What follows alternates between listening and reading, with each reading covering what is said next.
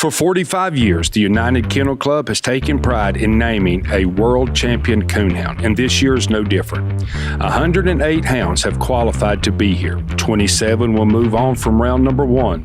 9 casts will go out for round 2, and then 3 casts late. At the end of round 3, we will know the final 3 dogs that will be hunting for the most sought-out title in the coonhound world.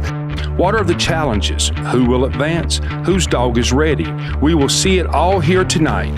Part of this year's United Kennel Club 2023 World Coonhound Championship.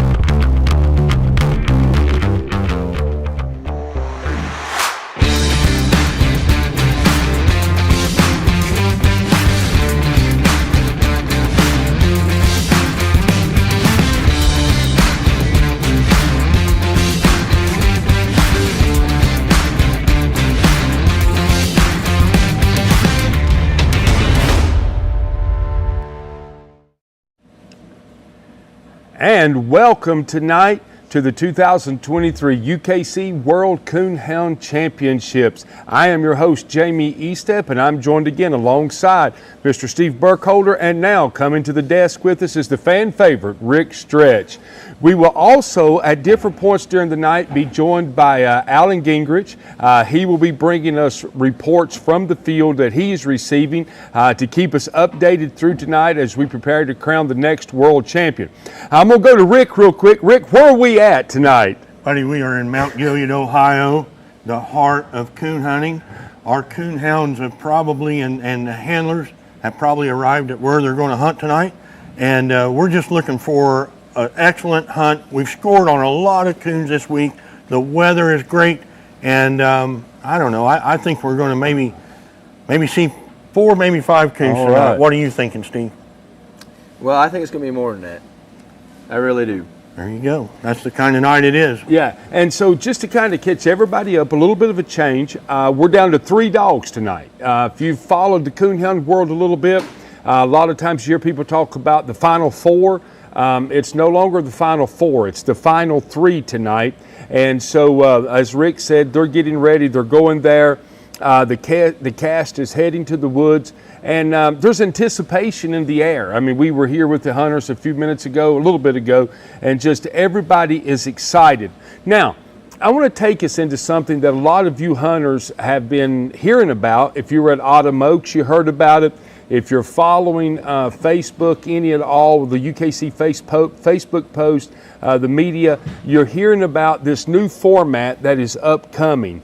And you're going to hear a lot about that tonight, and that is UKC's upcoming Pro Slam format. I had the opportunity today to sit down with Alan and Trevor and to hear a lot about this. And so I want you, before we do anything else tonight, I want you to hear about this, and I hope that you get as excited about it as how excited as I am. I think it's going to be a great thing for the coonhound world. So sit back and enjoy the Pro Slam format.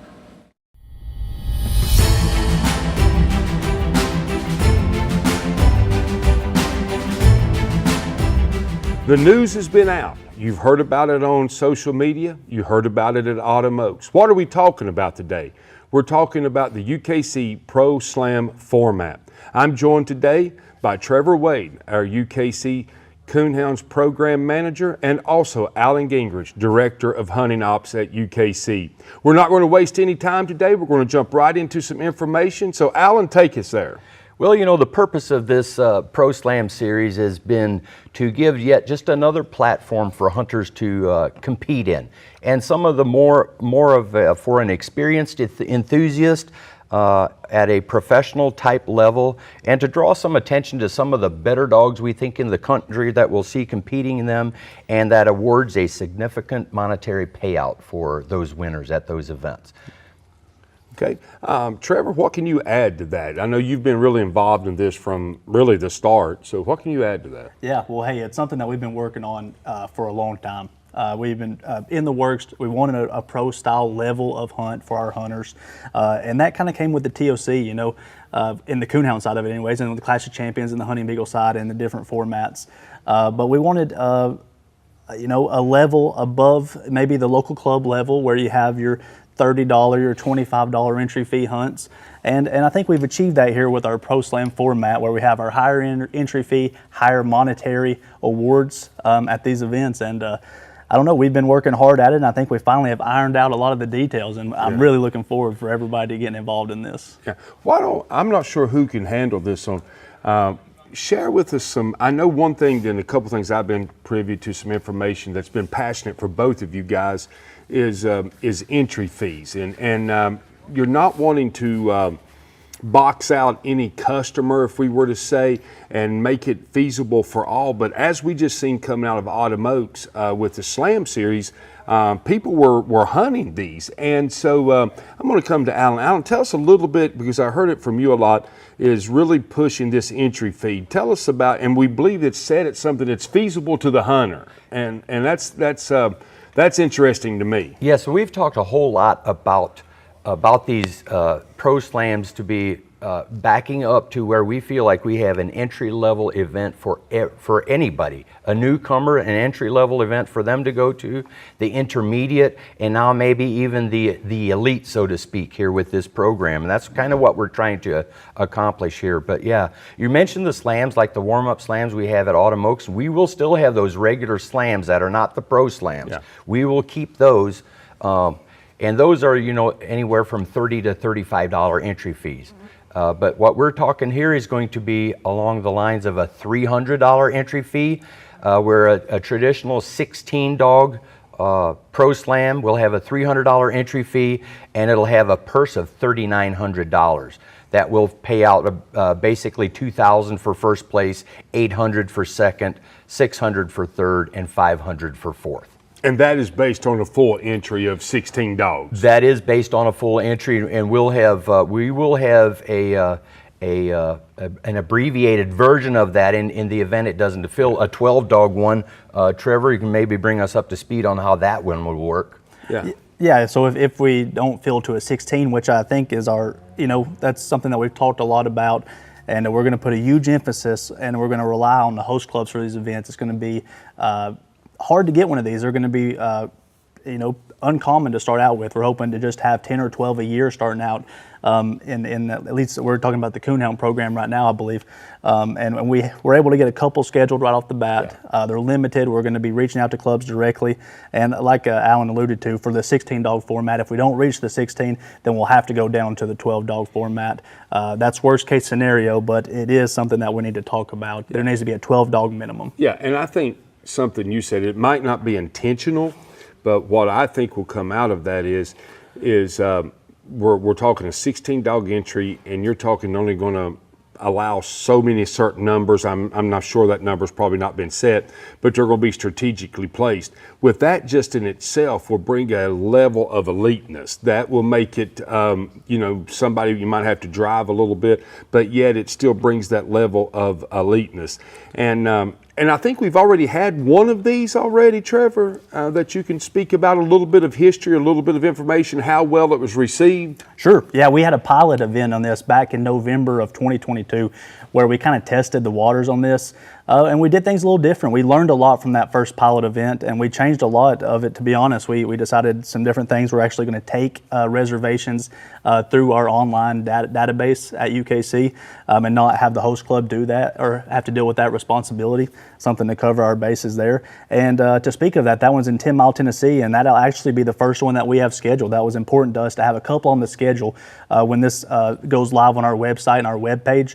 And the first one is going to be November 18th of this year, 10 Mile, Tennessee at the 10 Mile Coonhound Association, calling it the 10 Mile 300, going back down there. Our field rep, Alan Roberts, he's at the World Hunt working the event, and it's going to be one of our base ones that Alan mentioned. It's going to be a $300 entry fee, a 16-dog hunt with a $2,000 payout for first place, $800 for second, $600 for third, and $500 for fourth. And as of listening to this, it's not very long till entries open up. October 18th is the open date for that very first UKC Pro Slam. Yeah, and that's cool too, because that's also an area that get your dogs entered. You can head down there and hunt and see what it's going to be like for the zones, because I think that club is hosting one of our zones for the TOC, right? That's right.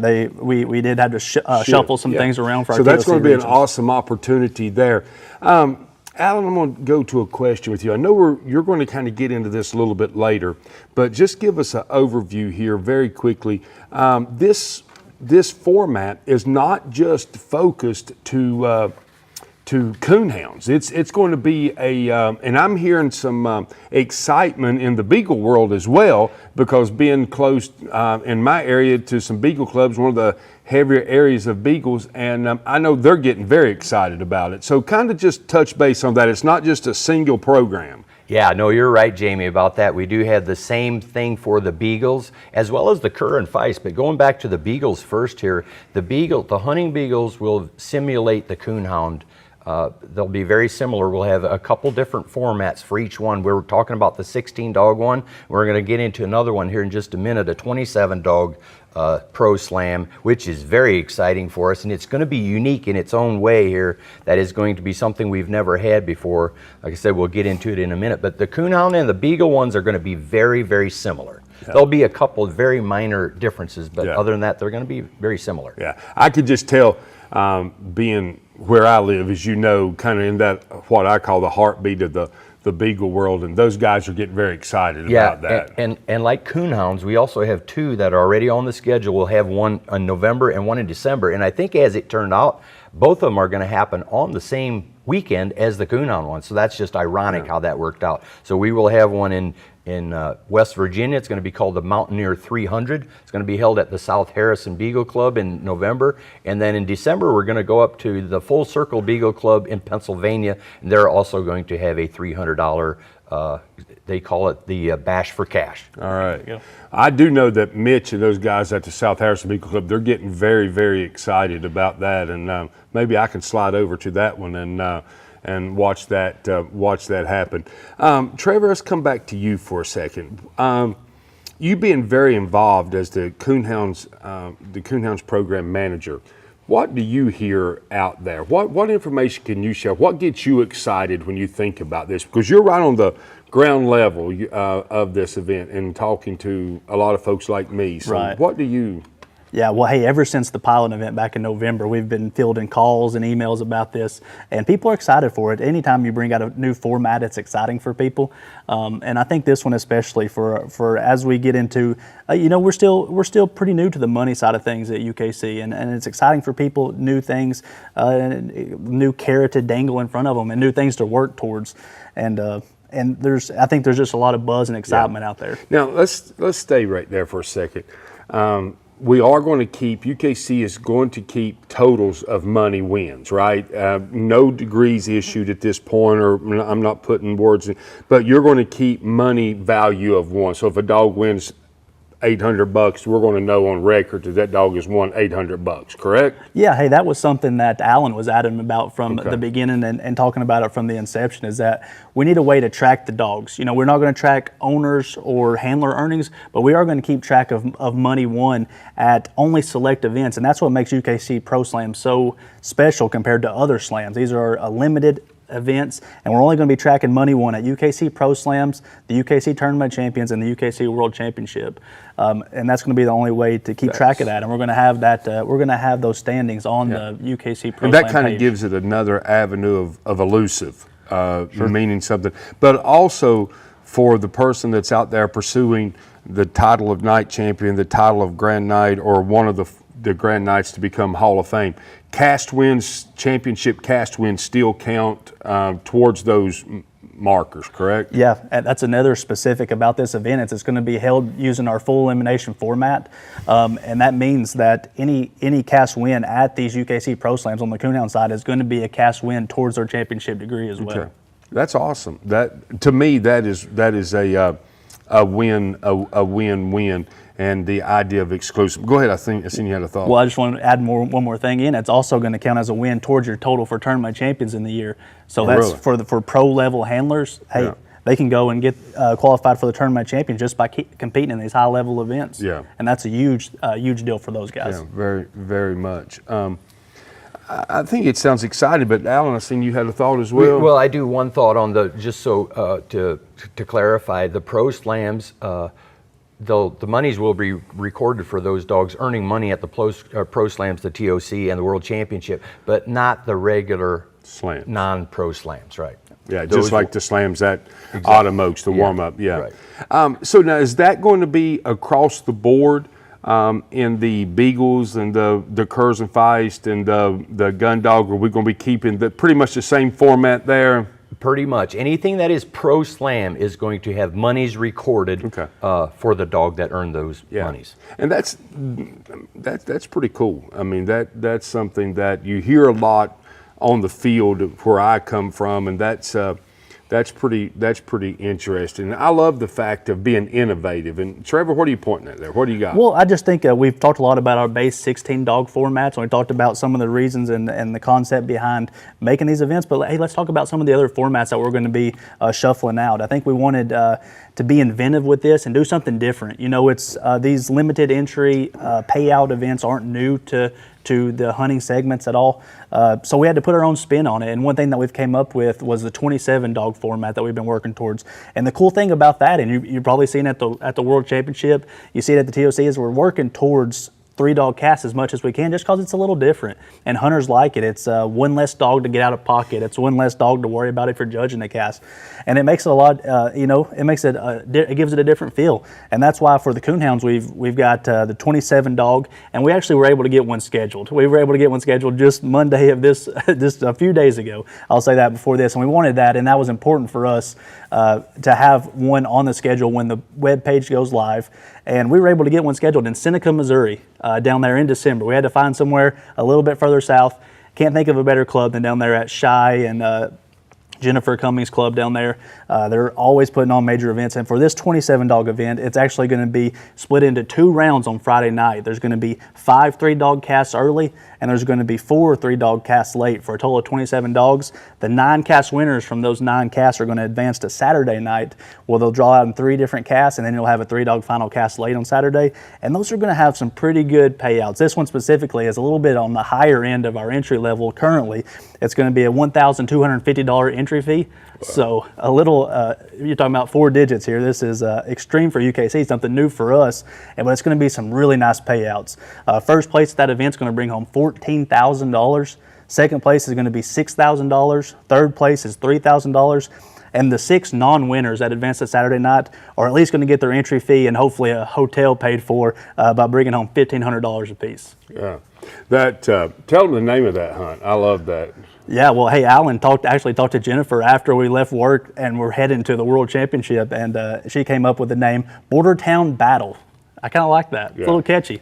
Yeah, they're right there on the border of Oklahoma and Missouri. You know, because when we were out there, that's what made me laugh when we were out there years ago for Youth Nationals, and it was so hot. It was in July, and the Dairy Queen, I think, was in Oklahoma, and the rest of the town was in Missouri, and I think I was at Dairy Queen more than I was at the fairgrounds that weekend. I was trying to look and see the dates there in November. Do you have that? Well, it's going to be in December.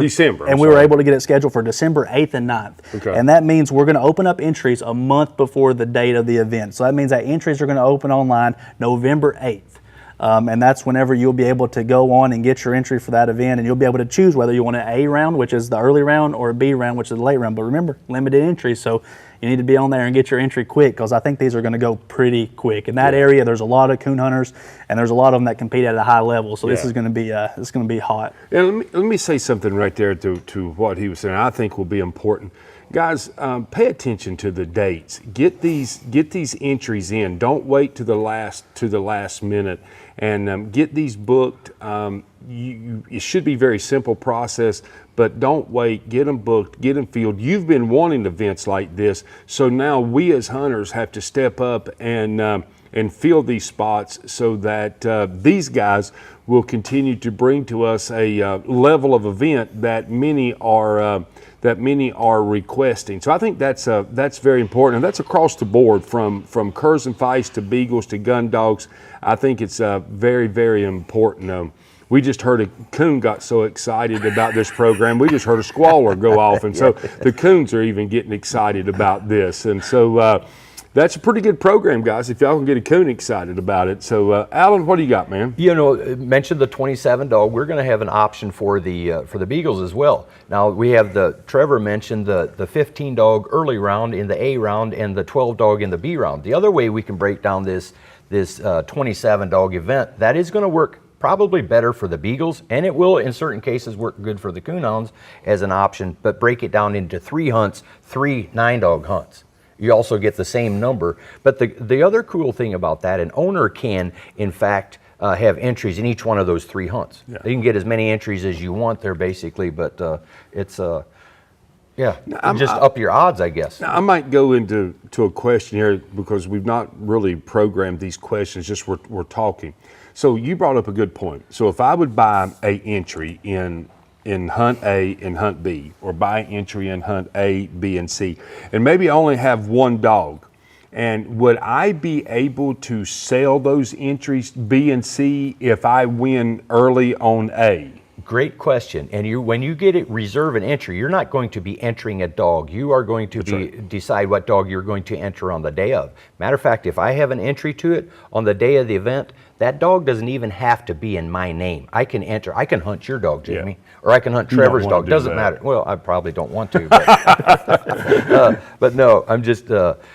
But yeah, and then you can, to answer your question, I can also sell my entries. Let's say I only have 1 dog, or I can't make her, I have a dog herd, I can't go, I can sell it to Trevor. Yeah. And there will be a form, just a simple form that Trevor will have that, hey, he's now taking my entry to show entry takers when he gets to the event. Yeah, that's actually that's good. That's and the other thing, it is going to be my responsibility to, I'm not going to get, UKC is not going to refund my entry in that case. That's going to be between Trevor and I. Yeah, he'll pay you whatever the deposit is, and then finish paying the. We call it a transfer. Transfer. That's very good, guys, because that's some common practice that you see as well. So that's actually very good. So Trevor, what you got a lot of information here. I'm trying to sneak and read stuff. Are we missing anything that the person that's been on the back of this? So what would be something that you would share that you think everyone needs to know?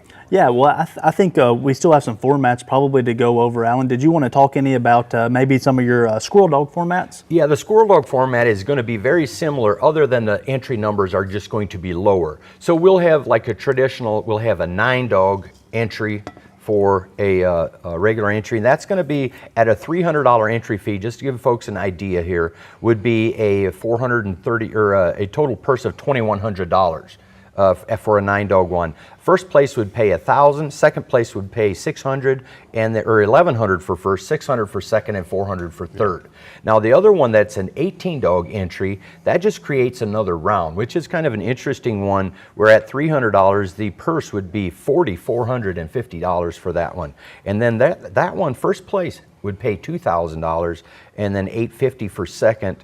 And then you'd only have a 2-dog cast in that in a 2-dog final, and then the 4 non-winners in the semifinals, they would get a total of $400. Yeah. So if you win your cast, you're going to make more than you're going to bank a little bit. Yeah, and that's interesting and should be pretty exciting for the Curs and Feist, because of when I worked the Cur World Hunt, we heard that a lot. I just have to say, guys, to both of you. Thank you for getting on the forefront of this, probably more than anything of getting on the forefront, but was listening to your customer, providing a format that is applicable to everybody. And so I, as a field rep, I, as a hunter, I'm excited to see these happen more. I'm excited for what's getting ready to happen. And so I just want to say thank you to Trevor, to Alan, and to the hunters out there today. Let's field these and let's make it happen. So good luck to you when you sign up for a UKC Pro Slam hunt.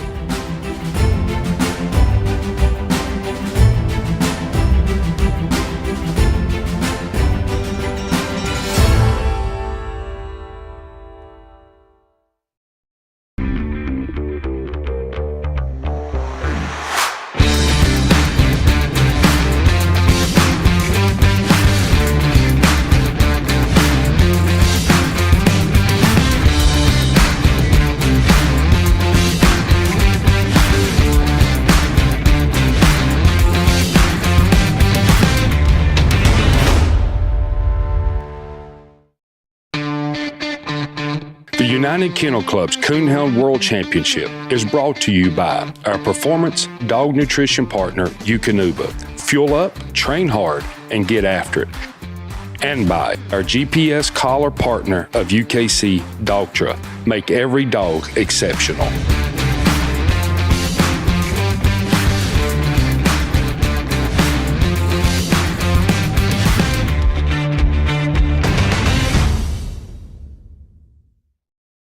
Your puppy only gets one start to set the foundation for a lifetime of performance at your side. Fuel growth and activity, support digestive health, and give him a training edge to one day flush, point, track, retrieve.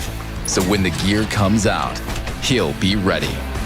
Make every milestone count with game-changing puppy fuel. Eukanuba Premium Performance Puppy Pro.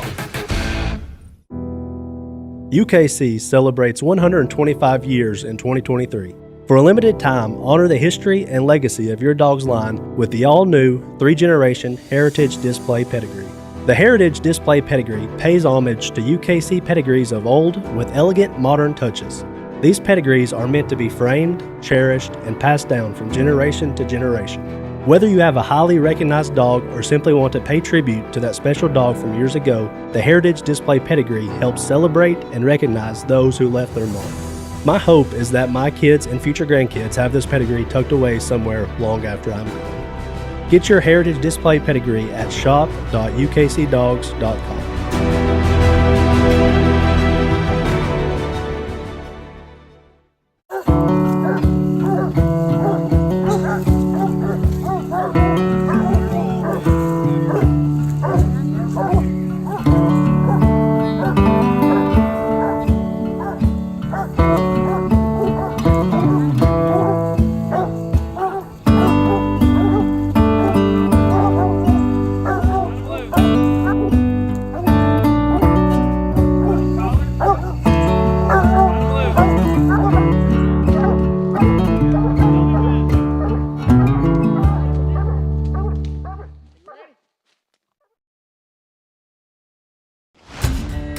Guess what? We have a podcast. The all-new United Kennel Club podcast will not only feature great guests living the sporting dog life, but also rules and sport updates.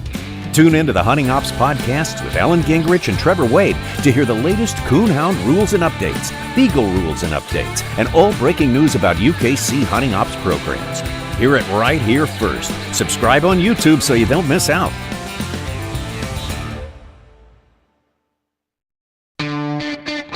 Check out the United Kennel Club online store for all of our magazine subscriptions and UKC merchandise. Go to shop.ukcdogs.com and you'll find all the best gear to support your UKC lifestyle. Snag a new hat, hoodie, or t-shirt and subscribe to our many publications, including our world-leading Coonhound publication, Coonhound Bloodlines. We even have research pedigrees and rule books available to purchase. Why wait? Shop now.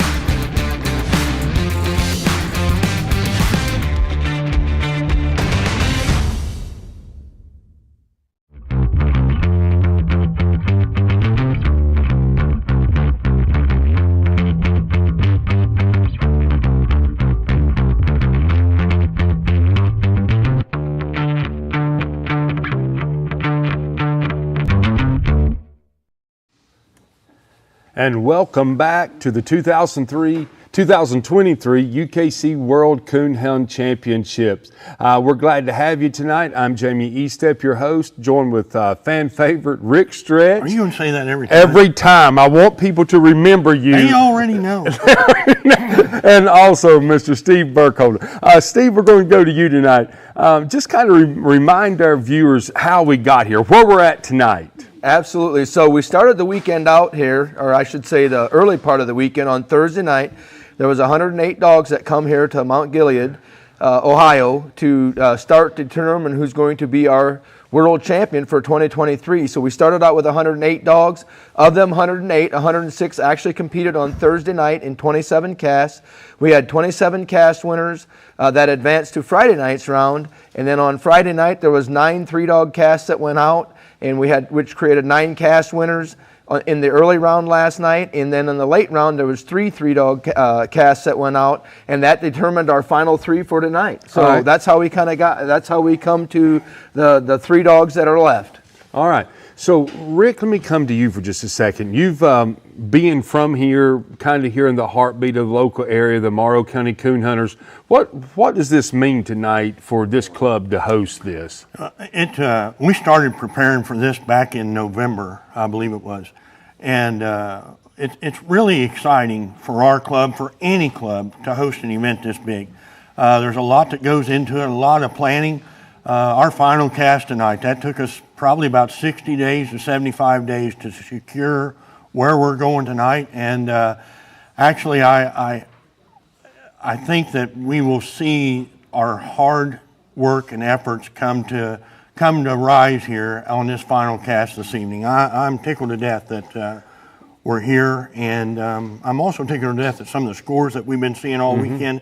Good Lord, we're seeing some 500s all the way through. We've seen a few low scores, but for the most part, we've been seeing a lot of raccoons scored on, and I think we're going to see it again tonight. So let me stay right there with you for just a second. Steve took us to where we got tonight, but we also know, if we back up even further than that, we had 3,602 dogs entered in RQEs across the country.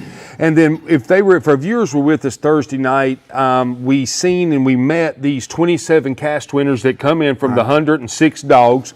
You kind of got a really close-up look with those dogs, the scorecards, the excitement.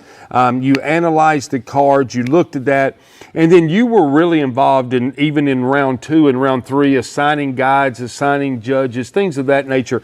So is there any certain area that maybe you say scored better than others, or was it just really across the board?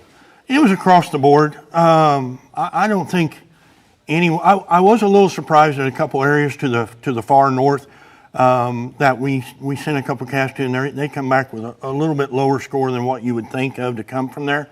But no, across the board, I would assume our average was probably 300 to 400. I think we had a 700 at one point here, several 5s. We had a couple, 2 or 3 casts that come in with 1 coon scored, and it was just a little bit everywhere as far as it goes. Yeah, we are extremely dry here right now.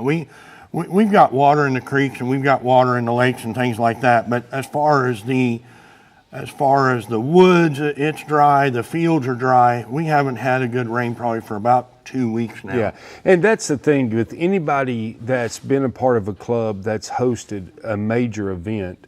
One of the hardest things to do is, and you kind of take it personal, is to have guides set up. I mean, and to make sure that folk get into coons and have the opportunity to score coons. In an effort to kind of save our local area for Friday night, we sent 7 or 8 casts, I know, up to the Millwood Club, up to where Jim Aaronholt's from. I sent a couple casts to Herod. Okay. And also we had a cast or 2 go up around Bucyrus. Yep. So we saved our immediate area for mostly around Friday. Actually, we did have last night, we had a cast right here behind the fairgrounds. Yeah.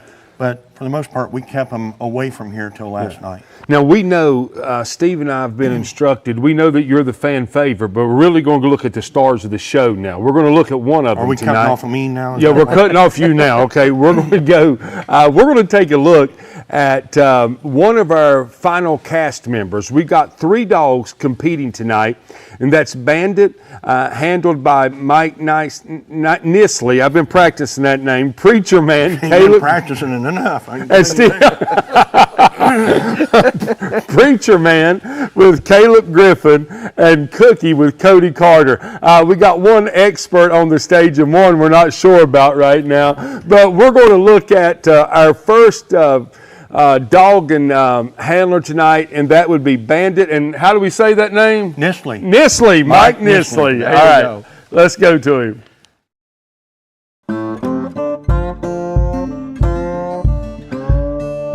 I'm Jeremiah Nisley, and I'm from Topeka, Indiana. This is Bandit. He is 3. He's a train walker. We had a good hunt. He scored 3 coons by himself, and he had a piece of another one. I thought he did a real good job. My dad and my grandpa and my great-grandpa have all hunted ever since I can remember, and great-grandpa's not here anymore. My dad, he's actually one that's handling it. It would mean a whole lot. the closer it gets, the further out of reach it seems, really, to me anyway. The first night it just kind of seemed like any other hunt, and then the more we won, the more it didn't seem real. You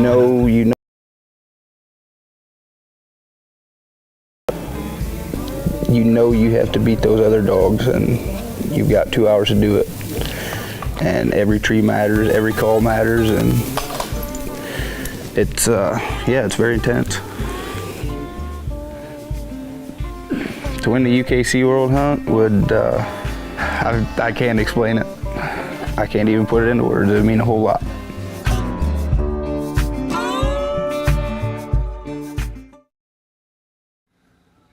All right, welcome back, everybody. We have just taken a look at Bandit, and we're excited to see what Bandit produces in the field. I think just in a moment we're going to see some graphics come up that shows a little bit of information about Bandit. And Steve knows this dog and this family very well, so we're going to go to Steve tonight to break this dog down. Steve, take us there. Absolutely. So, actually, I'm from Northern Indiana, and so are these guys. And I've known this family for a long time. Obviously, Mike Nisley is Mike and his son Jeremiah own this dog together. Mike's doing primarily the handling this weekend on the dog, but they come from a family of coon hunters. Mike's dad, Dave, hunted pretty much primarily his whole life, and Jeremiah was actually sharing with me today that he got to hunt with his grandfather, Chris, until he was like 10 or 11 years old. So, it's not a shock that these guys are here. The dog that they're hunting is obviously off of Bushwhacker, and we know that he had 6 pups in here in this hunt. And so, they've had this dog for quite a while, and I'd say they're ready. This is a family of coon hunters that know how to get one ready. Yeah, for sure. Steve, not Steve, but Rick, have you been around this family or involved with this dog? I've known these guys for a long time too. Not like Steve has, but I've known them for quite a while. Yeah. They are coon hunters. They're a coon hunting family, and they have good dogs. And have owned several good dogs over the years. Yeah, this dog has kind of put some information. Here we see his pedigree. And Steve, I know you were very involved with the Bushwhacker dog. Yep. Raised him as a puppy from my house, and watched him obviously evolve to what he is. And the female that he's off of is actually from another local dog there that was only bred a couple times in the Bullet Dog, Jay Miller's Bullet Dog. And then obviously Beller's Psycho Ann. And when you hear the last name, when you hear a dog with the name Beller on it, he's been in this, he's been hunting for years and years and years. And these guys, they're no stranger to this stage. If we go back to, I think it was 2000, not sure the year it was, Rick, you can help me, the year that Joe won it. They was part owners on the Joe dog that they owned with Fisher and Bryant. So Ricky Bryant. With Ricky Bryant. So these guys are not strangers to this stage. This is not their first go around, but the Abigail female there, obviously in that pedigree, is a female that I had at my house from the time she was 13 months old, and I had her until she was 12 or 13. I think she was just coming 13 when she passed away. So really good dog. I mean, this dog has definitely got an amazing pedigree behind him. Well, we get to do something cool now, as we get to see this dog almost in action. They're getting ready in the field, so we're going to take now and go to the field and join the final cast and see what is taking place there. So guys, enjoy this as we go into the field with our hunters and hounds. Now it seems like if you're seeing the this, headquarters there. They're at the headquarters. So I guess maybe I'll drop in here just for a second here. I don't know if we're on cue here or not. Go right ahead. They're at the Kilgore Wildlife Area, and they have met at the conservation headquarters. And this is exactly the same deal we did in 2018 when Willie won the World Hunt. Okay. So you're looking at a live shot there, and we keep looking at that same live shot there, but. How far are they from here? They are, by the timer, I think we were about 43 minutes. Okay. And so they're in kind of on the east side of Kildare Plains. They'll be pulling out of here shortly and heading over to the red zone area that we call it. And the last legally hunted hound in the red zone would have been our final cast in 2018. Now, do you remember, Rick, what the final score was coming out I don't of? remember. I think we scored on five or six coons that night, and we hunted most of the hunt in the red zone area, and then we moved out. I forget kind of what happened. I was out there with them that night, but we got an opportunity to call time, and we moved out of there, and we went to the public area, and if memory serves me correctly, I think we scored on 2 in there. No, it was action-packed the whole time we were in there. Now, viewers, right there is Bandit. You just heard about Bandit. Yeah. That is Bandit that you're looking at. The first dog that you've seen was Sambo, or not Sambo, but Preacher Man. We haven't seen Cookie yet, but that's the dog that you just learned his pedigree. Steve broke down and was telling us about it. Does he look like, he don't quite look like Bushwhacker, does he? Well, he's kind of got the build of Bushwhacker. Bushwhacker had a little more white on him. This is more of a black and white dog, I guess you could say. Was his mommy like that? No, his mom was more of a shorter, stockier female. Built quite a bit stockier than what he is, but he's built a little bit more like Bushwhacker. Okay. Kind of other than the color. Okay. So a little bit more streamlined, a little bit more racy built. Now they're going to load. Have you been with him? With this one here, no, I have not. No, I have not. Are they going to load back up, or are they actually going from here? No, they're going to load back up and drive. So he's just drive about 10 minutes or so. I think they're headed out towards the sign out there. Or to take a picture, maybe. I think they wanted to get a picture of the sign, and yeah, there's the sign right there. So now, yeah, we are about probably, I don't know, 7 or 8 minute drive away from where they're going to turn loose. Now, in today's competition world, don't typically see dogs together, and I'd probably expect we're not going to see a lot of dogs together on this cast tonight. Is this area big enough to hold 2 hours? There's Cookie right there. There's Cookie coming in the picture. Yeah, the answer is yes. Yeah, they can hold the full 2 hours in there. It's plenty big enough. Plenty big enough area. It's acres and acres, and it's probably. I mean, I should know this, but it's probably 6 square miles. I'm thinking that. Oh, really? That is, you're able to hunt right around in that area. That's it's paradise. I'll tell you what. I've spent many a night in there, and I've not spent it. I've only been one night in the red zone where they're headed, but all around there, it's just excellent hunting. Okay.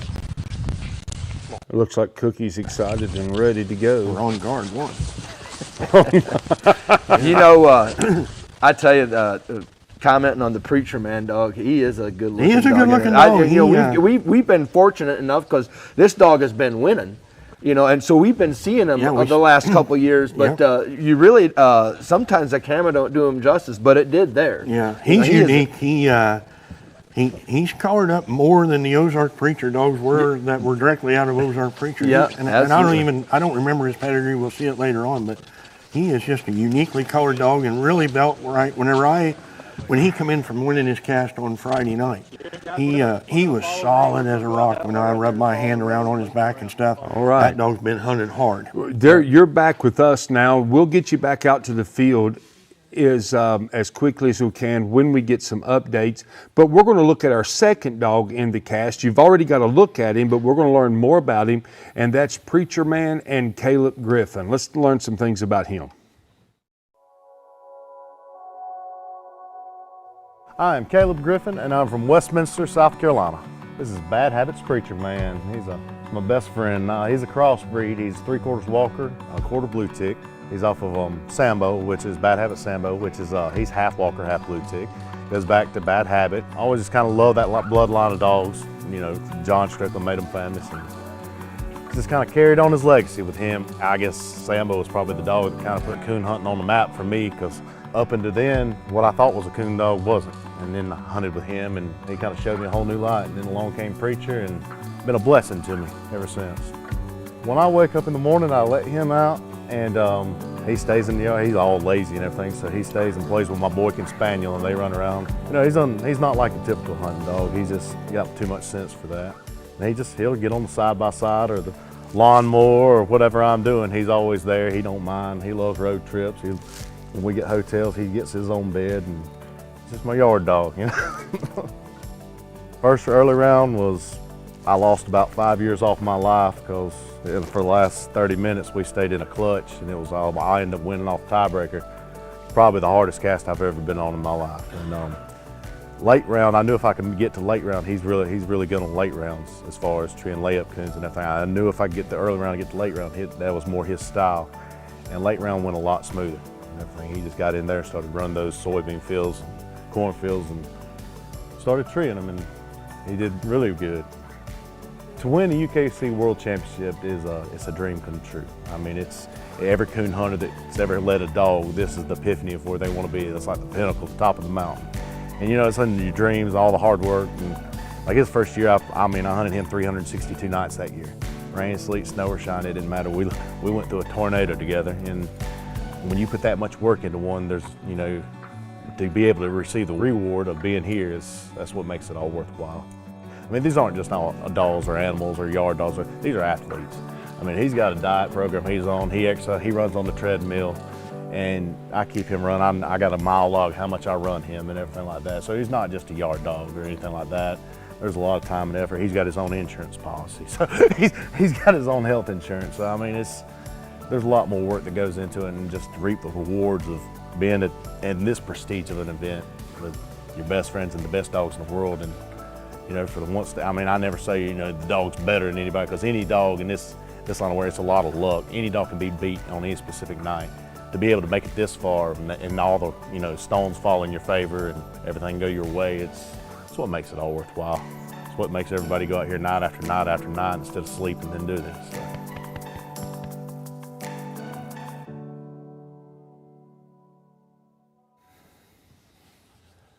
All right, welcome back, everybody. We've taken a look at two of the dogs so far. We've seen Bandit, then we just seen Preacher Man.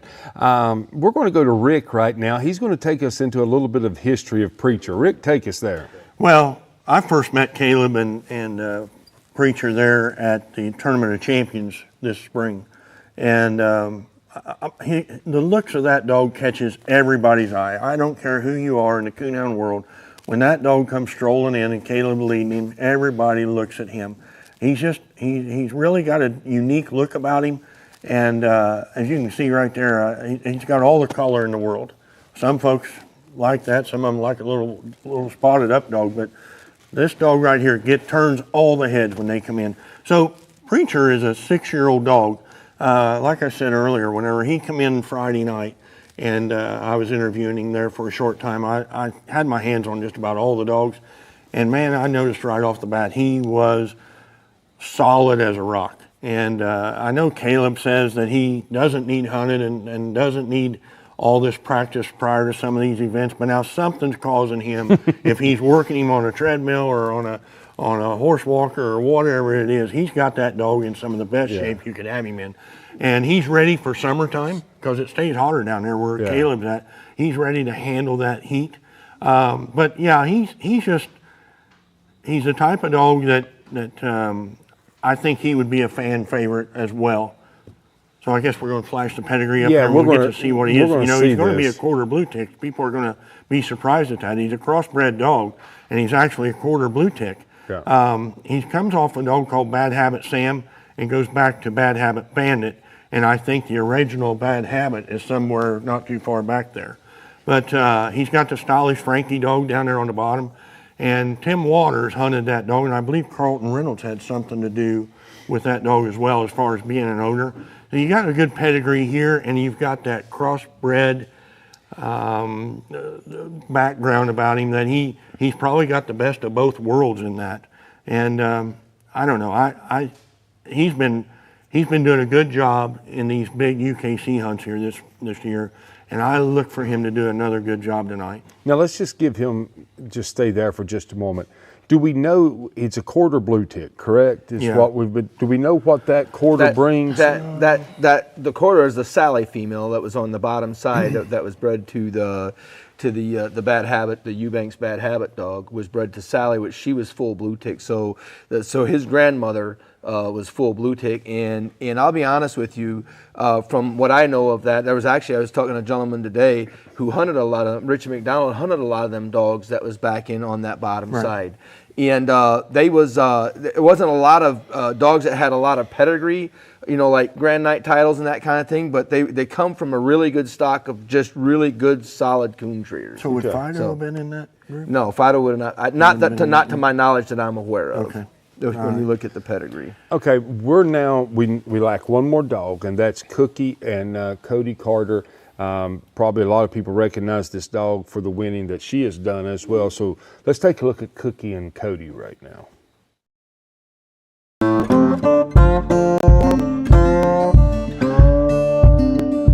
Cody Carter, and I'm from Poland, Indiana. This is Snooky's Cookie. She's a 6-year-old Walker female. It's not really set in yet, I've talked about getting here a bunch, but really never thought I would. We hunt 7 nights a week, and I don't think she cares if it's right behind the house or 5 hours away like we are tonight. She enjoys it. I think you drop her in Canada and she'd probably look the same as she does here. I don't think she really cares. She doesn't know what she's won, but it means a lot to us. We all treat a coon together truck, and she had first and first on it, and we recut off that and say female treat a coon, and then she treat another one, and mine made a circle stick down off a deer feeder, and 3 or 4 circle trees back and forth, and I ended up making a slick there towards the end, and it gives Sadie the lead, and I believe her next tree, she made a tree, which put me back in front at the time, and we both got treed with about 10 minutes left, and she had a coon way through there, crossed a couple roads, and sealed it up for us. She just kind of does her own thing. I mean, she's a little different every night, but just consistent. Winning the UKC World Hunt I think it just puts you at the top of the list. To me, it's the #1 hunt to win. I mean, there's a lot more that pay bigger money, but I'd say this one is the most prestigious. It'd mean the most to me.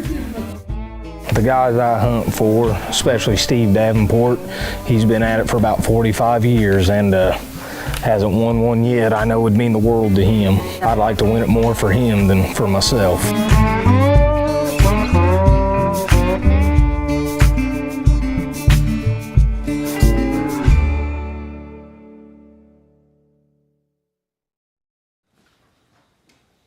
All right, everybody, you have now met the 3 dogs and the 3 handlers, and I'm sure if you're sitting at home tonight, wherever you may be watching us, you might be hunting and watching us, but wherever you're at, we're glad that you're with us tonight at the 2023 World Coonhound Championships with the United Kennel Club. I'm sure you've made your predictions. I'm sure that maybe if you know these guys, you've texted them. But you've met Bandit, you've met Preacher Man, and you have met Cookie. And what I want to say to you is all congratulations. But we're going to take a little deeper look now into Cookie, and we're going to go to Steve to do that. Absolutely. So, the first thing I want to say about Cookie is it's no surprise to anyone that she's in this final 3. A lot of us felt that to have hunted with her, and I've hunted with Cookie quite a bit. We just felt that this area was probably going to suit her well, and she comes off of she's bred up really good. She's owned by good friends of ours, Justin and Stephen Davenport. Them guys, I remember when Justin would come up to northern Indiana, him and his brother Josh, and Steve would bring him up with a couple of his friends, and they'd come up and spend opening night or sometimes the first week of season when it would come in. And these guys was coming up there before they even had a driver's license. And we got to know them guys really good, was real good friends with them. And I can tell you, in talking to Steve today, sitting out here, this would be a dream of his. This is a title he's been chasing for well over 40 plus years, kind of like Cody had alluded to. And obviously, Cody hunts a lot. I mean, he's put a lot of work in this little female. He's won a lot with this little female. And, he's got her looking good. And, I tell you, I think Rick and Jamie, this little female, I said it Thursday night, I believe, she's going to be tough. She's going to be tough to handle, and I think when we take a deeper look into her pedigree, you'll see that she's bred up. I mean, she is bred to be a winner. Yeah. There's no two ways around it. Well, right off the bat, we see her sire, Cuz. That's a household name, and then there's another dog there as well, and I'm sure Rick can talk about some. But go ahead and tell us there. Cuz, you know, I mean, I know we had a couple of dogs that had 6 pups in it, but Cuz had 4 pups in this World Finals this weekend. And, you know, every year, I remember a year ago in the World Hunt, he was one of the top leading sires. So, you know, this is definitely, I mean, it's not a shocker, but I tell you, a little Snooky on her bottom pedigree there, you know, that little female has done a bunch of winning. She was off of the original Mr. Clean Dog. And Rick, I think you can go a little know anything about that dog? Well, I've hunted with him several times, and I'll tell you, he's in the top 5 of my favorites. My goodness, he won all the Moats twice. He's won the World Hunt twice. He's won the UKC National Championship. He was just a performer, I'll tell you what. And even at 8 and 9 years old, I can remember being out there at Autumn Oaks and watching him beat the guys on the final cast, and he still had it back when he was a senior citizen. The Grand Dam there, Ward Mountain Misty, again, we're back to Carlton Reynolds and Tim Waters' team. And so that cross was made, and that produced a little Snooky dog there that we see that Cookie's out of. But yeah, that pedigree there is just screaming good dogs all the way around it. Yeah. And so, like I had said just a moment ago, I mean, we're probably going to see a lot of action tonight, and so we're excited tonight to see all the different things happening. We're getting a report from the field that we might be getting some action to show you guys as well. But I want to ask you guys a question real quick. We're going to talk about this just in a moment. I'm going to go to you, Rick. There's going to be a moment tonight that we'll get to, we're there. We're there. Right, all right. We're good. Yeah. Rick, let's stay with you. What's going on here? Tell us more than what's going on, what are they thinking?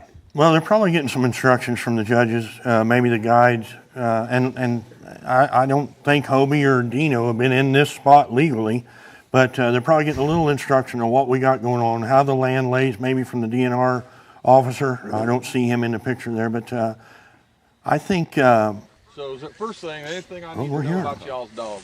They probably cut me off. That's Brian Smith. Be prepared for anything. All right. Might make them off the tree, may not. Okay. First thing I'm going to do once we get the dogs out of the truck, I'm going to check for collars. Guys, listen, it is what it is. It's the finals of the World Championship, final cast. I know you guys all personally. I know you guys know what you're doing. Just be thoughtful and consideration, considerate to each other and to me. If I make a call and y'all don't agree with my call, just simply question it.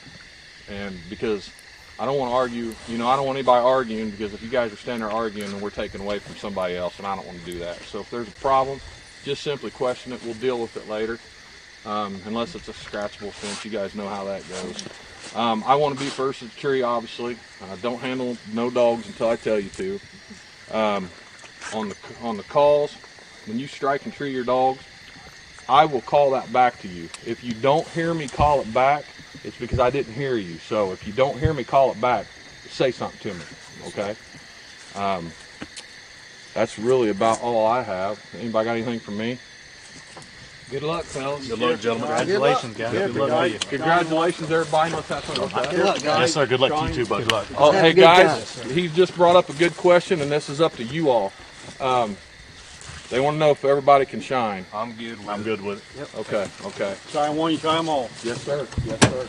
No, that was Dean, right? Check your collars. Dean probably asked that. Yeah, that was Dean Dean. probably asked that. He asked me earlier today if the guides would be able to shine, and I hope that they'll, Now, what you're seeing, what you're seeing here now is the judge is checking for any type of collar that can stimulate, shock, tone, control the dog, and so that's what you're seeing. Brian Smith, the league judge, check. I was trying to get a shot of Dave Rice there. He was kind of standing in the back as the backup judge.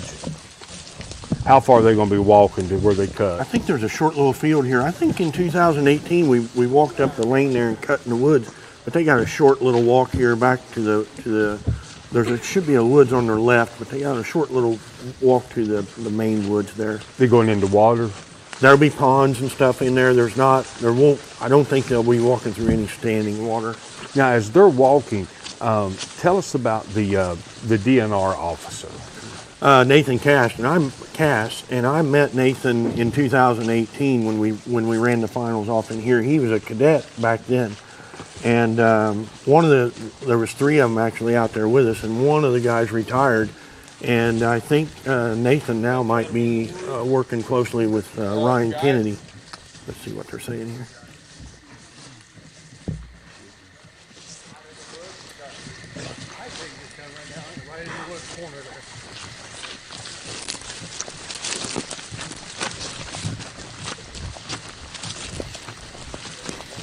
It's getting close.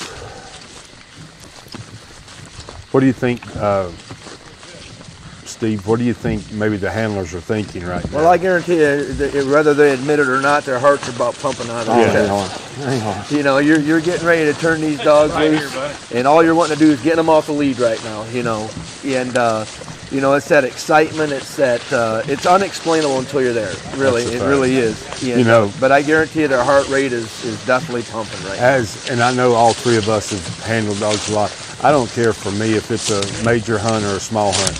It seems like I'm always nervous until that first dog barks. I mean, it's just I can imagine. Well, and you know, I think when it's on a bigger stage, I think too that one thing that runs through your mind is don't make a mistake right out of the gate. That could cost you. So they must have walked to the woods. Collars. Ready to go.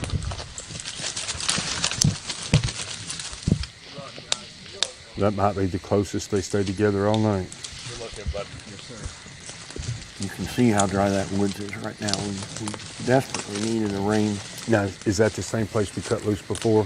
I can't tell for sure. I think we might have turned into the woods there right where the trucks were parked. Okay. But in a minute they would have been back here where they're at now. So what you see here, guys, it's viewers. This is Cody. He's just looking at his Garmin. We're still under a minute, probably. That's the bush bandit dog, I believe. I haven't heard a strike yet.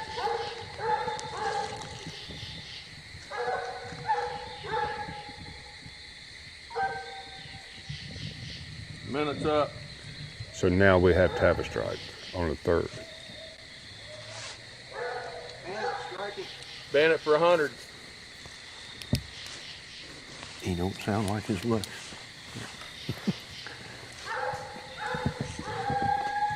I could just pick him out. No real dogs in that pedigree. Yep.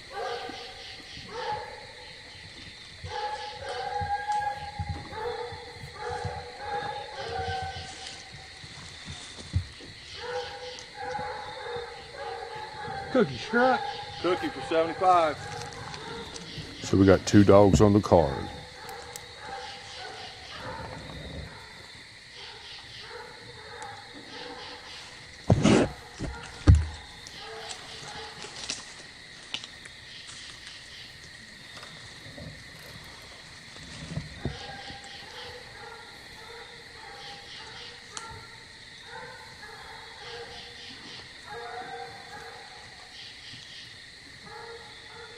And for all of our viewers, guys, this is really cool. You're being able to sit in a lot of locations and watch the final cast of the UKC Coonhound World Championships, and this is pretty cool.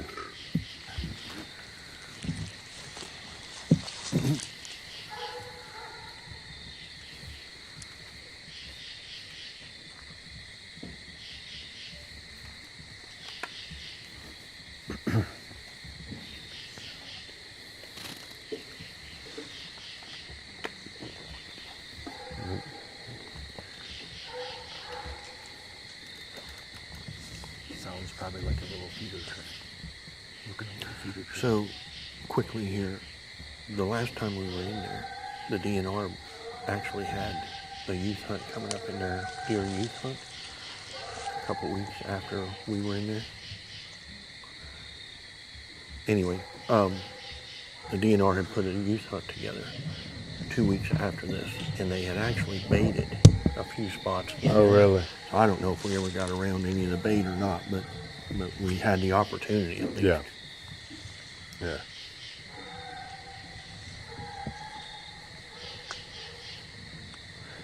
Good. We are just talking here and knowing that the gentleman that's out there working hard to make this possible for you is a young man by the name of Cody Davis. And he's carrying, I would have no idea how much equipment he is carrying to make this possible for you. And so we want to give him a big shout out as well. Preacher for 50. All right, we got another call, Preacher for 50.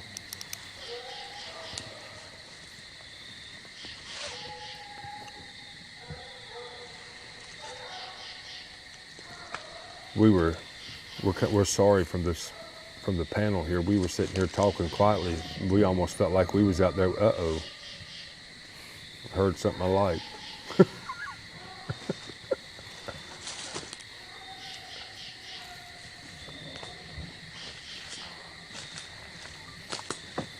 Okay.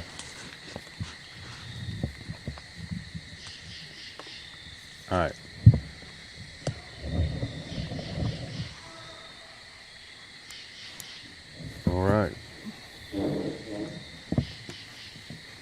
All right, guys. Well, we're back here at the headquarters of the 2023 UKC World Coonhound Championships, and I hope that you enjoyed that, and I hope that we're going to get back out there and get as much coverage from the field as we can.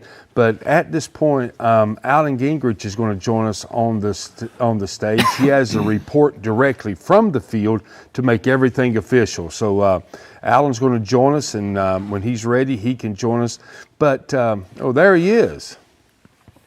Yeah, well, thank you guys. And as you folks saw them release the dogs and everything, and I am here to confirm basically probably what you could hear right there. Official start time tonight was 9:35, and all dogs are now struck in within 4 minutes of the hunt start of the hunt. All four are struck in. So Bandit was struck in for 100, first strike. Cookie took second strike for 75. And then Bandit is struck, or Preacher is struck in for third for 50 points there. And Trevor is the guy out there reporting in to me officially. And where Bandit struck, he was straight ahead of the cast about 70 yards at that time and giving quite a bit of mouth, as you could hear there. Cookie kind of veered off to the left when she struck in for 75. And then when Preacher struck, he was actually close to Bandit where he struck at. So at that time, 4 minutes in, they're all struck. Again, Bandit for 100, Cookie for 75, and Preacher for 50. And the World Championship final cast is underway. Back to you, Jamie. All right. Well, thank you, Alan, for the update. Now, I just want to mention, maybe the majority of our viewers know this, but some may not. When Alan referenced that time was started at 9:35, this is a 2-hour hunt. It's 120 minutes, a 2-hour hunt. So we've got a lot of coverage. We've got a lot of time to get through. And so as often as we can get you to the field and get reports, we will. We've heard a lot about the area that they are hunting. We've learned a lot about that. But we also want to mention, I just want to take us back, if we could, for just a few minutes, and let's go back to what I consider being the stars of the show tonight, and that's the 3 dogs. That's the 3 out there. And I just want to, I know it's kind of hard to remember, but is there anything that jumps out to you guys of the last previous rounds that these dogs have done? Can any of you guys jump in here and share some things about that? I know they've been consistent coon treers, and they've advanced by winning. I think I know Steve and I were talking to the Bandit dog today, and he really put a show on, as far as I would know, the last cast last night. So anything jump out to you guys? You remember anything from your interviews? Well, like, Steve looked up the scores from since they've gotten here, I believe, and maybe even the score at their zones. Yep. And what we're seeing here, the Bush Bandit dog can really put a good score up. He's sitting with close to 16 or 1700 plus points over a 4-round period, and he can really rack up a score when we're in him. What surprised me was when they turned the dogs loose, and I don't know what, 30 seconds went by, and Bandit went to opening. They don't have to wait the minute on that. But Was you guys surprised of that? I was very surprised. Let's go here. Something, okay, they're just closing in. So as they're moving closer, was you guys surprised that Mike waited that long? Yeah, I'm not sure, but In talking to Mike, and him sharing with me, he's not used to getting. I can tell you, him getting a first strike is a rarity. He talked about having a lower end strike dog, so that tells me that maybe he was a little nervous, didn't want to strike underneath. He's used to getting a little bit lower end strike. So probably what that would tell me, learning that is to our viewers and us, we might have all lower end strike dogs out there. well, none of them left a barking, and in this day and age, it's kind of a rarity. That's a rarity. Yeah. It's refreshing, is what it is. Let's see what we got here.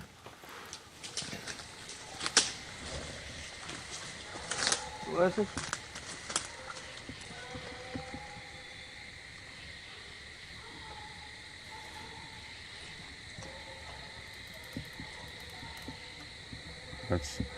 That's Brian, our lead judge.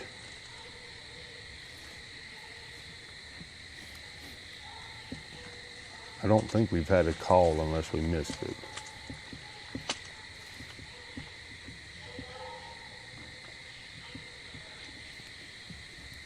Does any of that area look familiar to you? Yeah, that's typical killdeer there. Is it really flat? Flat as a pancake everywhere there. Any possibility of roughness or pretty open? It can get rough. Yeah, it can get rough in there. Back up, Judge. Dave Rice.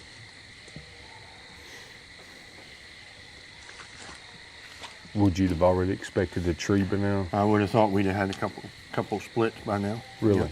Yep. But we are so dry. You can hear when the guys are walking around that there's a lot of crunching. And I'll be honest with you guys, looking at last night's early round scores, there was a lot of casts that come back in that was won by tree and one coon. Yeah. And we heard it, I mean, game moves at different time of the night. And this could be, if this comes down to I don't know which dog would have an advantage, if either or if any of the three, but it might be more of a trailing night than an ambush night for dogs. I mean, it could,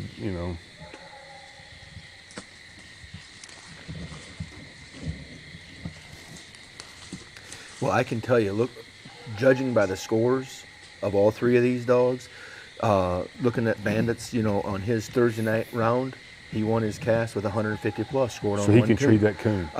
Looking at Preacher Man on the early round last night, he won his cast with one coon, 125 plus. Cookie, obviously her lowest score throughout the whole entire world is 375 plus. But what I'm saying is these dogs are they're capable of. They can tree whatever type they have to. 100%. Yeah.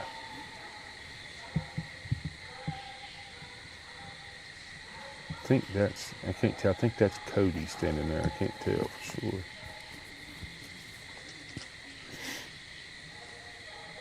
I would say all three handlers was probably expecting to be on the cards more by now.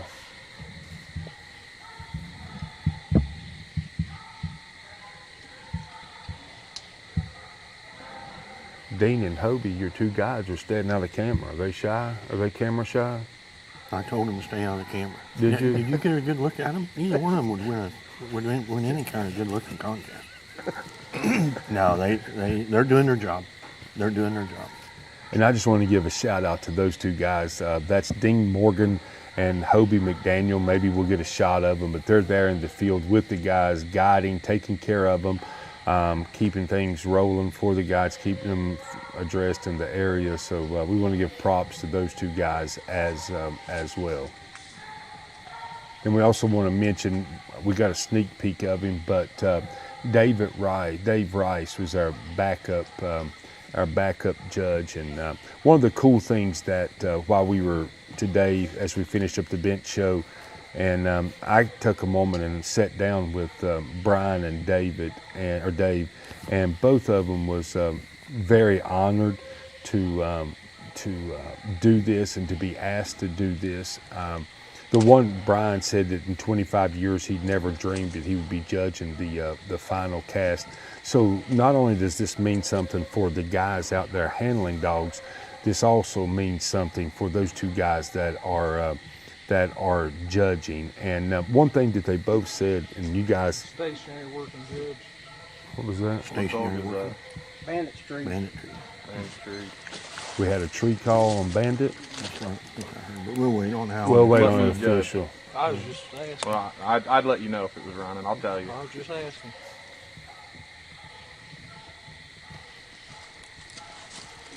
Cody meant to shine his light right in my eyes or not, but he did.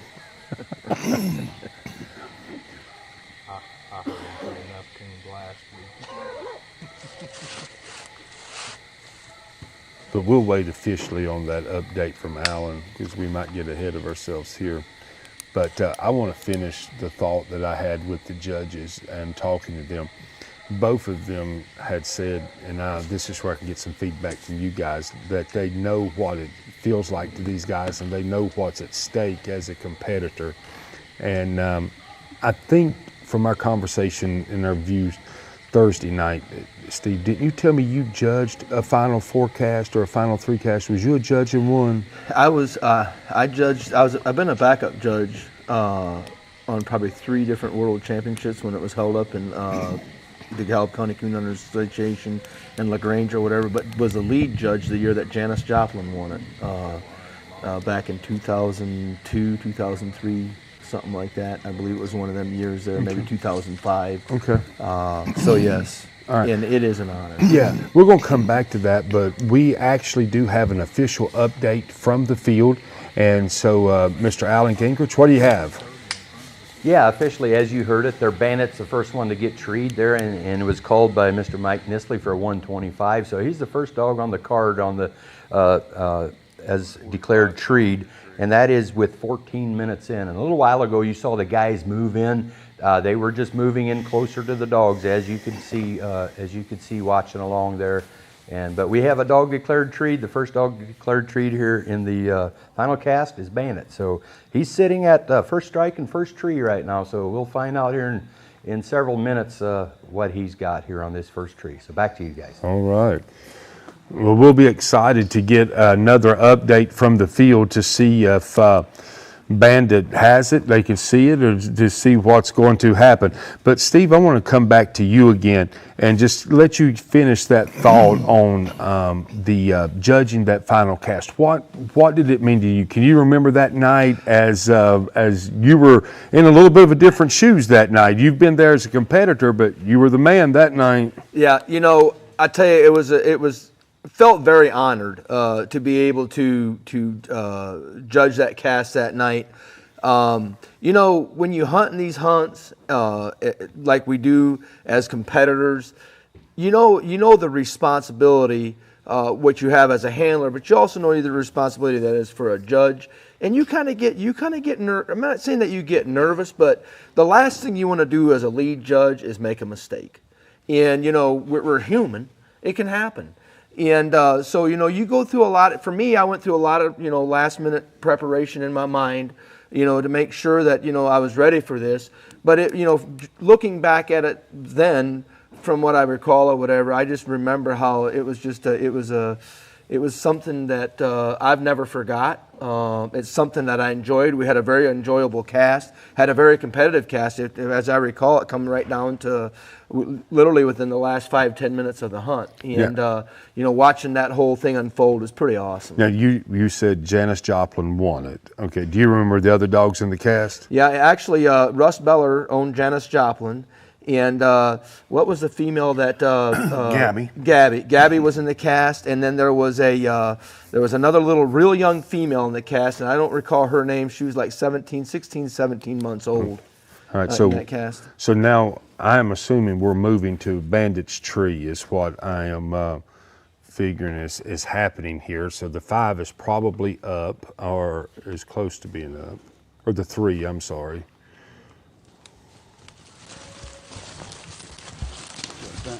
We're not getting any audio there, but we're getting a good picture there of the guys moving through the woods. Oh, here we go.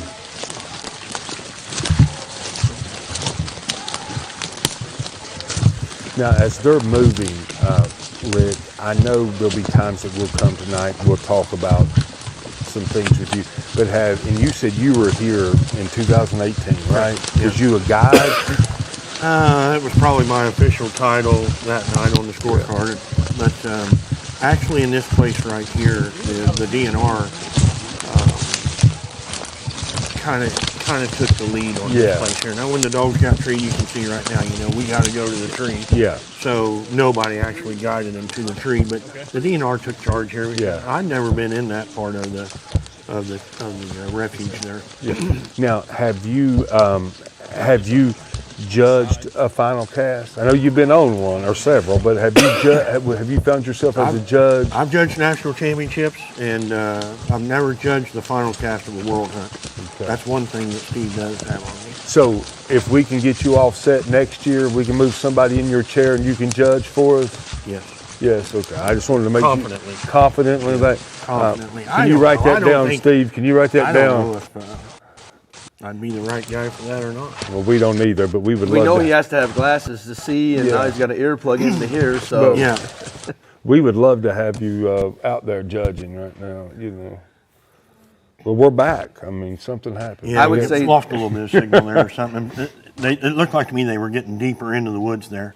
But, that what you're seeing there is typical place, killdeer plains, the woods and type of terrain that they'll be in tonight.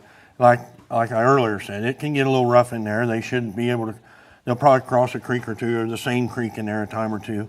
But that's why I enjoy killdeer right there. And the fact that it's so safe.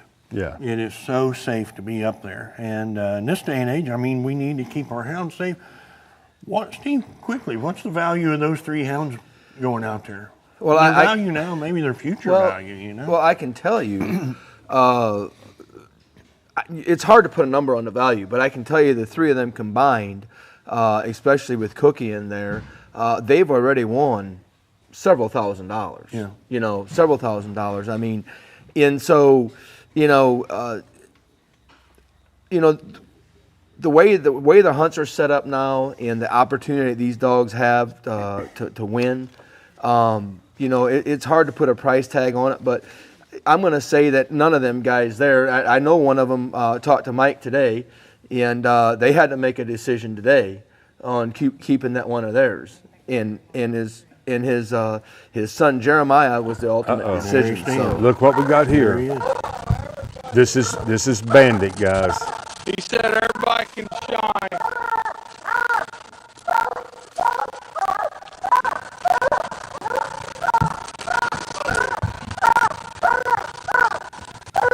I can't tell if it's an echo, but possibly hear one.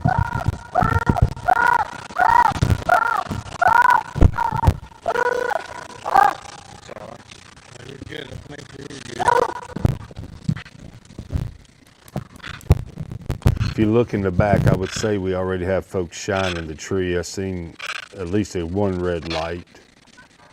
We got a little bit of a tough signal right there, and it's not uncommon if you've been with us before. We're probably deep inside the heart of the woods there, where the canopies of the trees are keeping us from getting a perfect signal.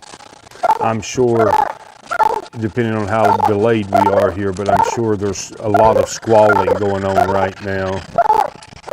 We can't hear it through the audio, but I'm sure there's a lot of...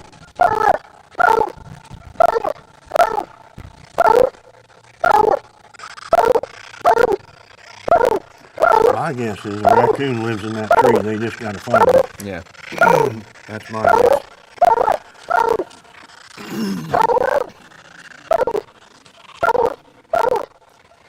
It looks like a hen, Rick? To you, I don't know. Almost looks like on the side there, maybe. Right there, right in front of him. Right there in front of him. Maybe not. As long as they trail, I suspect.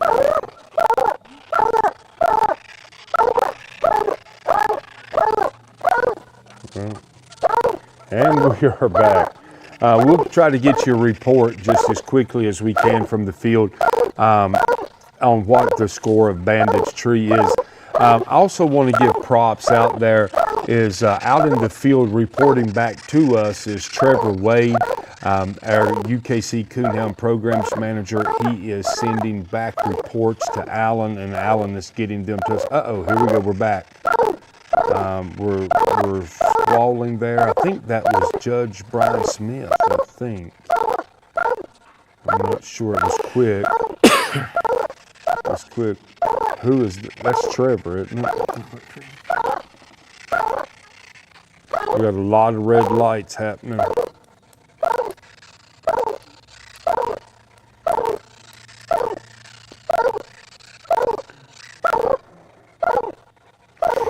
Steve, are you surprised at all that we only see one dog at the tree? Not at all. Isn't that something? It's amazing how these hunts are today from what they was as little as 10 years ago. Right. Trevor's looking good out there. He's Mr. Photogenic of UKC.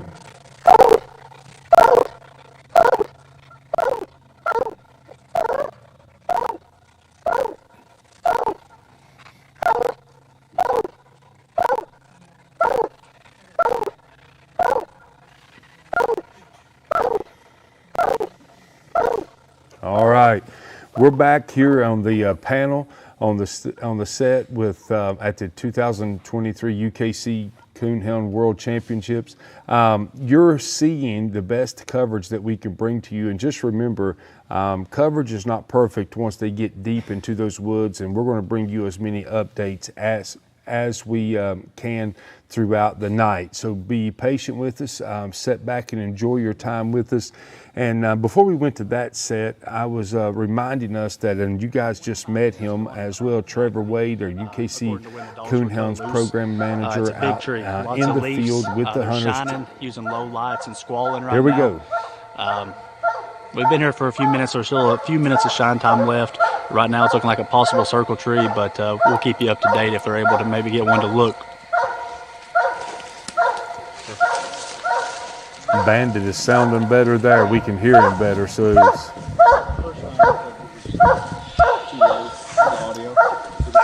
There you go. You can hear the squalling in the background.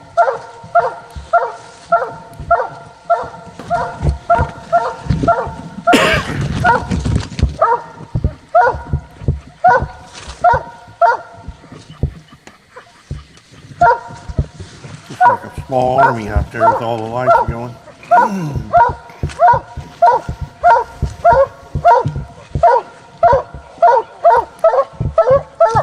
What do you think the chances when he pulls off we're going to hear another dog tree? I'm expecting it. I really am. I would say it's a very strong chance.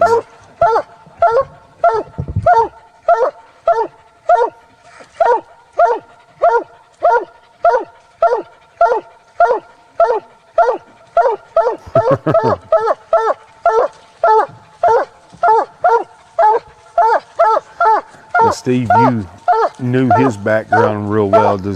Does he sound like anybody in his pedigree? Oh yeah, that's what he was saying when he went to open. I immediately did. I just knew. You just know. You know. You just never hunted with him, but I almost immediately said, you know, that's. I would say that if I was a guessing man, it would have to be him. You know.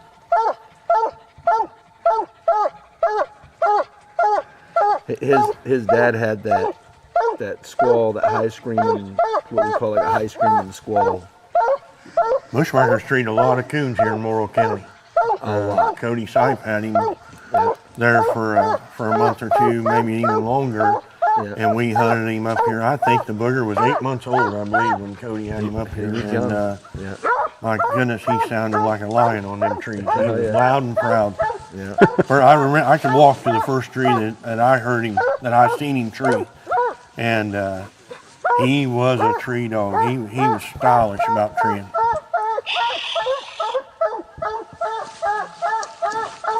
That's no doubt. the way he trees that style. That's just, you know, he's not the only one off of him that trees like that, you know. So it's taking you back to a few nights, huh? Oh yeah.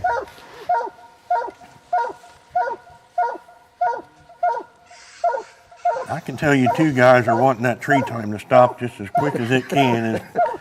Is Cody and Caleb. They have dodged a bullet here if we don't find a coon in this tree. Especially with him being struck for 100. Struck for 100. Yep. You know what? For me, his grandmother she was a really poor strike dog.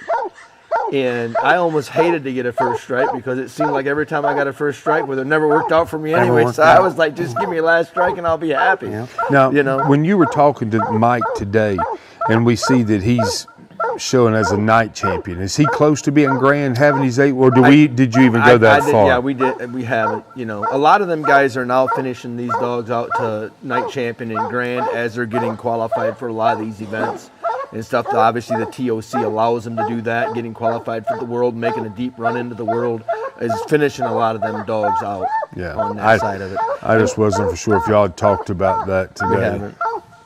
You're going to see that a lot. You're going to see, I think, a lot more of that, especially with the Slam Series being unveiled today. That your dogs are going to start finishing, you know. Well, all 3 of these dogs have picked up 4 cast wins from the zone to here. So they don't, you know, the winner of this would have their 5 if they don't have any more for the Tournament of Champions in April. So I think we just unofficially heard the tree's going to be circled. Now, I tell you, as a handler, first tree like that and it's circled, being struck for 100, you know, now you know that where you're at. Now you know that you got to get back off the lead strap and, you know, get struck in, you know, basically for a lower strike. So.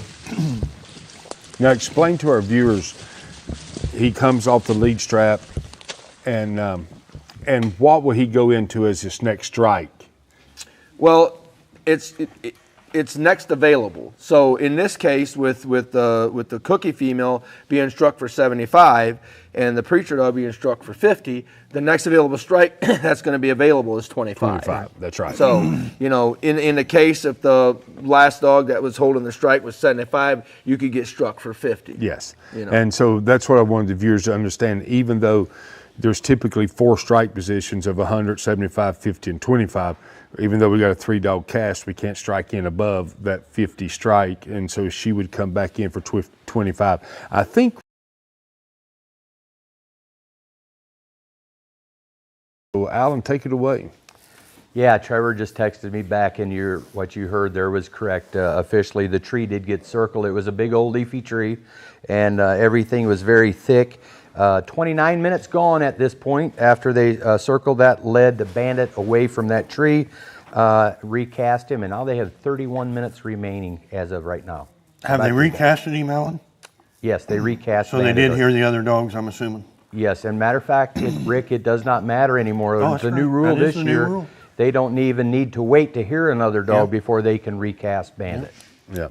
I was going to go to that next, and there was something that's new this year from our viewers. You know, in past you would lead off whatever distance you wanted to lead off, and then you would sit there. Put the 6 until you heard a dog. Put the time on the dogs, and they'd have to bark. But now you can get back off. Rick, at any point in time, well, I guess you can't in this situation, but at any point in time, do you see a benefit, especially in this area? I don't believe we'll see this tonight.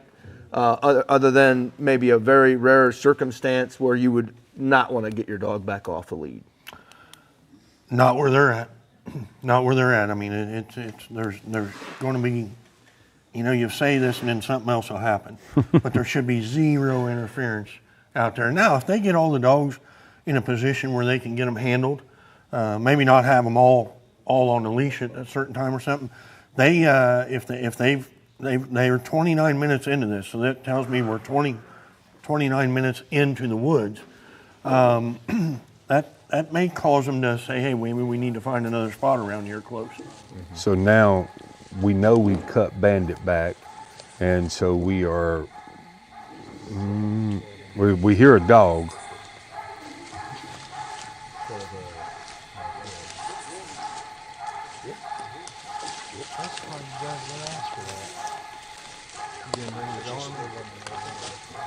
Looks like Trevor and Cody are talking about something there that's come up. And just listening, it sounds like we're hearing. Okay. Hey, Trevor, would you really give me a score up there? Kobe and Dino doing their best. All right, now we're back here on the set, but we're actually going to go to Alan at our scores table, and he's going to share an update with us. Yeah, the update ahead, the dog you're hearing there is Cookie. She's about 115 yards from the cast right now, and she is on the scorecard treed for 125. Back to you guys. Okay. All right. So now maybe we've got in there to where the coons are moving around, maybe. Yeah. I don't know, but. So we should be getting another update. I mean, she's only 125 yards. Yeah, I mean, right. we know there's probably a little bit of a delay of time that's already there, and we should be getting another update very quickly. Here we are back in the field now. 145 gone on your tree. So that kind of answered your question right there. I'm assuming that's Mike standing next to Cody. Is that right? I think so, yeah. Yeah.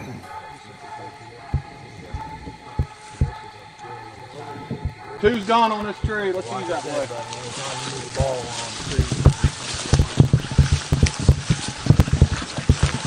Now, do you guys think, you guys know the area better where the Bandit dog's from? He probably didn't have to walk him far to recut him. You think he got him moose quick?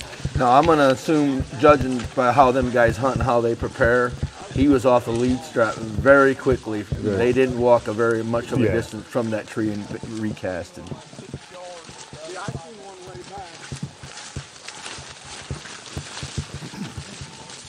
Well, Cookie didn't come back towards service. She went away from service. Looks like it. Yeah, but we've got, this is fantastic footage here so far. I wonder what the three master hounds are doing in the truck right now. Fighting mosquitoes, I can tell you. If they're standing outside, they're fighting mosquitoes. I can tell you that they are this year. They are. Yeah, they're rough. They're rough. Well, it's not going to hurt my feelings, and if they come back and eat up with mosquitoes. So. Bandit structure 50. Hold on. What? Hey. I'm sorry. Where's the card? Where's the card? Bandit just struck. Is he good to go in for a quarter or 50?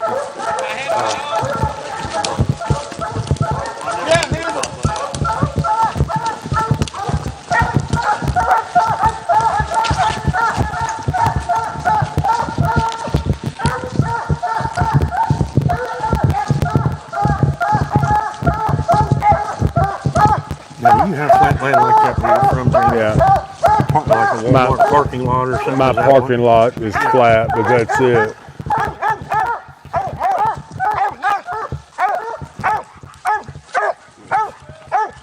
No, sir. Keep it red, please.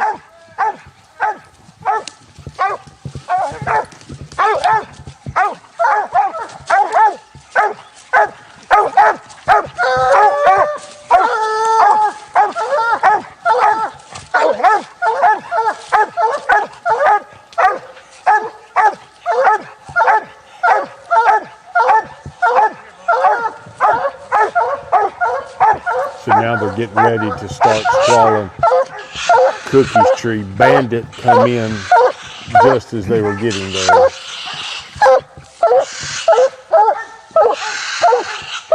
My guess is Mike didn't expect that. No, one would think.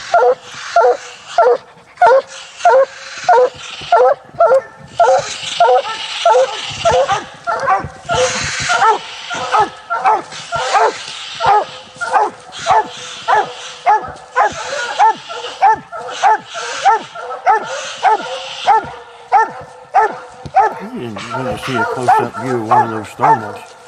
You know, I'm sure they're out there. I'm sure some of the guys are out there with them.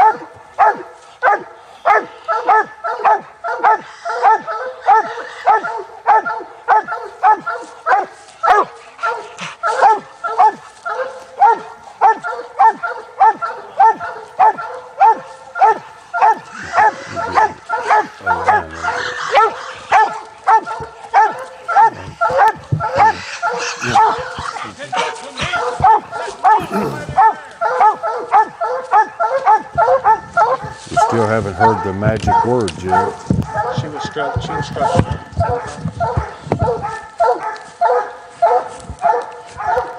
All right, everybody. We're at tree number 2 of the night. Looks like we got 38 minutes gone in the cast. We're at Cookie's tree. She was struck in originally for 75. Tree here for 125, real close to the cast out of nowhere. They're shining it right now. On the way in, Bandit was recast and he was struck in for a quarter. He's handled here on this tree. He's treeing but not declared treed when we got here. They're right now low lights and squalling.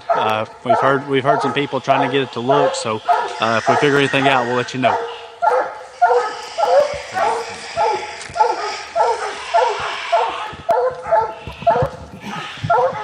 Once again there we saw Trevor giving us a little bit of an update of what's going on. We can all see what's going on as well. But Thursday night when Trevor had the judges meeting, him and Alan gave a judges meeting, and Steve and I sat in on that. I believe Trevor did the best job of anybody I've ever heard on the judges meeting. And they had a TV screen up there, and they had some of the rules and situations that would occur. And I was totally impressed with what I was hearing out of Trevor. Listen. Yes, sir.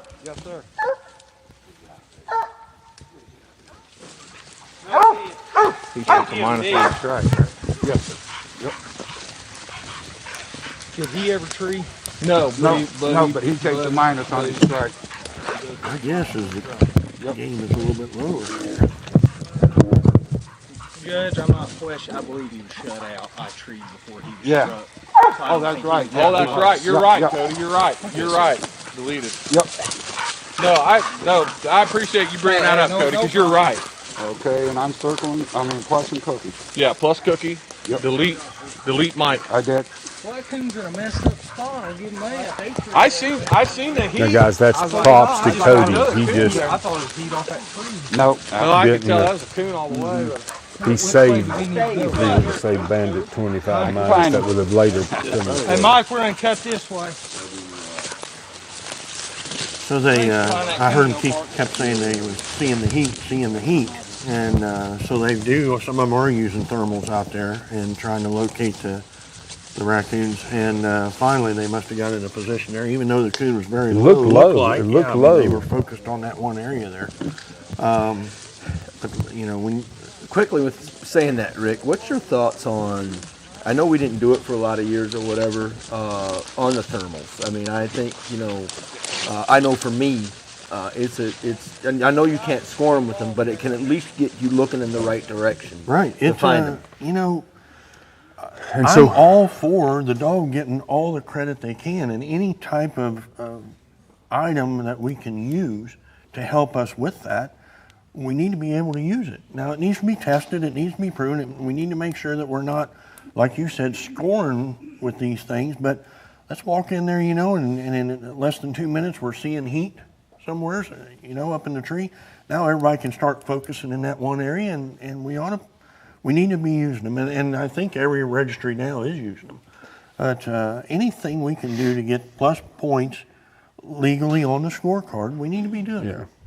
I think they're a great tool as well. I mean, sometimes they just help. I'd like to see you use one. I'm down. Well, I can tell you right now, my biggest issue in West Virginia is usually I'm so hot by the time I get to a tree, it don't matter. I'm gasping for breath, sweating.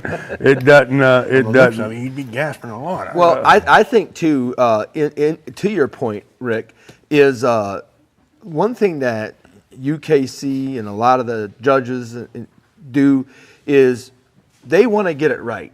I mean, if the dog does his job, we want to do everything that we can to get him the deserved points that he gets. Sure. And I, for myself, it's a great tool. Yep. I think that how many times have we walked away from a tree? And for those that haven't hunted much, we all know this time of the year it can be extremely tough with the leaves on the trees to find that. So, and not to cut you, but we're ready now for another update from the scorers table. So let's go to Mr. Alan Gingrich. Yeah, just to clarify that, exactly as you heard there, it was great footage, and it's awesome to see. Right, you can watch that right from your comfy chair at home there. But Cookie was plus there for a total score of 200 plus. So she was 75 on strike, 125 on tree, gives her a total score of 200 plus. So she's now leading the cast. And as you saw, Bandit was there at the tree. You heard them talking a little bit. They were talking about the rule where a dog that is treeing but not declared treed when the judge arrives, as Bandit was there where you saw him, the rule says that that dog gets its strike points minus. In this case, Bandit was actually shut out on strike, meaning Cookie was declared treed before Bandit was ever struck. Therefore, they did get it right there. And sometimes I think in cases like this, I think the judge probably knew, but just wasn't thinking about that at the time, but they absolutely got it right. And that's a good example of the right way to handle it, you know, and that's why if you don't agree with a call that is made, you question it exactly as they did, and right away they got it resolved. The judge was like, oh yes, you're exactly right. That dog is shut out. He has no strike points to minus. So that was kind of a cool thing to see right there. But so in any case, Cookie's now leading the cast with 200 plus. So back to you guys. All right. As we're waiting on our next report from the field, we've talked a lot about the area that they're hunting. We've talked a lot about the dogs. We've talked a lot about the handlers. I'm going to take us back. I'm going to take us back in time just a little bit. And we know from our Thursday night program from history, we know this is the fourth time the UKC World Hunt has been here. It was here in 1988, it was here in 1999, and then here in 2018. We know you were very involved in the 2018 World Hunt here. Along with a lot of club members. I mean, I don't want to take anything away from our club. Yeah. We are a stout, strong club, and I was involved quite a bit with it, but the reason, I'm not sure why I got to be the forefront of it, but the reason I was able to do what I was doing was all the hard work that the club members behind me did, and prop me up for stuff like that. It might be because of your looks, or you're the fan favorite or something like that. It's a lot of things, but I don't want to get into it. You don't want to get into it? Okay. Well, you'll catch on. We'll catch on. Were either of you participating back where the 88, the 99 hunts were here? Do you remember anything about those, either of you?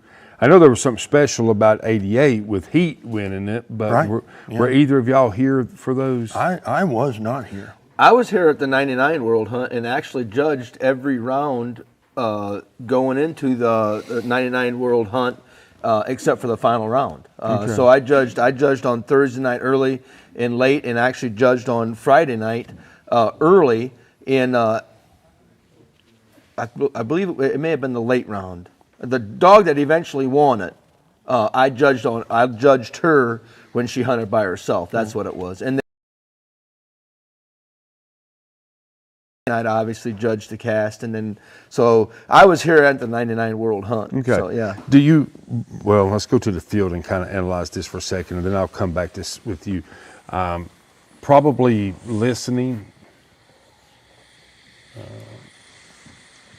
Is that all, preacher man? Okay. Okay. All right. So, Steve, let me ask you this: do you remember the dog that you judged that won it in '99? I think the female's name was Kate. Kate. That's right. It was Kate. Hillside Kate. I think she was from East, wasn't she? Pennsylvania. From Pennsylvania. Yeah. Hillside Kate. That is correct. Okay. Yeah. Now, did either of you? I know maybe this would be Rick, possibly. Have either of you hunted with the Heat dog that won it? Rick, have you spent any time with him? I don't recall that I ever did. I didn't. No. So let's just jump back to the field. You see some. I bet you can hear that joker forever, can't you? Really? Right, yeah. Tree, I can use locust, but he's got a ball mouth tree. So there's a few open fields in the area there that they can get in, and they're in one of them now. There should be woods, depending on how far they're in there. There should be woods all the way around them there. Yeah. And I'm assuming we haven't got an official update that we only have one dog struck right now, and that would be Preacher. How far is it in there? 4 or 5. So we're just kind of waiting to see what You say Cookie's behind us, Cody? That corner right there, straight into there. Mike, where's Bandit? What do you think is going through Cody Carter's mind right at the moment? The next hour can't go by fast. Can't go by fast enough. And the other two are sitting there going, man, I Slow need the to clock slow down. the Slow the clock clock down. down. Slow the clock down, for sure. Mike's probably thinking he would love to have that first tree right now. my That goodness. first on that. Because you would just about have to almost 100% assume the dog had a coon. I mean, he's. I know we talked early in the cast as far as possibly seeing a bunch of action and stuff like that, but game's got to move. Yep. Game's got to move for that to happen, and we've seen on a lot of early round casts last night, Rick, that game was not moving early last night, but it seemed like late they really moved. I think we come to the viewers on time tonight, but actually in my mind, last night I was thinking we would get the hounds turned loose a little bit sooner. And I was really pleased to find out that we were going to drag it out a little bit longer and get them loose a little bit later. Okay, But good. I've turned loose many times, and I've never turned loose late that it wasn't a little better than turning loose early. It just seems like all the coons are out and about the later you turn loose. Now, let me go to something here, and this kind of fit perfect in here. They're standing, they're listening. I'm sure, Rick, you were probably a part of the longest world hunt ever with the year that you won it in 2012 with Frisky. If you probably found yourself at a moment like this during that cast, what would be going through your mind that night? And give us some thoughts on that, because you're the man that has won it. I mean, compared to what they're doing right now, we didn't really have a lot of downtime out there, but we did have some off game going on, and that kept us busy for a little while. But we were steady moving and steady. We were steady making a lot of racket around. We were in a tough area, tough area. It was rugged. It was hard to get through in places, and but. These guys are moving around here a little bit, but yeah, at the end of regulation time, none of us had any plus points. Well, listen, in '99, to my recollection, I believe that it was they went into overtime here in '99. Quarter. And back then they didn't. They would add an hour on. It wasn't the an full hour elimination, increment. yeah. And they had they hunted an overtime that year here.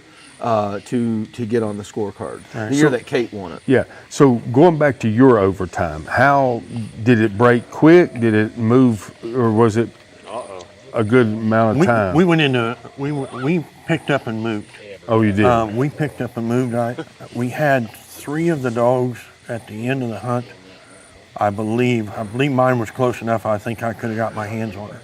And then the 4th dog, we found him at the truck, and we listened to him roam around through the country quite a bit, but he wound up at the truck. So we had all 4 dogs and picked up and moved, and we just moved not very far. I was a little disappointed that we didn't move farther, but when we pulled up here, it was a beautiful spot. And Preacher tree. Preacher for 1 1/4. So we'll probably be getting an official report here just in a few, but you just heard that it's not official, but we heard the preacher was treed for 125. I'm good. I'll let you guys know when there's about 1:45 left on this tree. my guess is he's pretty good ways in there. I heard him say it one time there when he looked at the garments. It was 405. Yeah, I heard. Maybe, I believe. And you heard what the judge what the judge referred to. He said, "I'll let you know when there's 1:45 gone," and that's basically probably the last 15 seconds of the 2 minutes where 75 is still available. My guess is they'll stop and listen to give the other ones a chance, an opportunity if something would be there, and then after that, all that's available is a quarter, and then they will probably proceed to the tree. One would think, and maybe wait the last 10 seconds if somebody wants to hold up and listen. So. For those that was wondering, when the judge, Brian, said we're going to walk for 1 minute and 45 seconds and then we'll stop. I believe that's what he was referring to. That looks like exactly my hunting back home right there. Yeah. That looks like the Walmart parking lot at your place from what I know about it. I don't know how you guys hunt that stuff, I swear, but people hunt it. You know, that's where they live and that's where they coon hunt. But boy, it's tough. It's what so we're back in the, I think we're approaching maybe some, yeah, we're back to the woods line. So we got, listen in here. 145's gone on this tree. Sometimes it's good,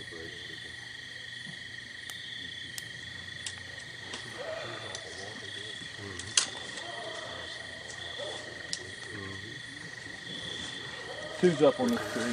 So listen to the preacher man there. He sounds totally different than the other two, and that's the one question I get asked by people that don't participate in our sport is how can you tell the dogs apart?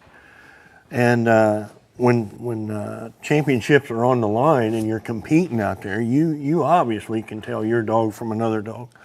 So that was a good listening right there to be able to comment on that. Yeah, and to your point, all three of these dogs have a distinct different mouth. Yeah. And I think we can all agree we've been on, sometimes you don't get that fortunate. We've been on a few casts where you have two of them that sound very close alike. In the days before the Garmin and stuff, it could get tough, you know what I mean, to try to figure out when two dogs do sound a lot alike. I remember 20 years ago, back when I was hunting, and I drew a dog called Hardwood Bow. He belonged to Roy Trimble and I believe Tex Motes. And I believe Tar Heel Henry at the time. And those two dogs sounded identical. And Mike Tramble did the handling on Bo most of the time. Bo opened on track a little bit more than mine did, but they sounded identical. And 3 times in pro hunts that year, Mike and I drew, and we never knew. We didn't have Garmin's back in the day. And I'm not even sure we could use our tracker, the wildlife trackers that we had back in, during the hunt at that time.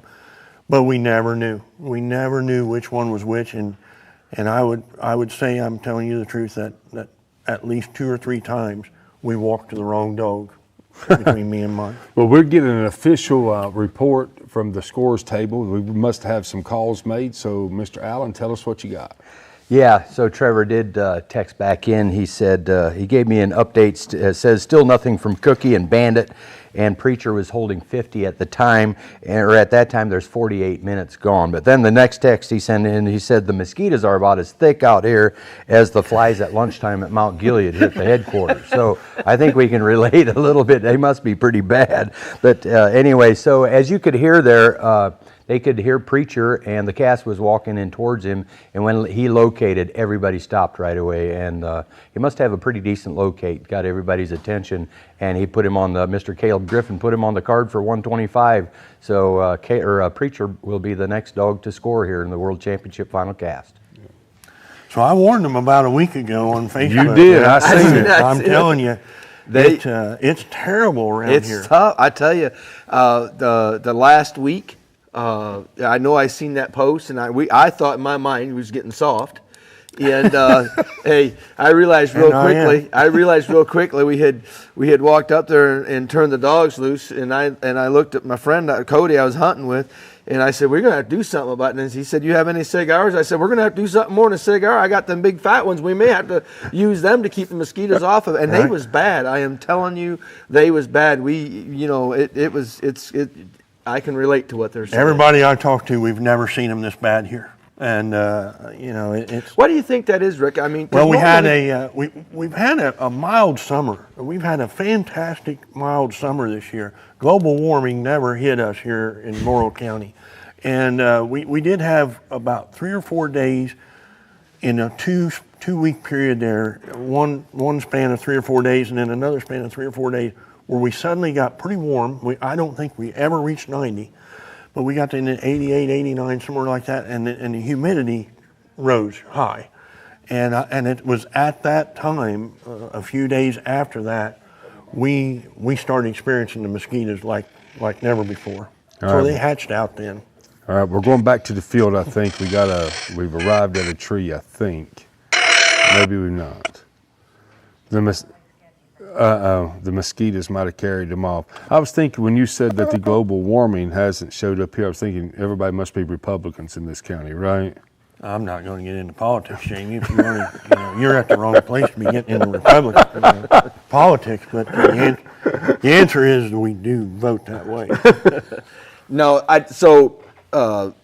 it sounded like we was going to go live, and must be that the signal is probably not strong enough. Close to that field like that, I'm a little surprised at that. But you just never know. Let me give you guys a thought and see what y'all think on this. We know we've probably got 3 dogs separated. We know that, okay? And so this is the thing that I've seen recently is that you cut this dog back loose, and we've seen it last year in the finals of the World Hunt. She just kept going deeper and deeper and treeing a coon. And sometimes if this dog cuts and takes him deeper and gets treed before that next dog, they could walk out of hearing of every other dog. And I mean, and that could play into this. See, that's where you're wrong. Really? Where they're at, Jamie, where they are at tonight. If those dogs will hunt and look for a coon, and I'm starting to believe that it's a little bit tougher out there than I would like for it to see, but those dogs, you'll be able to hear them at Kilgore. Really? And that's part of the reason why we're there as well. It's flat. I mean, it's as flat as this table that we're at. The only hills that are in there are when you slide down a little bit of a bank and up on another bank, or maybe a pond dam. That's the only hills in there. So I feel I know exactly what you're saying, and it happens all the time. But we're at Kilgore for one of the reasons is we're going to be able to hear the dogs tonight. Now, if they get on a gravel road, Kilgore has gravel roads throughout it, and they're narrow gravel roads that you trade paint whenever you pass somebody on one of them, and if you're going more than 20 miles an hour on that thing, you're causing a ruckus in them rocks. But if they hit one of them gravel roads, possibly it would carry them farther away from us than we'd like. But I'm telling you, I don't think it'll be an issue of hearing the dogs tonight. Now, folks, that's a prime reason why he's the fan favorite and expert. He knows the area right there. Well, that's why I'm sitting here. And I want to get back to a thing now that, a month or two ago, when I found out that you were going to be joining the set. We got to go to a break right now.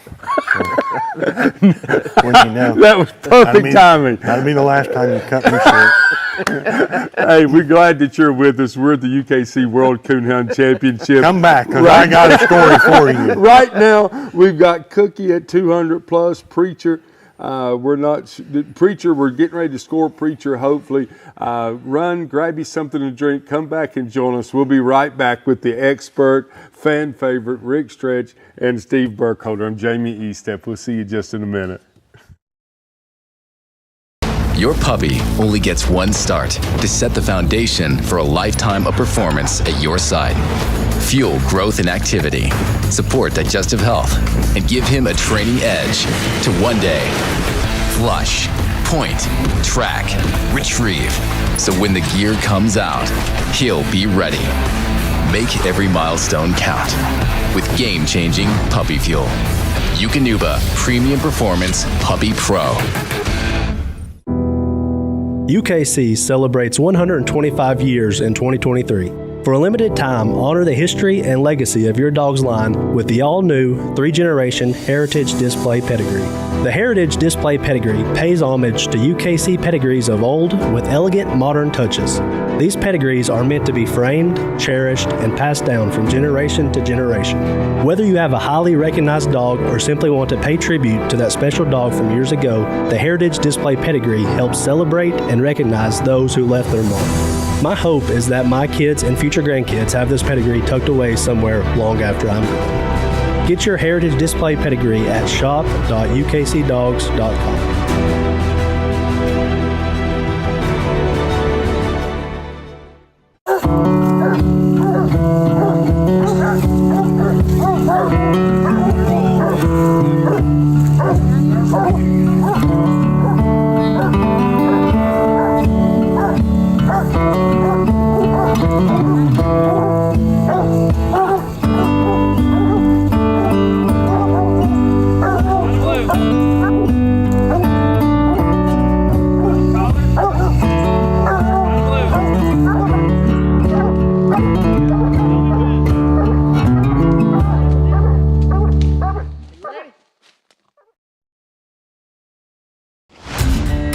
Guess what? We have a podcast. The all-new United Kennel Club podcast will not only feature great guests, living the sporting dog life, but also rules and sport updates. Tune into the Hunting Ops podcasts with Ellen Gingrich and Trevor Wade to hear the latest Coonhound rules and updates, Beagle rules and updates, and all breaking news about UKC Hunting Ops programs. Hear it right here first. Subscribe on YouTube so you don't miss out.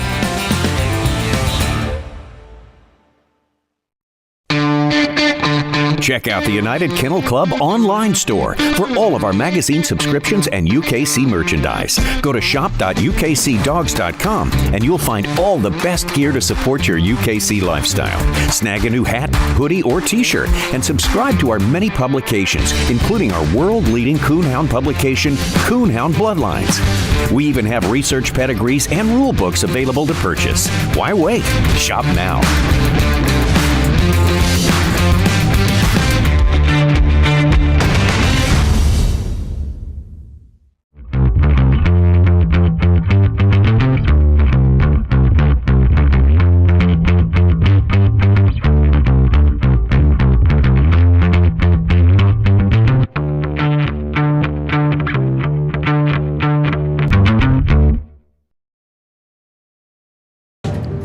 They're partners, ready to do whatever it takes.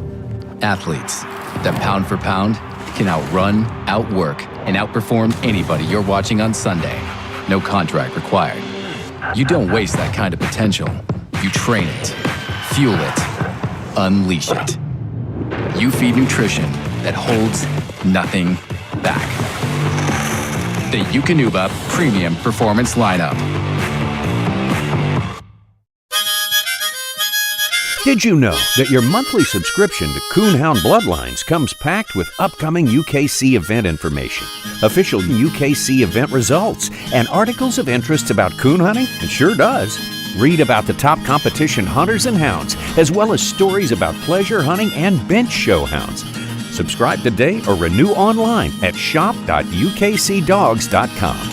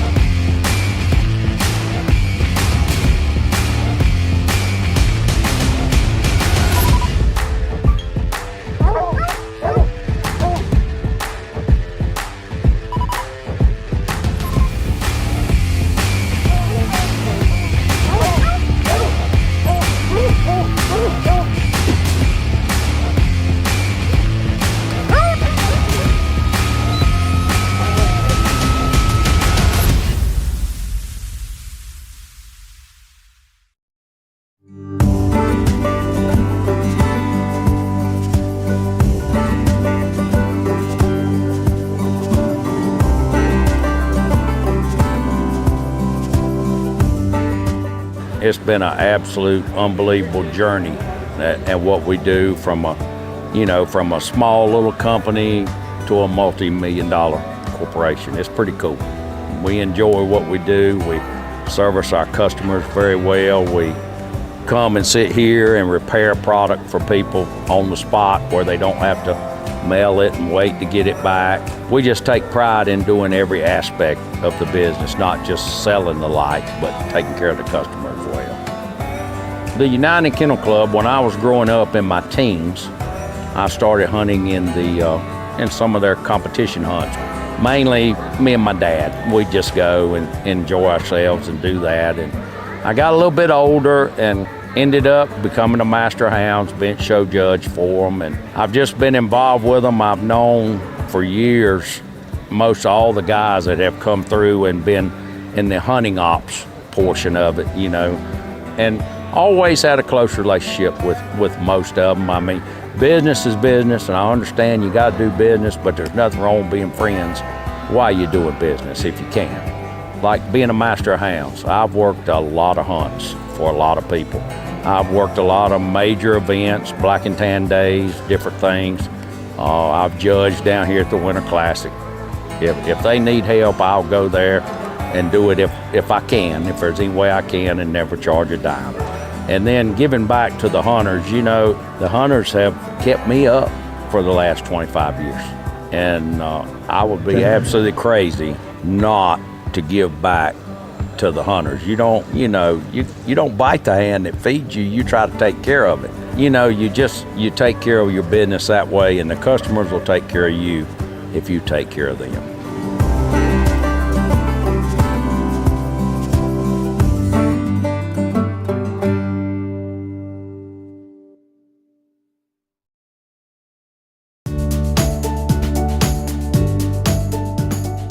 As of December 15, 2022, we had a pricing change and product revamp through the entirety of UKC. So if your application looks like one of these, then it's going to be one of our newer applications that will have the correct prices on them. If your application looks like one of these, it will have been printed before our pricing change, and it's going to have the old prices listed on it. If that's the case, that form is still completely valid. It's just the pricing itself is outdated.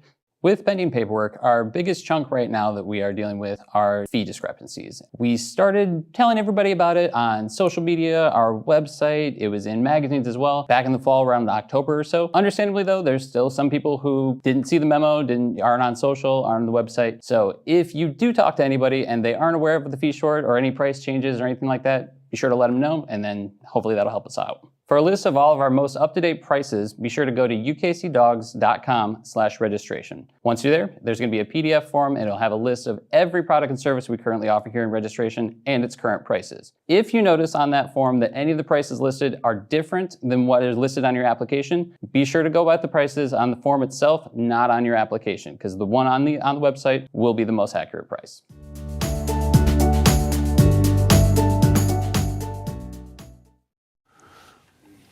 Welcome back to the UKC Coonhound World Championships.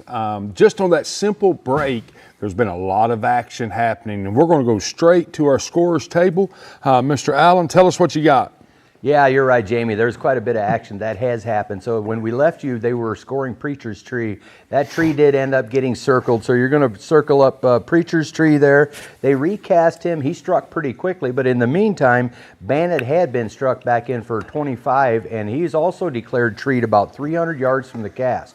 So they started heading towards Bandit, and Preacher's not far from them after having been recut, and he falls treed again as well.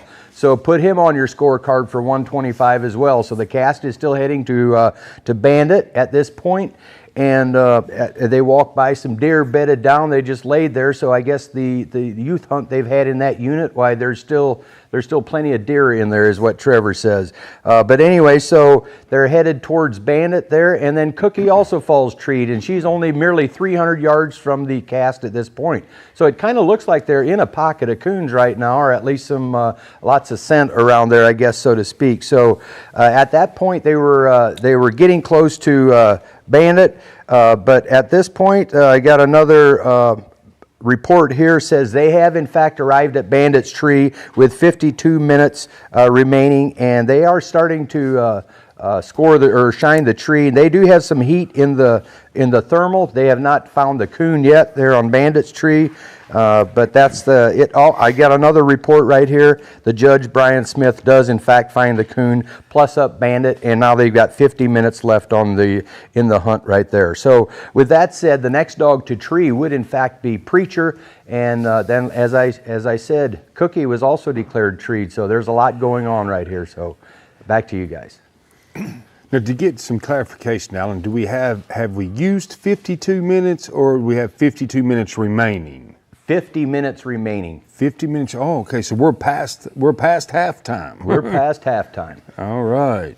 And so now we've got two more dogs treed. I'm sure that they will probably kick Bandit back loose just as quickly as they can. And how bad do you think Mike would like to have that first right now? Oh my goodness, that.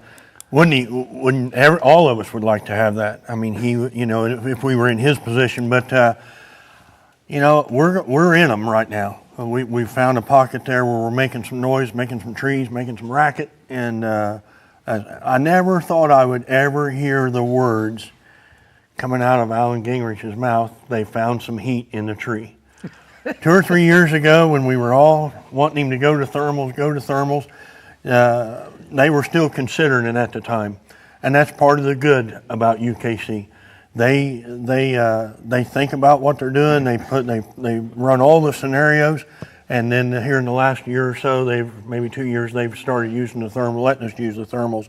But just hearing Alan say that, I was pretty surprised that we would ever hear that out of him. Well, one thing I'll say, we obviously know, to your point, Rick, on that, we definitely rules have definitely changed, evolved over the years. And one thing that UKC has always been really good about, to your point, is to take their time, and when they normally change a rule, it's normally for the better, and it's normally a rule that sticks around for several years. Yeah. And so they don't back up. They don't back up, and so for good reason on that side of it. And I think that, for some of us older fellas, change can sometimes be tough, but it's good, and sometimes we don't want to change. I would have, I know as recently as 5 years ago, who would have thought that we would be into a world hunt, which we've got so much positive feedback this weekend on it being a total elimination style of event, Yeah. So, which is good, because dogs deserve to move on. Right? Yeah. So, and I want to say something along that lines. Hearing you talk about the thermals, a couple years ago or 4 or 5 years ago, and now seeing that they're illegal now. One of the things that I've always heard, UKC seems to listen.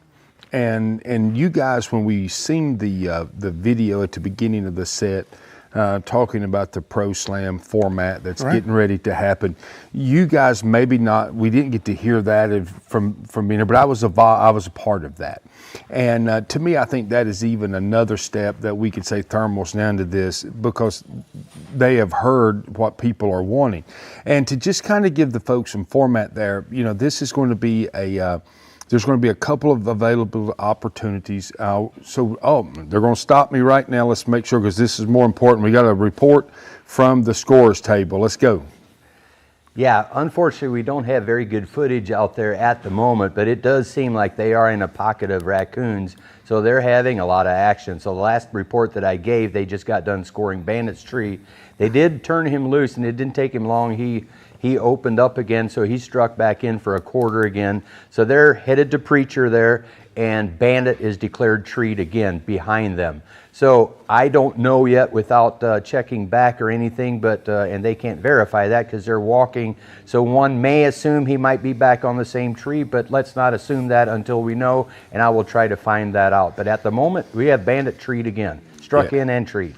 Yeah, and I'm going to add right there, and Steve can jump in here. When we were talking to Mike today, he did that same thing, didn't he? I almost made the comment when they pulled Bandit off his last tree, because twice this weekend already. Last night they went in and they struck and treated coon together, and he said they pulled him off and he never even really got out of the end of their light from the light being on, and he just give 2 ground barks and come treed merely, he said, less than 30 yards from where they had cut him loose at. So doesn't surprise me. We don't know. Like Alan said, you don't know, but I can tell you, judging from hearing how this dog operates, he is the style of dog that can just literally, go 50 yards and come treat on another one. And so my guess, like I said, we don't know, but I would say there's a better chance of him being on a separate tree, probably with another raccoon, than there is him being back on the same tree. So we're not surprised by the level of dog that are out there, how great they really are, and then we see this happen. This just confirms that, hey, these dogs are focused. We did see a little bit of a hiccup there. You and I kind of elbowed each other there on Cookie's tree when we seen that Mike handled Bandit there, which was a little bit of shock to both of us. But, hey, they're not robots. But now we're starting to hear, now we're starting to see on the scorecard and the reports coming in that we're really tuning in on what's going on, and these dogs are really being focused at this time. And judging by these dogs' scores, if they are in that pocket like we sometimes get in, this last 45 minutes or so could be really, really interesting. Yeah, because I would say they're getting close to Preacher's Tree probably. We might not be able to get the footage there, but they would have to be getting close because I think he was only, I don't remember, 300 or 400 yards from, he's 300 yards from the, all right, we're getting ready to go there now, so let's see what's happening. Let's go to the field. So I would be assuming they're moving to Preacher. I'm not sure our audio. Okay. They're marching right in there. They're moving. Now we're getting some audio. We're getting a really good look at Trevor. You got a good look of the hills and hollers in there, Jamie. Rough, right man, there. rough. Yeah, I mean, yeah. Was that a holler they just went through? They just stepped over a holler right there. Did they? But you know, it's all about the dogs and the handlers. You know, on a night like tonight, and our live feed is probably some of the best we've had. Steve can verify that. But we need to focus on the hunting territory, the hounds, the handlers, and make sure that they come first in our thought process of putting on a good hunt. Yeah. That's why we're over there as well. Now, we have to go to Alan for an update, but I have a question for you when we come back. Don't let me forget to ask you, because I think it will impress you. We need to check and see how much time you've had on the mic. You may want to cut that back a little bit. Alan, do we have You've been getting quite a bit of time, I'll tell you that. Yeah, so we were talking about maybe you could assume Bandit is on the same tree or not, but I did reach out to Trevor, and Trevor says he is definitely not on the same tree. He is on a different tree. So I just wanted to point that out and bring that to you guys. So there you go. All right. Well, we're coming back over, and when you showed me in that video just a second ago that was a holler that they just went through. There's none in there. Okay. It's going to be like that. So my thought was that is the opening week of Ohio season. Do you have an available room, and can you feed me for a week of us up here hunting? Oh, that's a loaded. That may not been a no. I'll tell you who will probably be here opening week is my buddy Doug Keaton. Doug was in an accident a while back, and I think either today or yesterday is day 108 that Doug is still in the hospital there and recovering. He's doing some physical therapy. Each day he's getting better, and I really feel like opening week is going to be me and Doug Keaton up here. And then after that, if I've got some time, which I probably won't have, but you're welcome to call and check in. We're going to the field. Cut his mic. No, we're not. Okay, we went to the field. I didn't get invited to hunt. I'm depressed. I mean, so that's. Well, talking of the area, and we've had this in the past. Coming back to, they're trying to get us, just so the viewers know, we're trying to get back to the field to go live. It's just we don't have quite good enough signal to do that. Right. And as soon as we do, I'm sure we'll try to get back to we're here. Here we are. So we are at Preacher's Tree here. It's probably not the easiest to shine that from just what we've seen shaking the vines, I would say.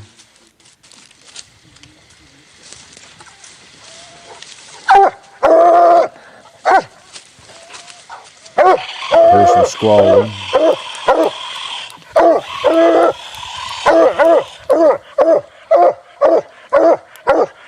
One would have to think right now that Caleb in his mind is thinking, man, I have got to find. You got to find this coon. You know what I mean? Because everybody else is on the card with plus.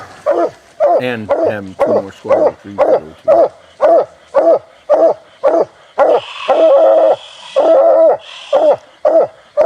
He is a good-looking joker. He is. I'm telling you, he is. Since you're the senior citizen of the panel, what was the dogs of old that he looked? Ozark Preacher. We mentioned it early on, and But I don't believe he's got any Ozark. I don't think he does. That's part of the cross. That's the way they colored up. But he's actually got more color than most of them did have. But they did have a lot of color, like a lot of brown on them. Yeah. I remember seeing pictures, but you're probably old enough. You hunted with them, didn't you? I hunted with Tanner. I don't remember hunting with Preacher, but Tanner was colored up similar to the Preacher dog right here.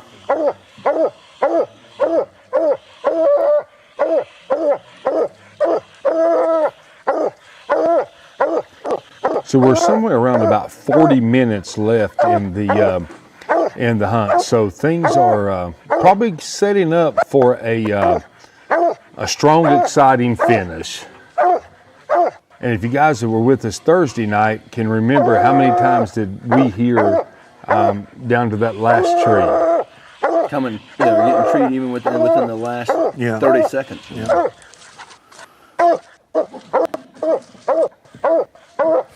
He's looking for a water bottle right now, I'd say. He's needing somebody to hand him a drink. I hope they've got into a little bit of water. There's some ponds in there and things like that a dog could swing around. All righty, guys. We just made it back to Preacher Man's second tree here. Well, we lost him.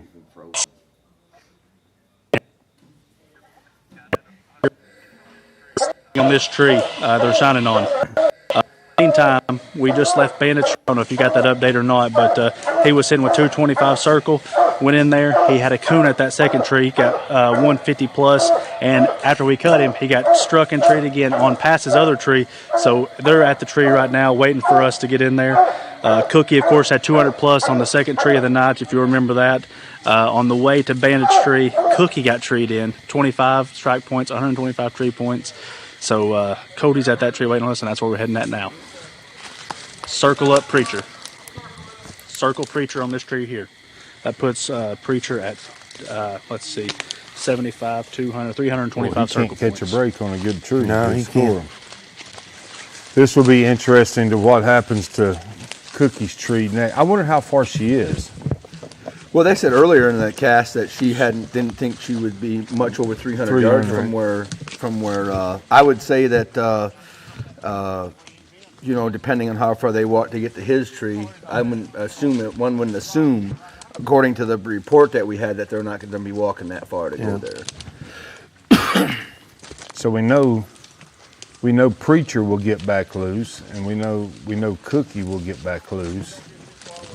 All right, so we're waiting now as they're moving to Cookie's tree. I assume they're going to cut Preacher probably pretty quick. I would think Caleb would make that decision.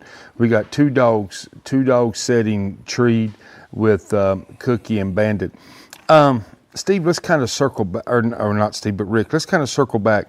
And I know you said y'all went into overtime at your world hunt that you won. Right, yeah, we, when the 2 hours was up, I think we had one dog, maybe two dogs with circle, and two of us had minus, and we pulled down the Levee Road there, maybe a mile. And just to cut, you were in Louisiana, right? Louisiana, yeah, rough, really rough territory down in there, and it plenty of coon. I mean, there's plenty of game and stuff like that, but the terrain compared to what you're seeing here tonight, pretty much non-existent where I hunted 3 or 4 rounds, and so we pulled down the Levee Lane there, and now we're into this overtime, 1 hour overtime, and when I got out of the truck and looked at what we were getting ready to hunt, it just looked better. It was a good big oak timber down in there, and we instantly struck a coon right off the chain, and we actually had 3 or 4. We must have struck a couple coons, and they ran as a pair, I'm guessing, and we made we were treed. All 4 of us were treed probably within 5 or 6 minutes after we turned loose, and we scored a circle, coon, circle, and then I had a coon on the last tree there, and put me at 25 plus, and everybody else was sitting at 0, and we cut off of that, and I believe we ran the hunt out. But yeah, it was a long night. It was a long night. It emotionally draining.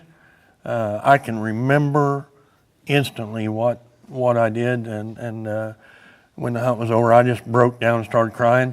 And Alan was out there with us, and there was a couple guys shook my hand, and Alan and I shook hands, and it really meant the world.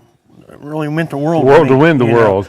I always wanted to be on the cover of the magazine, and I made the cover of the magazine a couple times, winning some other hunts. But winning that world championship, I've never had a feeling before it, and I never had a feeling after it that made me any more proud of being there. Yeah. What do you think? Can you remember? I mean, we know you won it. We know what you felt like there. but these guys were probably getting close to that 30-minute mark. I mean, and they're probably still in action right now, so they probably haven't got a lot of time to think. But do you remember that winding down? Well, it was a bad feeling. I mean, it was a bad feeling for all of us out there on our world hunt that time was slipping away from us. Things weren't going right for us. I alluded to early on that we had a little bit of off game going on, and I think my dog and another dog, the local dog there, I honestly believe that they ran a wild boar for quite some time, and the reason I had so much minus, I treed her off of that boar at one point. I don't know if she baited or what, or if I just got excited and made a dumb call. I don't remember that part of it, but we spent 30 minutes, 40 minutes of our time chasing off game, and you don't have that kind of time in these timed events. Yeah. And you said something there, you just broke down and cried, and I have to take just a moment and give props. We're watching the coverage of the hunting part of the World Championship, but today the bench show portion of the World Championship was today. And today we crowned a UKC World Show Champion, and then in the show portion you have an opposite sex. The crown today, the World Champion, went to a black and tan male, and so the plot female was crowned to opposite sex. So I just want to take a moment and give props to and congratulate Dave and Kelly Myers of Pennsylvania for winning the World Show Champion with a black and tan, and I think you'll love this dog's name. He's a real good looking black and tan, but his name is Blue. And so I thought that was awesome. So Rick, you can just stop. I wanted to. I thought Steve might enjoy that because he was taking a little bit of heat today on the Blue. Well, so there was a Blue dog won the world. Okay? I wasn't taking just a little heat. I was taking a lot of heat. You can believe that. Yeah. So we want to say congratulations to Dave and Kelly Myers, and then Scott and Connie Hogan won the opposite sex female.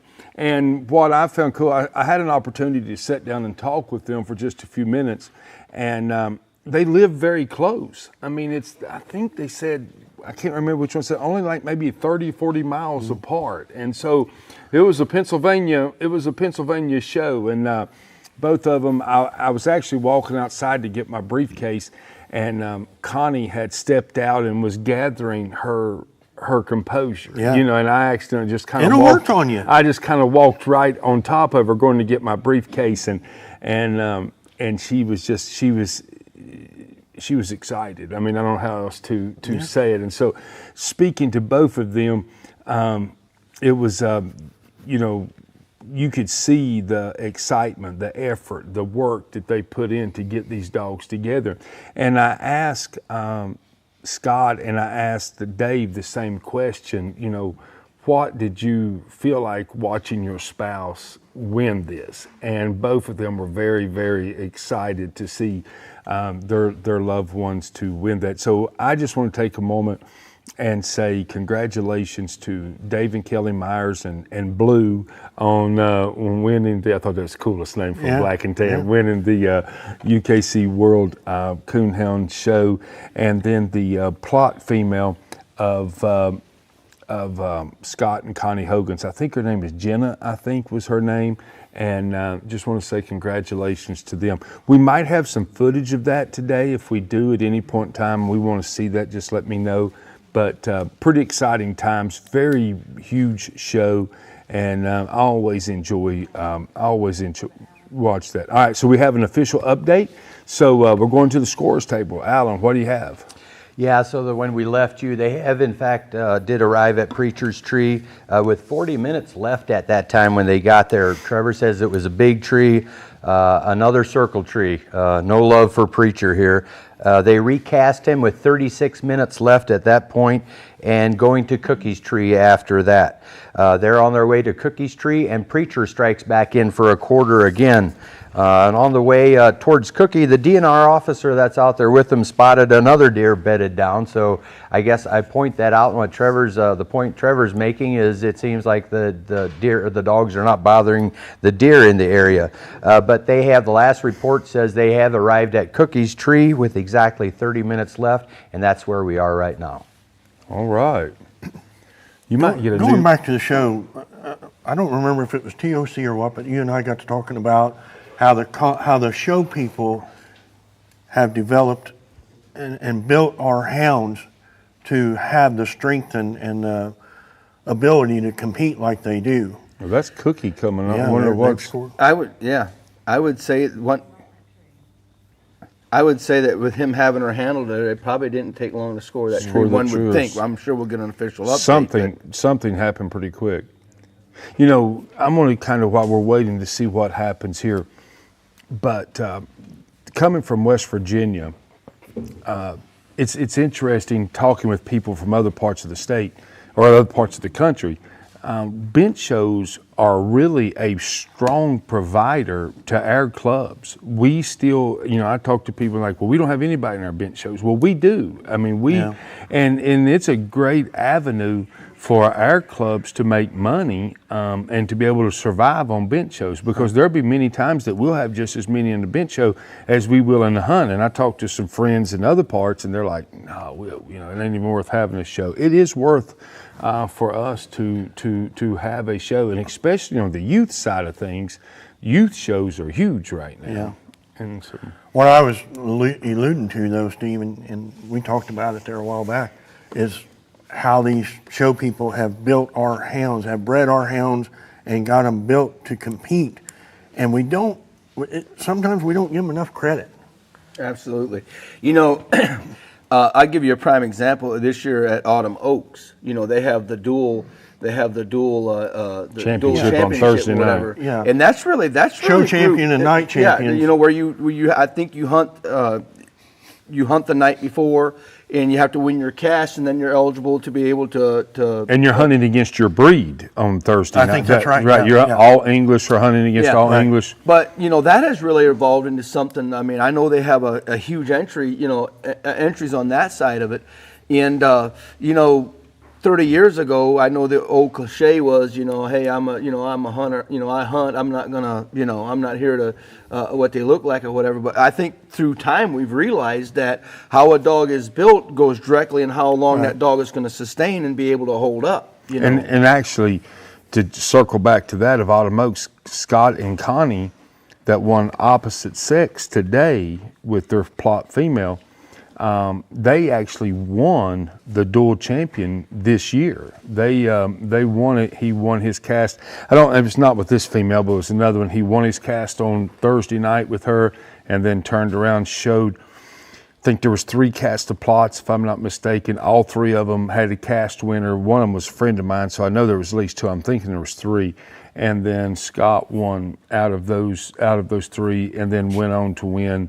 Overall. Wow. And so they've had a really good, you know, that was one thing Scott had said, and as I was standing over here waiting to get the interview, is he just said, you know, we was talking to someone, I can't remember who it was, but just that we've had a great summer, you know, and he was talking about a few other wins, but I was talking to somebody as well, but I do know they just won the national dual championship that you were alluding to.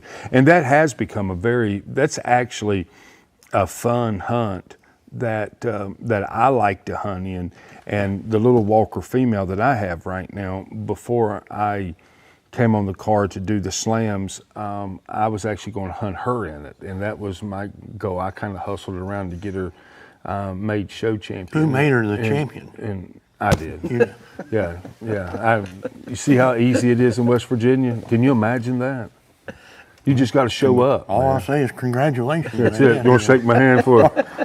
Hard to imagine. Yeah. Just invite me up to your house. I'll have to admit that, and Steve just hit on it there just for a few seconds there. When I was competing back when I was younger and felt better and all this other stuff, I didn't give kudos to any of these show people. I didn't realize the value that they presented to us, and only in, you know, whenever you start seeing the bigger picture, then you start realizing, well, you know, there's a lot of work that goes into these folks getting these dogs ready. Yeah. I mean, Well, and going through selective breeding for conformation, you know, now You know, now with the confirmation shows that UKC does and the bench shows and that kind of thing, and it comes down to a dog's gait, their build, and that kind of thing. It's a great thing. I mean, because, you know, how many times have we had a good one or whatever, and all of a sudden at 4 or 5 or 6 years old, they're broke down, and you're constantly doctoring them, trying to keep them. And that starts with genetic. I mean, that's, you know, a lot of that has to do with, you know, obviously a lot of it has to do with the way we take care of them and feed them and that kind of thing. But, you know, if they have their structure and build, chances are you're going to get the longevity of them is going to be a lot longer. Right. And, you know, it's definitely, that part of it has gotten a lot more combined versus, you know, several years ago, it was kind of a divide. Well, you know, we were just two different entities. 100%. You know, we didn't mix. Right. You know, we didn't mix. And I heard today some of your bench show techniques, but we won't go into that. No, we won't go into that. Where are you coming up with that?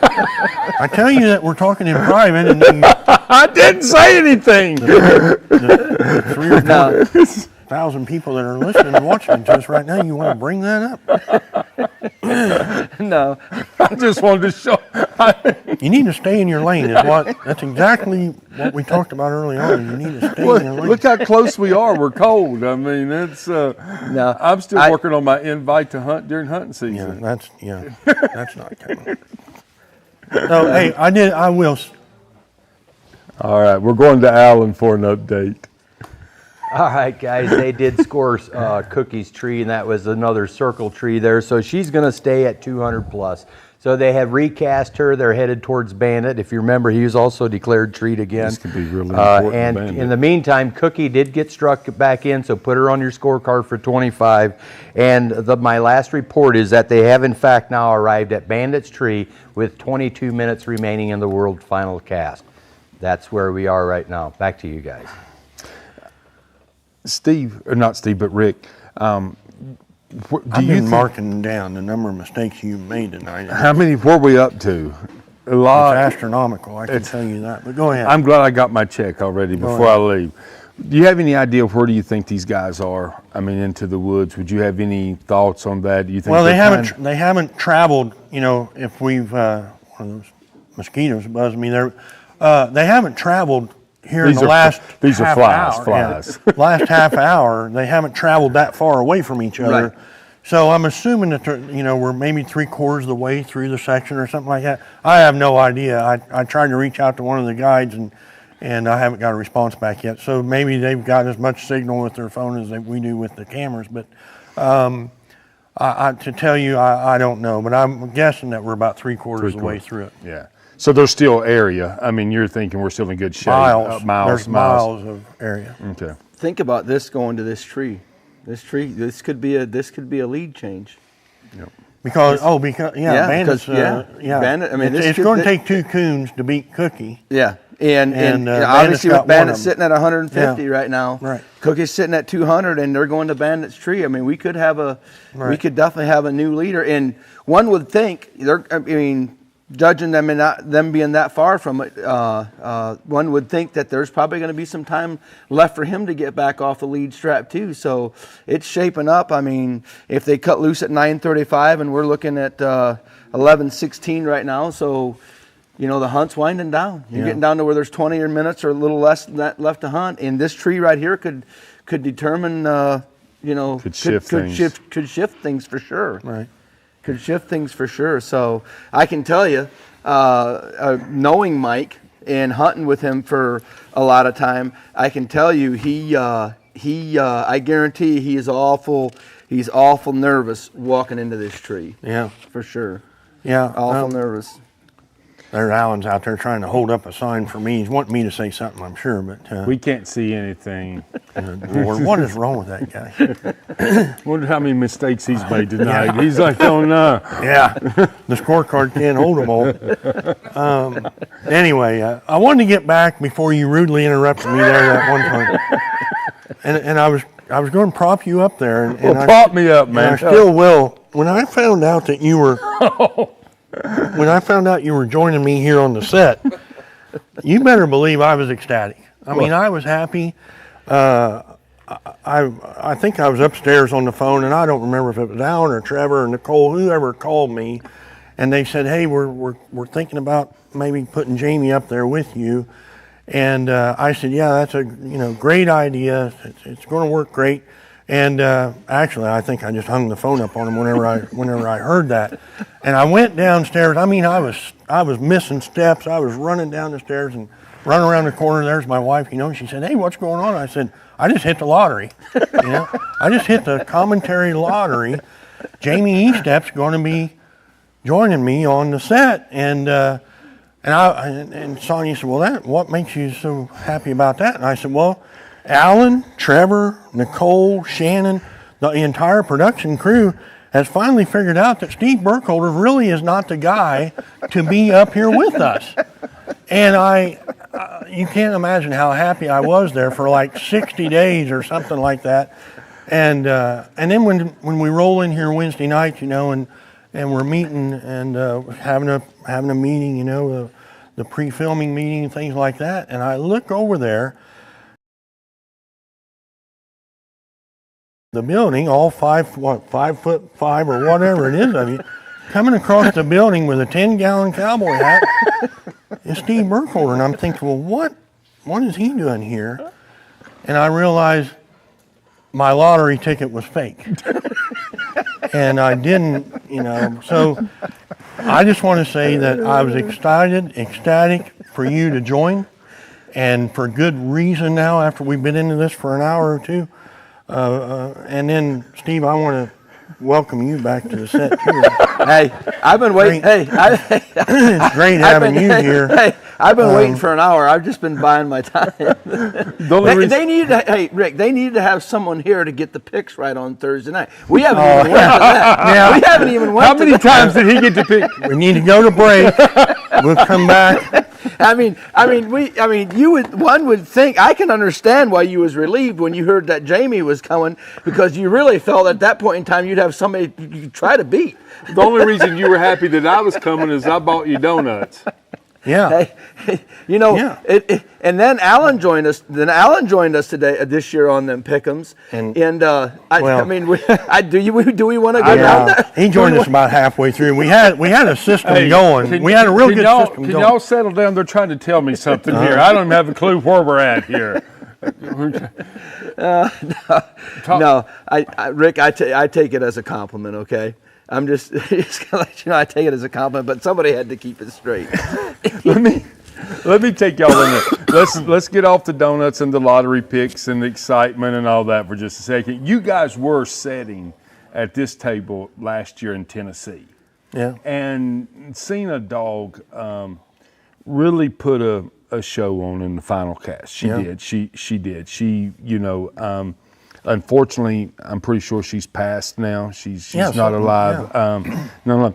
Just take me back and talk to me about that night as you watched her honestly put a clinic on. And so what do you guys remember that night? Well, I think we've all been in these hunts where one dog, for whatever reason, it's just the way it goes, where a dog can dominate a cast and you could recast them 4 dogs again, 5 times again, and be totally different outcome. It's just the way it is. It's the way that these hunts go. For whatever reason, dog goes, they get in a certain situation, doesn't work out for them. And it's one of them things you kind of scratch your head, because 2 weeks later, Rick, I've had it happen to me. I'm sure you have to you.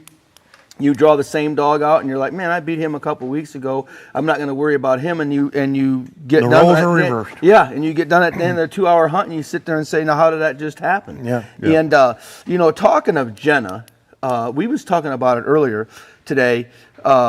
It was really remarkable this year on how many past world champions had direct sons and daughters of theirs hunting at this hunt. Going all the way back to their offspring is at this hunt. Yeah, at this hunt. Going back to Big D, having one here. He won the world hunt, but moving on up from there, the Lila female that won the world hunt of Gerald Keegan's in 2014, I believe it was, had direct descendants here. Biffy Sue had a direct a pup directly off of her, going on to Willie, Rack 'em Up. Willie obviously had pups here. Rodeo had pups here, and then Jenna, one of Jenna's pups was here out of one of her litters here. So there was several world champions that produced, that had it here. So. And I think we have a video tonight in honor of her or the world champions. I'm not sure, but we're going to go to that video tonight. And so just enjoy that for just a few moments, folks.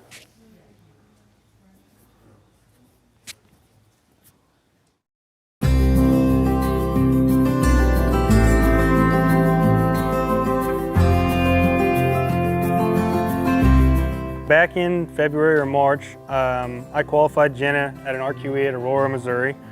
I've qualified her the last 2 or 3 years, I think, trying to get here to this spot.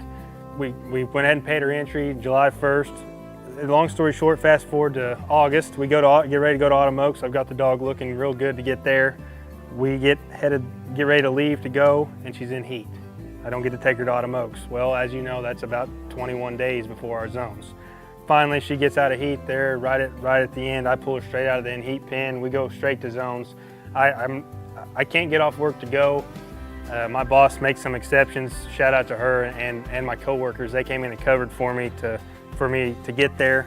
I left and drove 6 hours and met her straight at the woods. Right when we went to turn her loose, I was there to get her out of the dog box and turn her loose. That's it. Shout out to my in-laws, Jennifer and Cheyenne Cummings. They took her, got her there, got her confirmed, and we were able to hunt her that Friday night. And we didn't do any good Friday, but Saturday night we gave it a shot again. We treated a couple coons there by herself, had 4 1/4, and it put us like number 15 or 16 in the Palmyra zones and got us through to here. And it was just a pretty cool deal to get here.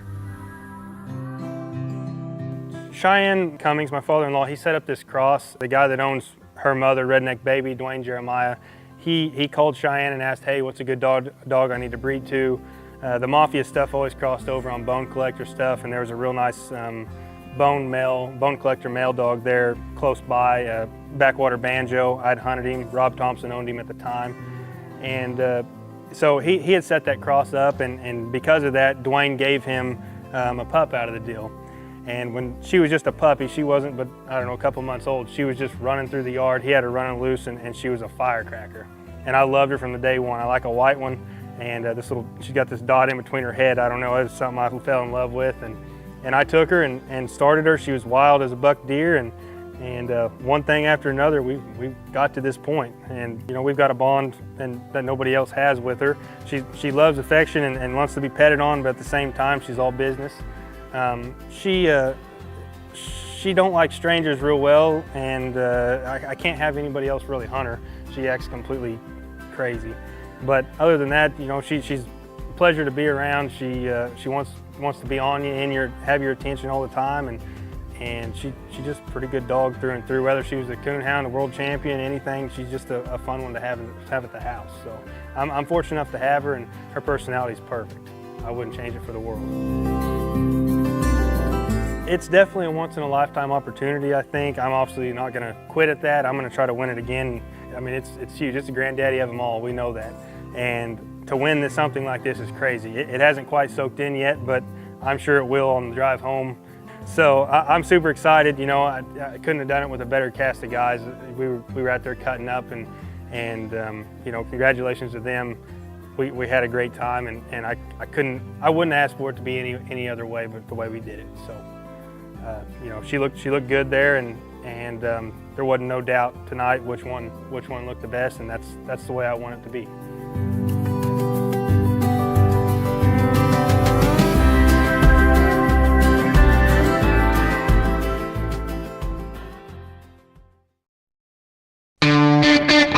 Check out the United Kennel Club online store for all of our magazine subscriptions and UKC merchandise. Go to shop.ukcdogs.com and you'll find all the best gear to support your UKC lifestyle.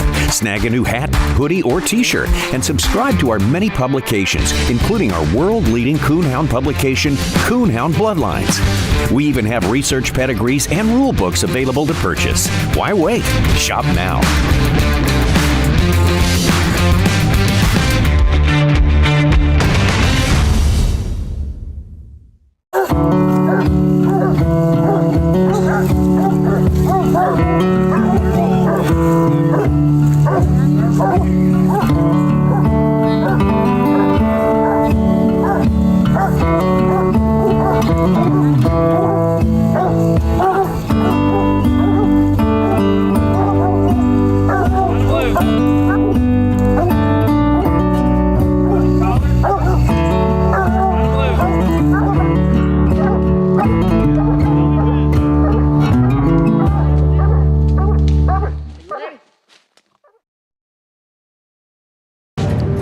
They're partners, ready to do whatever it takes. Athletes that pound for pound can outrun, outwork, and outperform anybody you're watching on Sunday. No contract required. You don't waste that kind of potential. You train it, fuel it, unleash it. You feed nutrition that holds nothing back. The Eukanuba Premium Performance Lineup. Guess what? We have a podcast. The all-new United Kennel Club podcast will not only feature great guests living the sporting dog life, but also rules and sport updates. Tune into the Hunting Ops podcast with Alan Gingrich and Trevor Wade to hear the latest Coonhound rules and updates, Beagle rules and updates, and all breaking news about UKC Hunting Ops programs. Hear it right here first. Subscribe on YouTube so you don't miss out.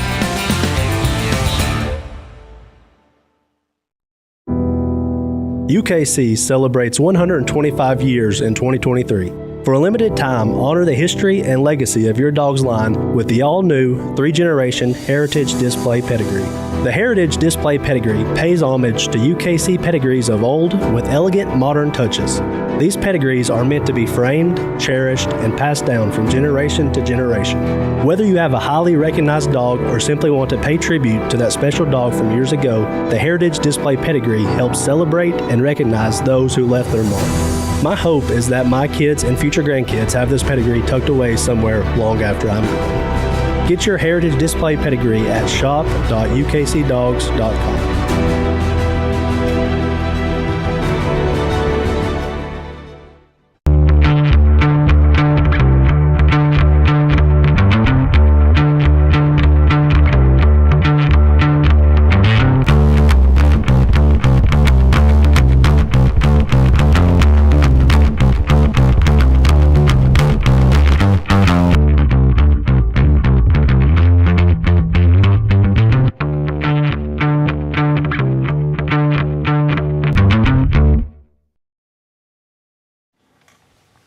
We are back live with you at the UKC World Coonhound Championship.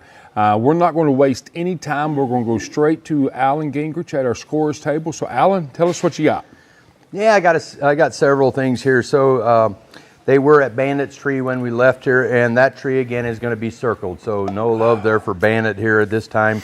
11 minutes left when they left his tree and recast him. When they left that tree, Cookie's also now treeing again, and the judge did put the stationary rule on Cookie. So she had been treeing long enough, and Cody Carter was not declaring her treat. As you know, she's leading the cast at 200 plus, but she's only 50 up on Bandit still at this point, who has 150. But Cody didn't mess around too long. He said, forget that, I'm going to tree Cookie. So she's treed for 125. On their way towards Cookie at this point, Bandit did strike back in again for a quarter behind the cast. And my latest report is that they have arrived at Cookie's tree, and they have handled her with merely 5 minutes left in the World Hunt. So we still, just to make sure that I'm right, we still have Preacher struck for 25, but we have no report on him at this point, I guess. So it's going to come down, I guess, to that last tree. So we should know unofficially or officially here pretty soon who the next world champion is going to be. So you've been here. We've worked all year to get to here. Yeah, and it's amazing. It's you know, and a couple things that I can say to this is, you know, just a reminder to our viewers, these folks are going to be coming back in, and not only they're going to be winning this prestigious trophy that you're blocking so beautifully there. I mean, you know, it's that's where we're going. Which way we're going. But they're also going to win some money tonight. The first place dog tonight is going to win $10,000. The second place dog is going to win $3,500. The third place dog is at $2,500. And then, if I'm correct, 4th through 9th has already been awarded $1,500 each. And so you said they've worked all year to get here, so there's a little bit of a payday that comes with this. Yeah.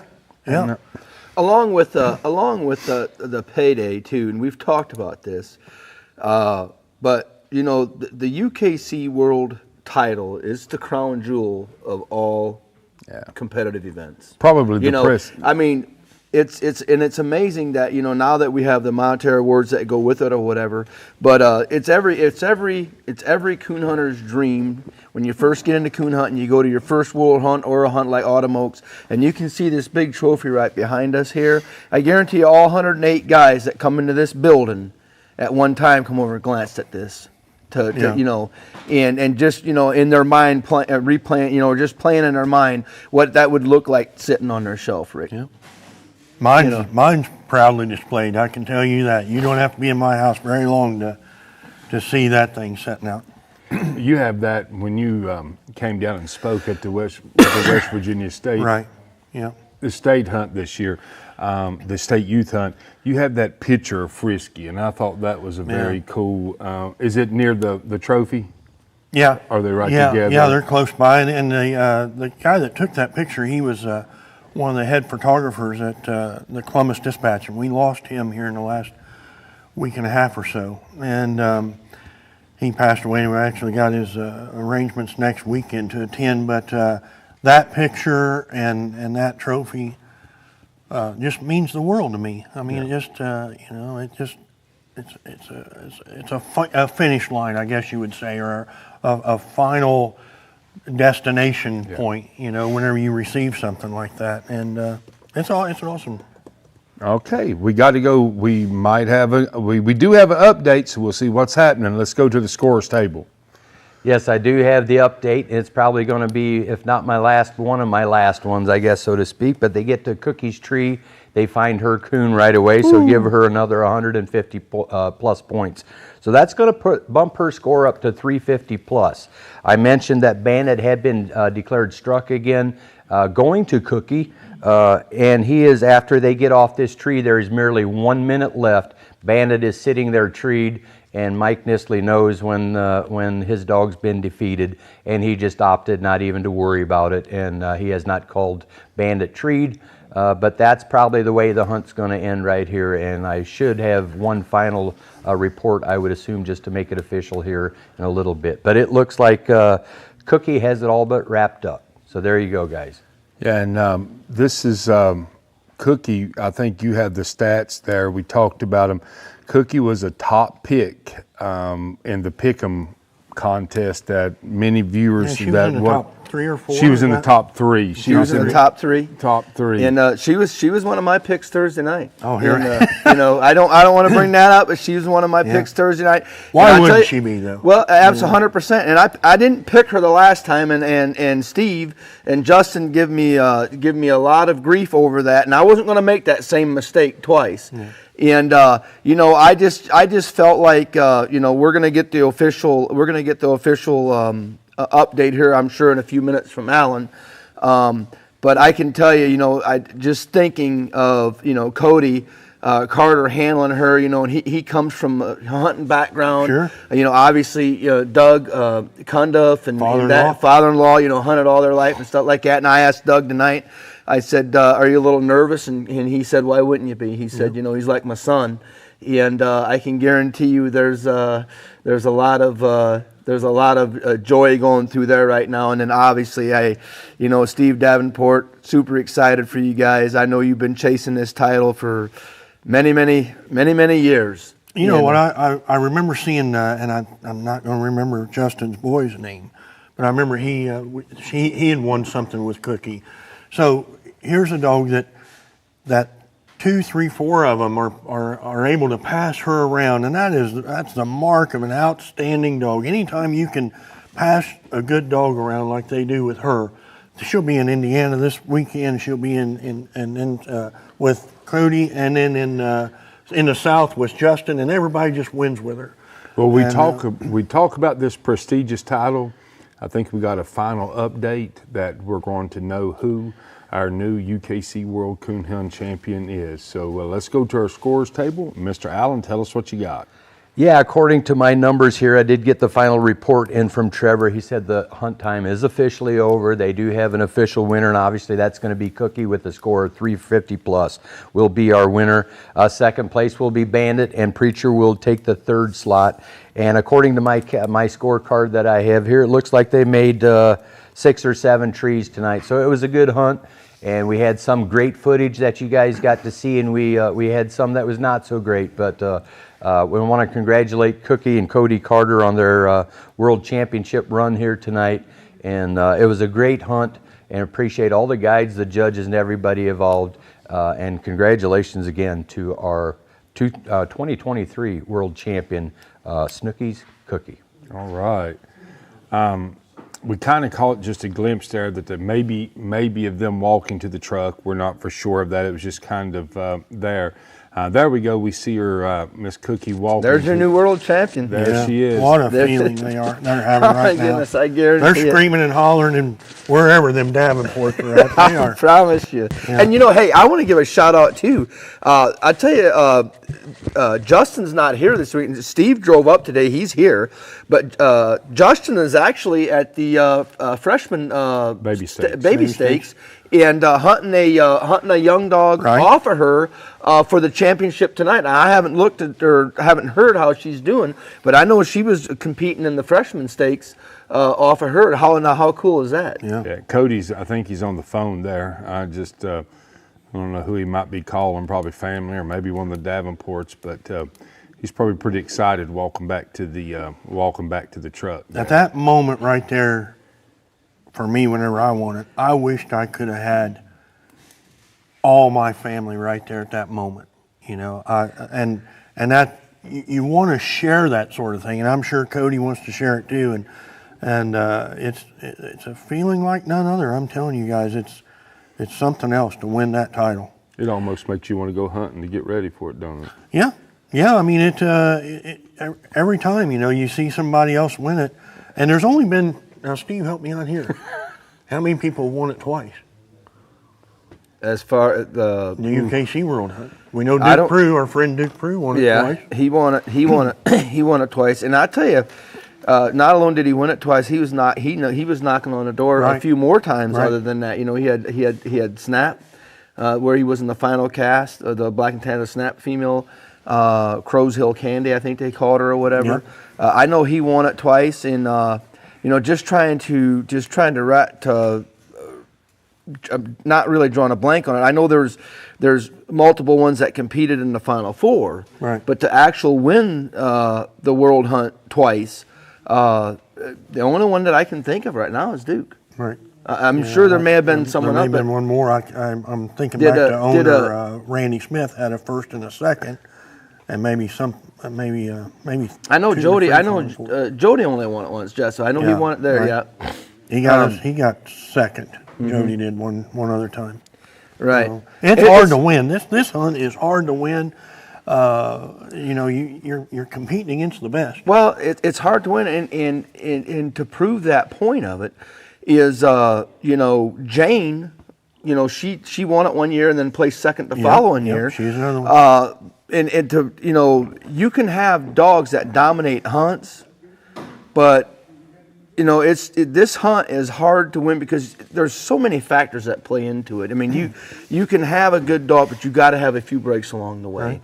And I just think that and that's what makes this hunt. That's what makes this world title so prestigious to win. It's the crown jewel of all hunts. Anywhere. You ask anyone what is one title that they want to have, because you remember them. This is one title that everybody remembers. So the price of her pups just skyrocketed. Do you think if there would ever even be any for sale? Well, I was talking to Steve on that, and he was telling me that this pass litter. They hardly didn't let any of them go. They've got their hands in five of them, and of course he likes starting young dogs and that kind of thing. And then that litter is only 8-9 months old. Which right litter mates to the one that they're hunting this weekend. That's the one that they're hunting at the freshman at the freshman stakes. So, but it's just think about what they've won. I mean, this little female has been on the top of the state race standings in PKC and the money hunts, and has competed in pro sport and a lot of them other registries, has been very successful. I mean, she already had a big resume. You know, she's been a TOC finalist. Correct me if I'm not wrong. That she's been in the finals of the TOC. Top. You know, in the competing in that. And to add this resume, to add this title to her resume, she's going to go down as one of the all-time greats. Now, do y'all think her hunt career is? Well, that's why I was just thinking the same thing, Jamie. Is Cody walking out of here with probably the winningest dog he'll ever compete with? Is this his last time competing with her? She's 6 I years think old. they're 6. And they talked about even before they won this World Championship. They talked about them guys already was talking about pulling away from hunting as many hunts and starting to. So this was already in listening to them guys. That they was going to really kind of get more careful of with her being 6 years old on some of the hunts that they was going to compete in. Now, if I think we said it earlier, just to make sure, her first litter or the litter that we're talking about hunting at Baby Stakes was out of Bushwhacker. That is correct. That is correct. Okay. Yeah, that is correct. So it's I tell you, it's an incredible finish to an incredible weekend. And just as a note, this was the first year that we had the total elimination style of event. Right. If they wouldn't have treated coon in the first 2 hours tonight, the only 2 hours tonight, we'd still have a winner. We'd still have a winner. And I think, but every cast, kudos to the guides and stuff here. Every cast finished with positive points, with plus points. No, we had one. Oh, we did have one. We had one.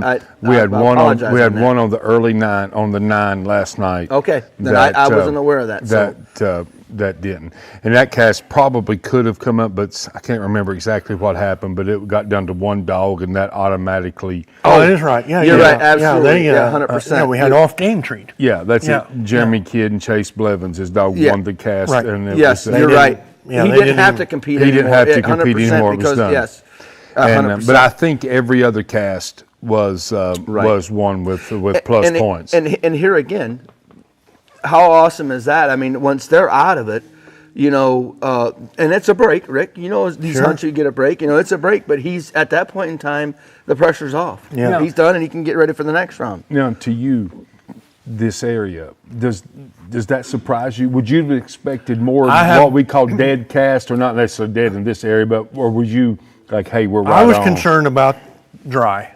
Okay. I was concerned about that a little bit. But am I thinking that we wouldn't have plus points in all 27 first round casts? No, I probably would have bet a ham sandwich that we would have had plus points all the way through. If a cast didn't get eliminated down to one dog. Yeah. But it's been tough, and tonight we saw a little bit how tough it is.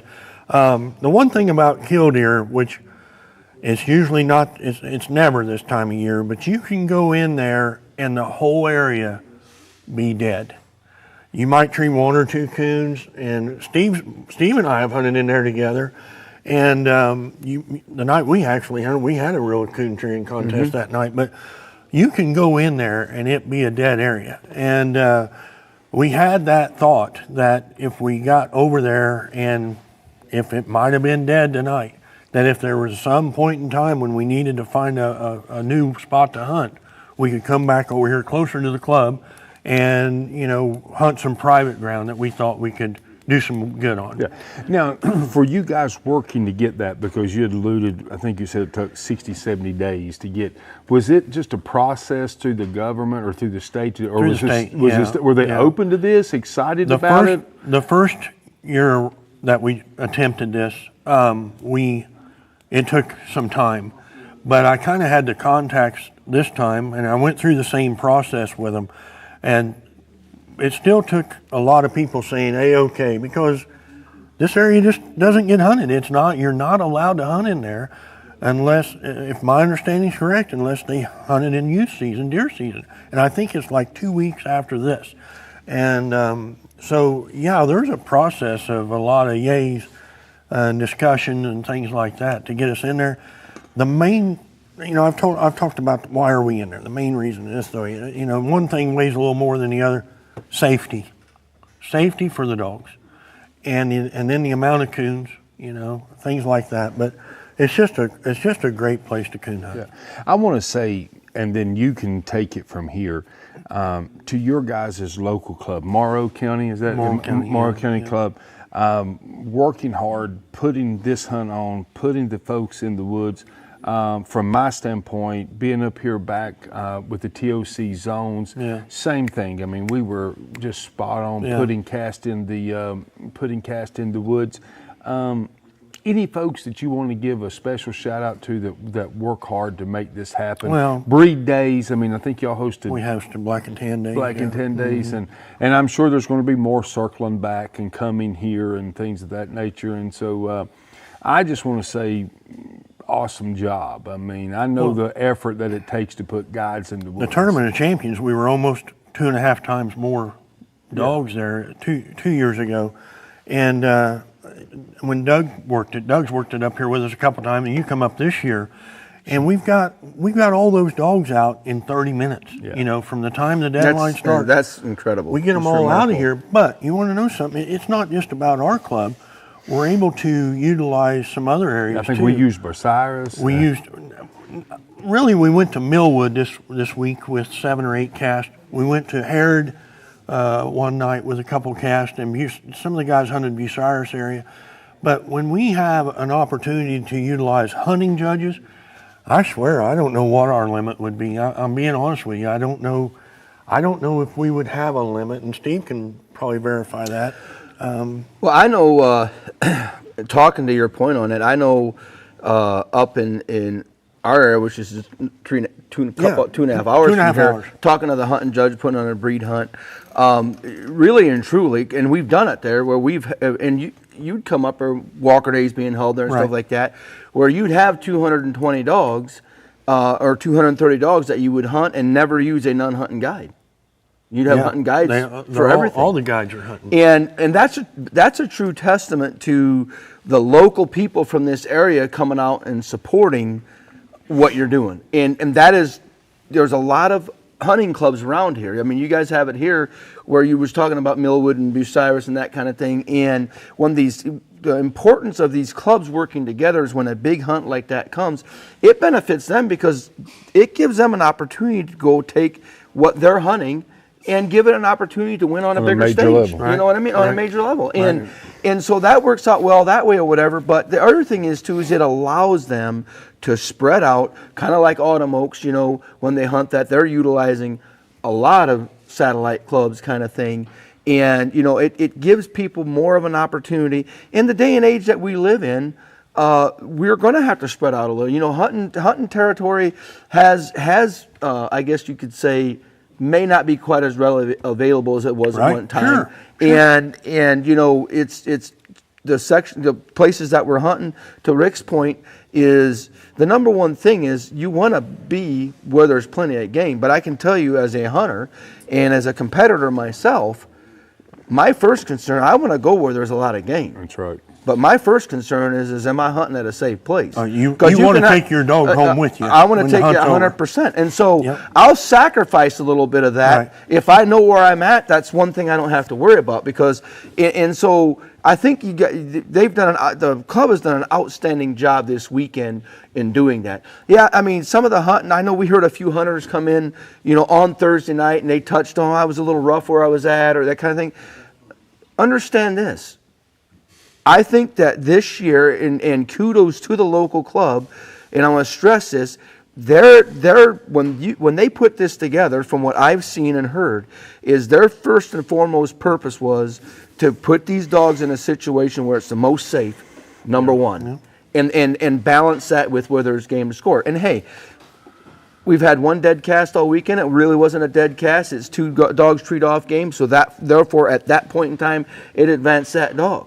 So that's and I think moving forward, when we come to these hunts and stuff like that, that is definitely an area where they've done a really good job on that side of it. Now, I just got to mention here at the TOC, you said Doug worked it a couple years than I come, but I was the only one that bought you donuts, right? Yeah, Doug's kind of shy on I think Doug liked pizza, and looking at him this evening, it looks like he's been eating a lot of it here lately. I'll tell you, I thought I was in bad shape, but working around you guys and seeing some of these field reps and stuff like that. I said, good Lord, every meeting they have must be at a restaurant or something. Where's your hat at? I thought you was going to. I got it here. I mean, I think you should show the folks.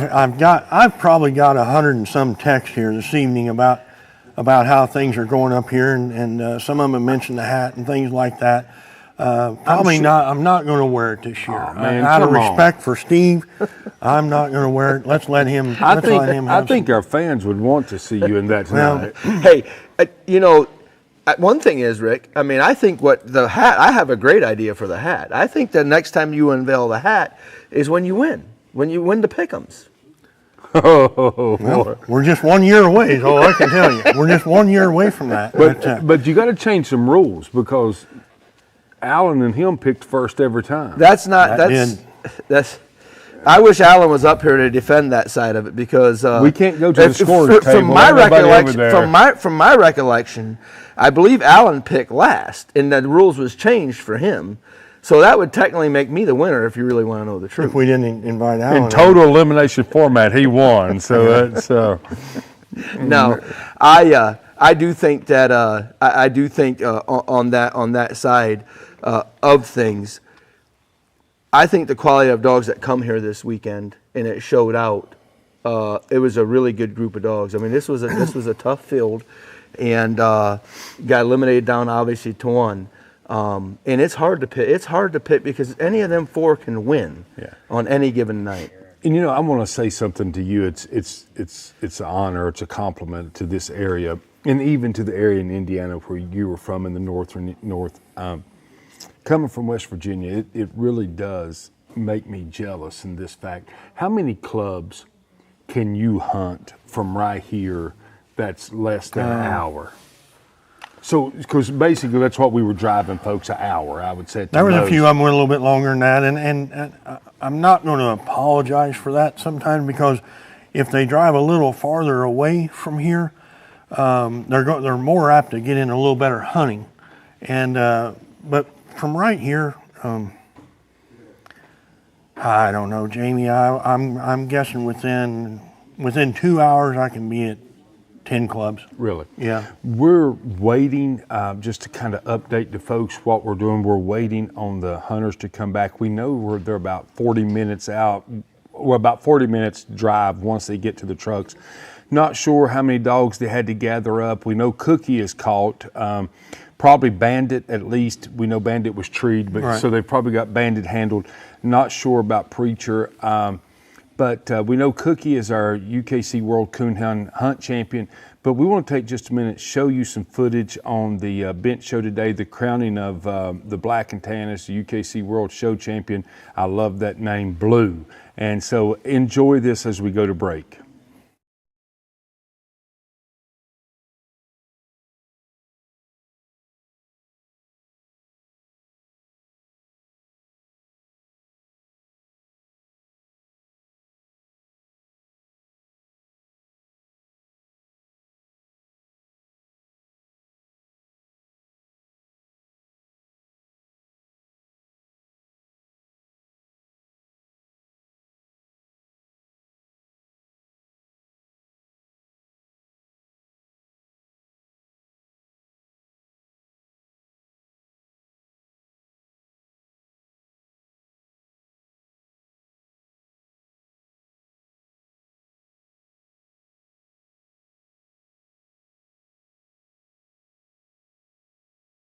Now, if you look straight to the back right here, you see Kelly Myers standing there. That's actually the Black and Tan that won the World Hunt. I love that name, or the World Show. Add that another one to my mistakes there, total there, Rick. But I've quit keeping score. But that's Blue standing. That's Blue standing back there. All right. So Jackie, she's from the Holmesville Club up there. She's the final judge. I didn't realize she was going to be the final judge here today. Mike Seach picked all the breed winners, and then Jackie picked through that. This is Blue right here. So what happens is this Black and Tan male competed against all the Black and Tan males that was entered, and as you said, Mike picked him, and so Mike narrowed the field down to breed winners of each male and female of each breed. So we're going to see. And then he come out the winner of all the other breed male winners. Yes, and this is actually right. He competed against all the other males, and he was the this overall this is a leopard. That's Nikki Elburn. If plot. I'm not mistaken. No, it's a leopard. That's a leopard? Yeah. Oh, this is a different footage then. This isn't the final. Yeah. No, this would be the. This is the finals. This is still the final males right here. Okay. Because what you show in is you would go alphabetical order, and Picking all the males here. American black and tan, and then the leopards is American leopard. So you stay there, and then you go to the blue tick, and here English dog. I'm not sure who is. Okay, she's from Ohio, I think, right? Cindy, I'm not sure. Okay, and now we're coming in. This is Scott Hogan, I can tell, the dog. If I'm not mistaken, I think this is the dog that he won National Grand with last year.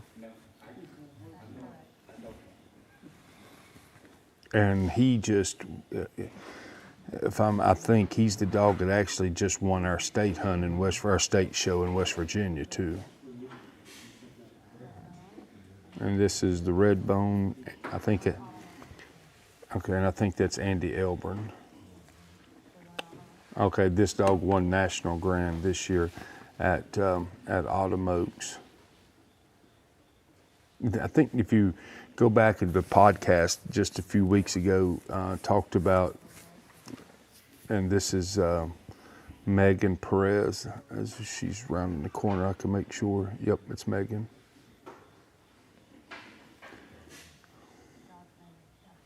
Justice is I think the dog's name that Megan is showing. And so these are your males. Breed winners. Breed winners. So they beat all the other. Yeah, she beat males Megan in their breed, yes. So just looking at this class, you've got breed winners, you've got Autumn Oaks winners, you've got, and if I'm not mistaken, one of these dogs won Winter Classic, if I'm not mistaken.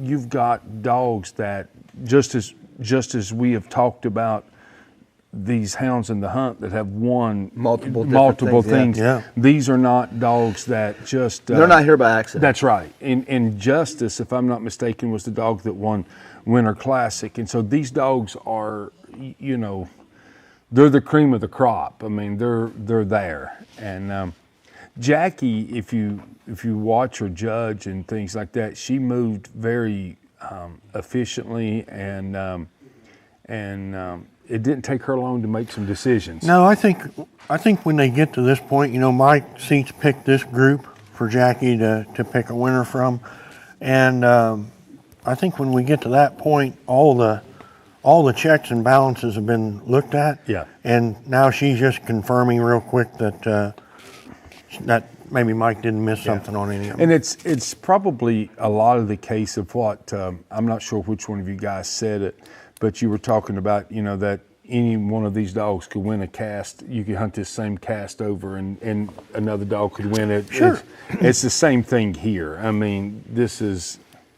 You wouldn't think that they would have good days and bad days, but they do have good days and bad days. That's blue right there. And at this level, you've heard even judges talk about, you're splitting hairs. Hairs, yeah. It's that close, you know what I mean? Mm-hmm. And it may come down to, and again, I'm not a bench show expert, but, you hear, the little bit I have watched it and that is, it may come down to how one moved on the ground on that particular day, that kind of thing. Some fine looking animals right there, I'm telling you. And so that's our footage. We might see the female part, I'm not sure, but we know eventually blue was chosen there, the black and tan male. And then the female, same process, same motion, and the plot female was was chosen. If we don't have the opportunity to see it tonight, everything will be up on the YouTube channel for folks to be able to go and to watch it. But again, congratulations to Dave and Kelly Myers and Blue, and Scott and Connie Hogan and their plot female. Great run to both of those. And so go take some time, check it out. Know that these folks put a lot of work and a lot of effort into it, and they're very successful at one thing you see about the bench show, it's slightly more family oriented. Yeah. Because it's throughout the day, and this fairgrounds was full of youngsters today, husbands, wives, and you don't quite get that feeling when it comes to get dark. But this year we did have a 17-year-old make the top 108. Yeah. And you had two younger. Had two young, yeah, that's right. Yeah. Two kids we had from, two younger. From Pennsylvania. He made the top 27. Yes. There was two kids. Okay, I think we got. All right, so we're going to pick some video apart here. So let's see what we got here. All hammers with the male winners ready to go. We hear audio. There we go. There we go. Yeah. You don't have all right, to.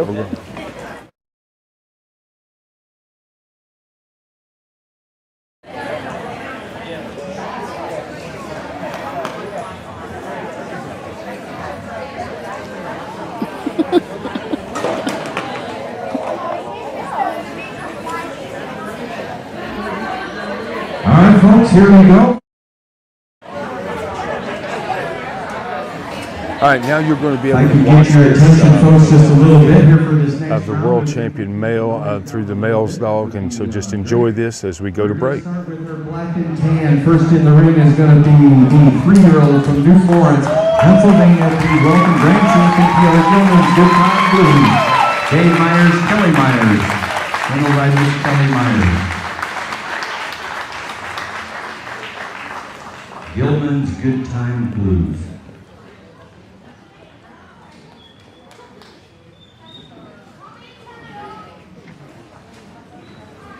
Next up is going to be the American Leopard Hound. This is going to be the 3-year-old from Louisa, Virginia, field champion and confirmation champion, grand champion to Dark Knight Risking at Track.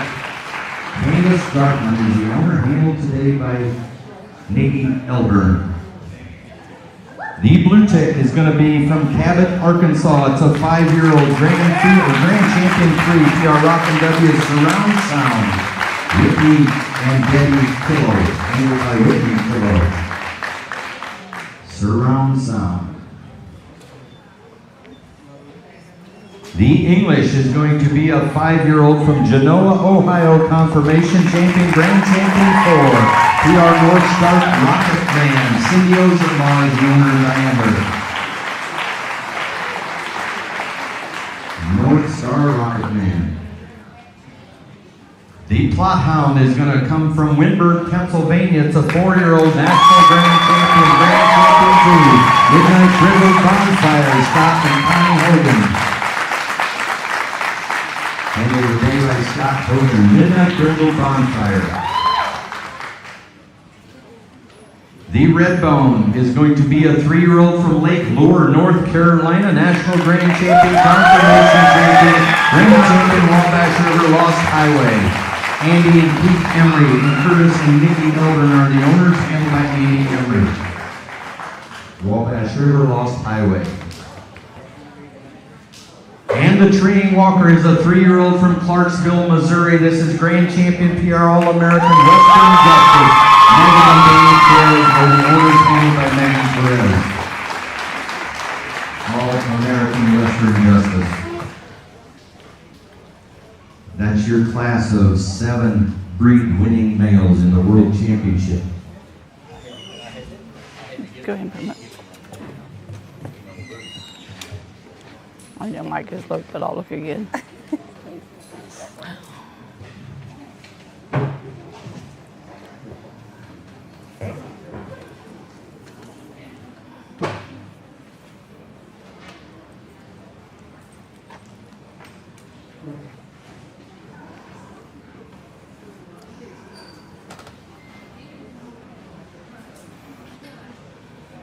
them all facing the same way?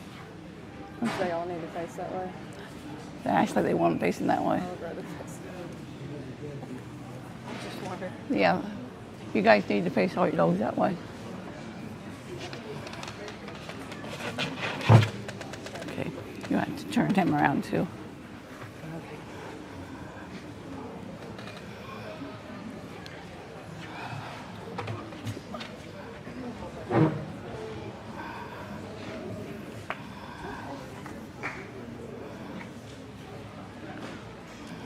I know you got him set up, but they want them all that way. That's okay. It's okay.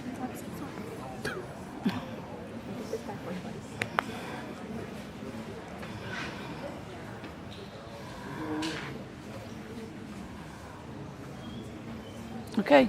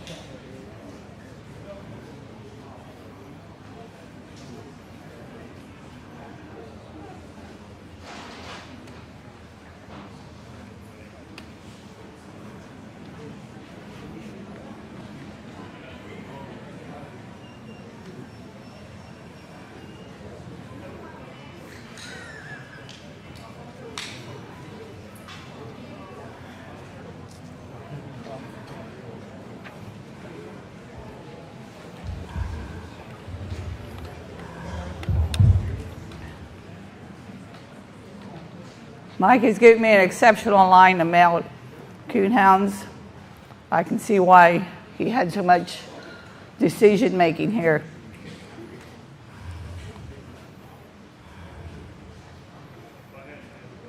Today I'm going with the black and tan.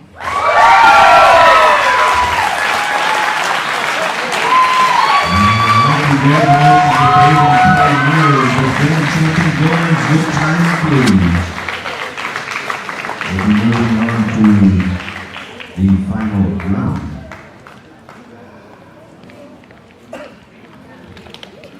Oh, good. Tough job, huh?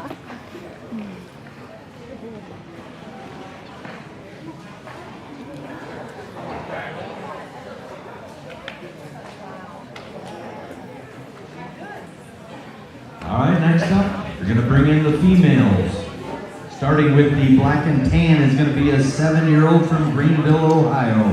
This is Grand Champion PR Margaritaville Soul of a Storm, owned and handled by Joe Powers.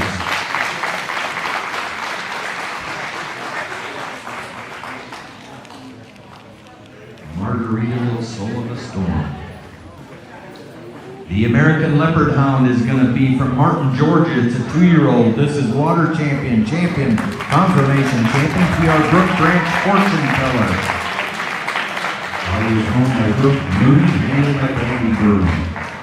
Handled by Corey Hall today. Brook Branch Fortune Teller. Next up is going to be the Blue Tick. This is going to be a dog's not even 1 year of age yet. From Worcester, Ohio, the Cat Creek Top Shelf 10. Richie and Amy McDonald are the owners, handled by Amy.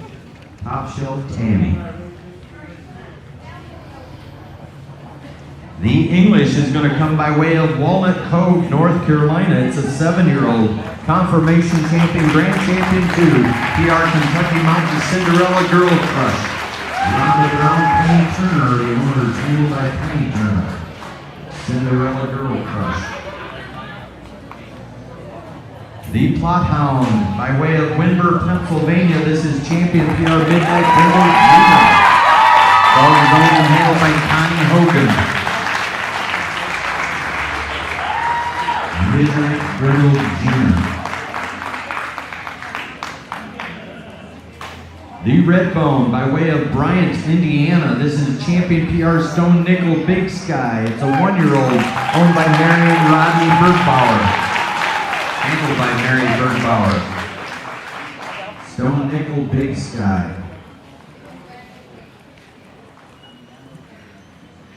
And the Tree Walker is going to be a 2-year-old from Broadnax, Virginia. This is confirmation champion, grand champion for PR Skyline and Review. They're the double. Bridget Perry and Beth Jenkins are the owners, handled by Bridget Perry. Skyline and Leaveview, Dare the Devil. Okay, put them up.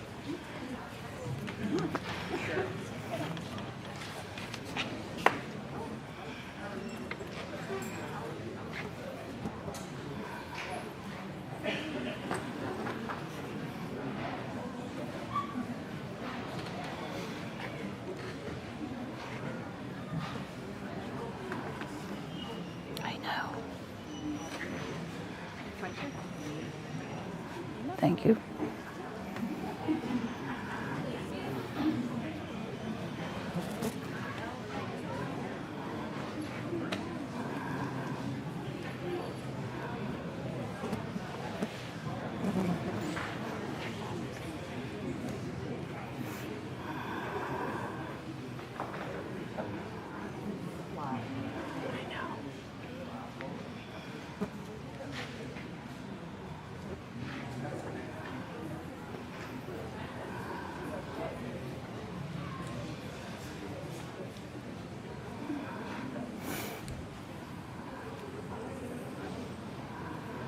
Alrighty.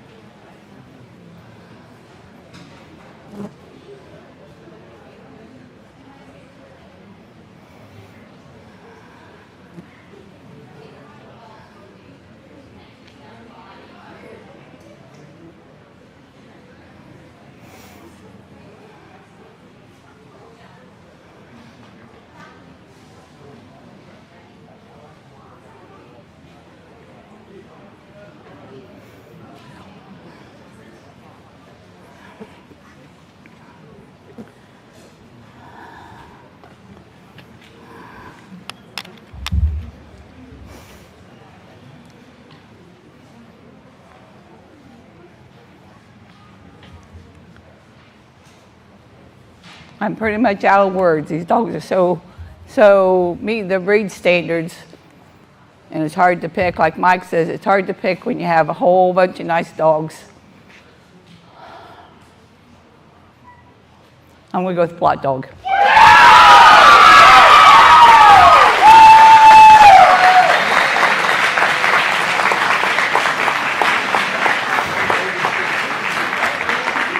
Congratulations to Connie Hogan with Champion PR Midnight Brindle Gina.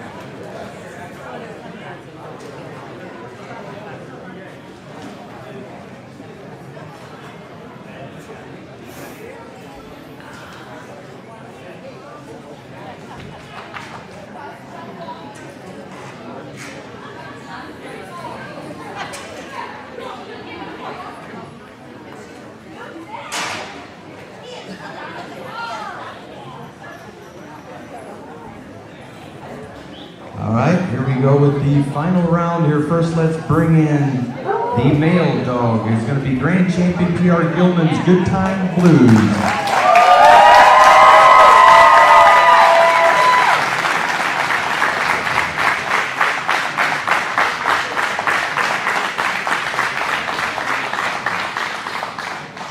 Blues is a 3-year-old that's owned by Dave and Kelly Myers of New Florence, Pennsylvania. Next up, the female is going to be Champion PR Midnight Brindle Gina.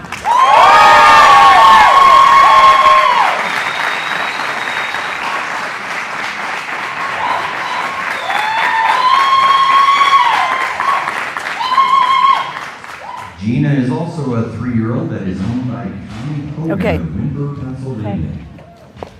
Yeah, just go over there.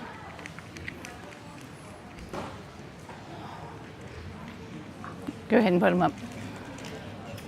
The first dog selected here will be the world champion, and then we'll name the opposite sex. The winner will receive a jacket from UKC and Eukanuba, a $100 gift certificate, a Pathfinder 2 telemetry system, and 3 bags of Eukanuba dog food. Opposite sex will also receive a $100 gift certificate from Corvus, a Pathfinder 2 telemetry system, and 3 bags of Eukanuba dog food.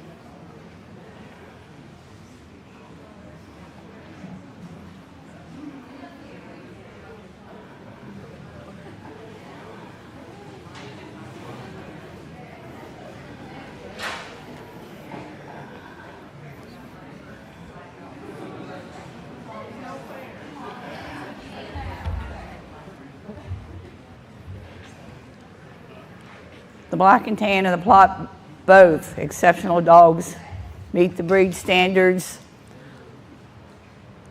I'm going to go with the black and tan. All right, our world champion is going to be Grand Champion PR Gilman's Good Time Blues. Congratulations to Dave Myers, Kelly Myers from New Florence, Pennsylvania. Also put your hands together for opposite sex winners. Connie Hogan of Windber, Pennsylvania.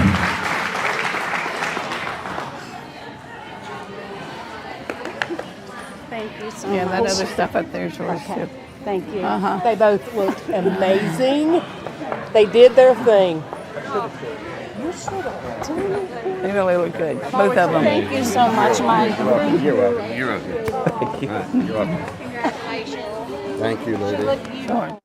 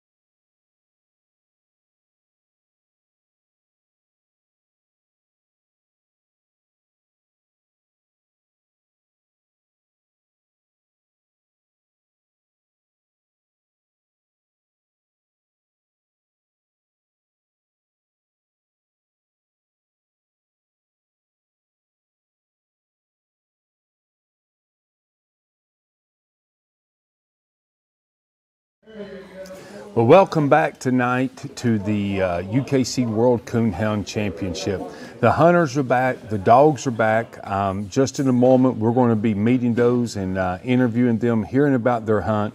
But before we do that, we want to just remind you to go to the UKC website, UKC Dogs website, and check out the Pro Slam format, the hunts, the upcoming events through the Pro Slams and the opportunities there. Please go check that out.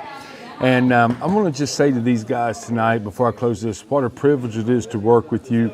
And before we do anything else, we got to give the fan favorite one chance. We've heard about the hat being requested. So did you just find that tonight? I got all like of a sudden? 70 texts of people wanting to see the hat. We've got the hat on. It's very comparable to what Steve's wearing, but they look almost identical. You'd only wish. Yeah, you only wish. Hasn't it been a great weekend? It's been very. I'm telling you, it's been a great weekend. The weather's cooperated with us. The hounds have cooperated. The raccoons have cooperated with us. It just seems to get a little better each time we try this. And we're doing something that nobody else is even doing out here in this sport. And I'm excited to work with you guys. Proud to be working with you guys. Steve, great time again as always.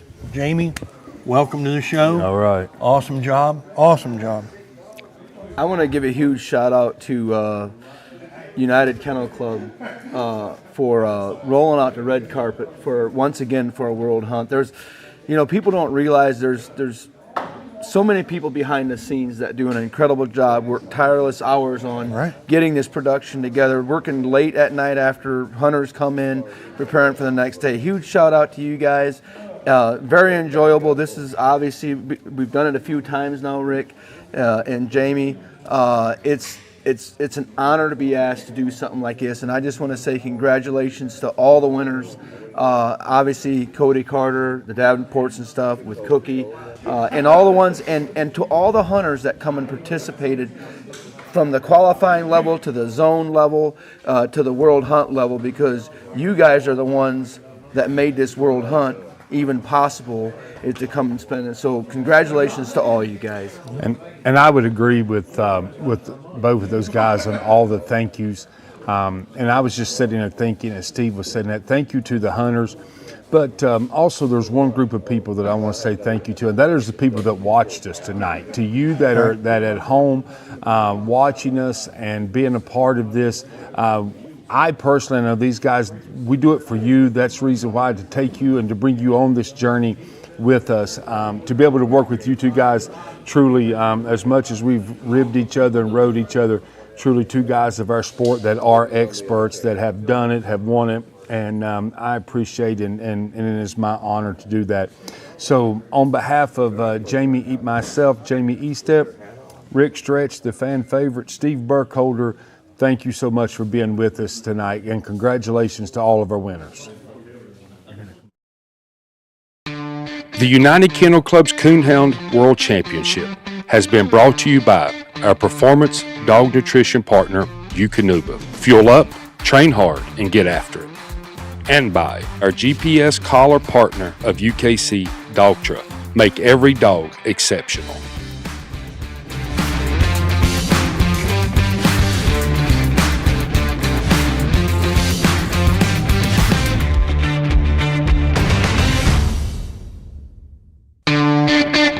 Check out the United Kennel Club online store for all of our magazine subscriptions and UKC merchandise. Go to shop.ukcdogs.com and you'll find all the best gear to support your UKC lifestyle. Snag a new hat, hoodie, or t-shirt and subscribe to our many publications, including our world-leading coonhound publication, Coonhound Bloodlines. We even have research pedigrees and rule books available to purchase. Why wait? Shop now.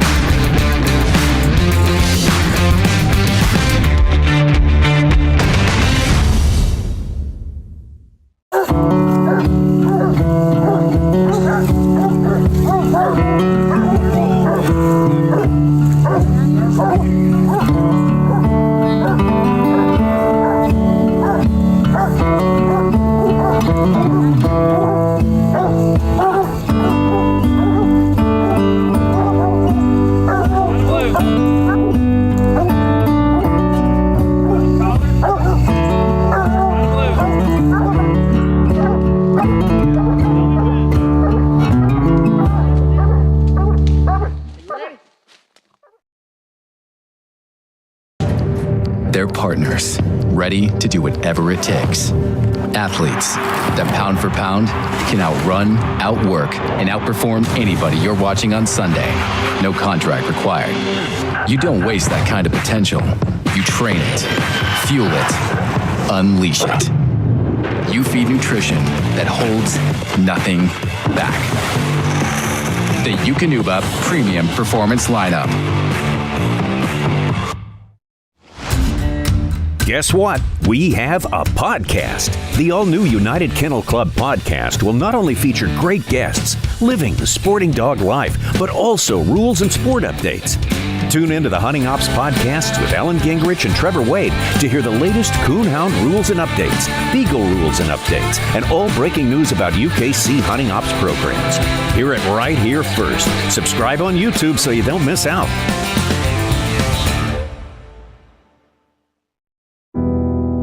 UKC celebrates 125 years in 2023. For a limited time, honor the history and legacy of your dog's line with the all-new 3-generation Heritage Display Pedigree. The Heritage Display Pedigree pays homage to UKC pedigrees of old with elegant modern touches. These pedigrees are meant to be framed, cherished, and passed down from generation to generation. Whether you have a highly recognized dog or simply want to pay tribute to that special dog from years ago, the Heritage Display Pedigree helps celebrate and recognize those who left their mark.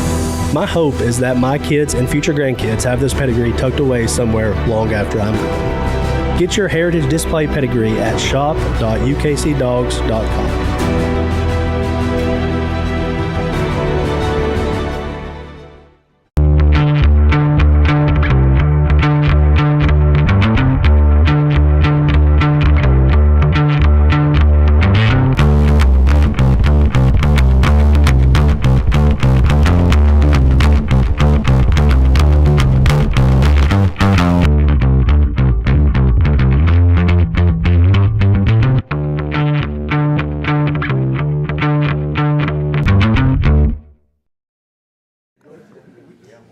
All right, well, welcome back, everybody, to the UKC Coonhound World Championships. My name is Jamie Estep, and I am joined by our third place winner tonight, Caleb Griffin, and Preacher Man here. This seems like this is a usual spot. You've been interviewed in the winner's circle here. I like it like that. You like it like that? I'm sure you do. He seems to be enjoying the light, or you rubbing on him one. I don't know which, but a little bit of both.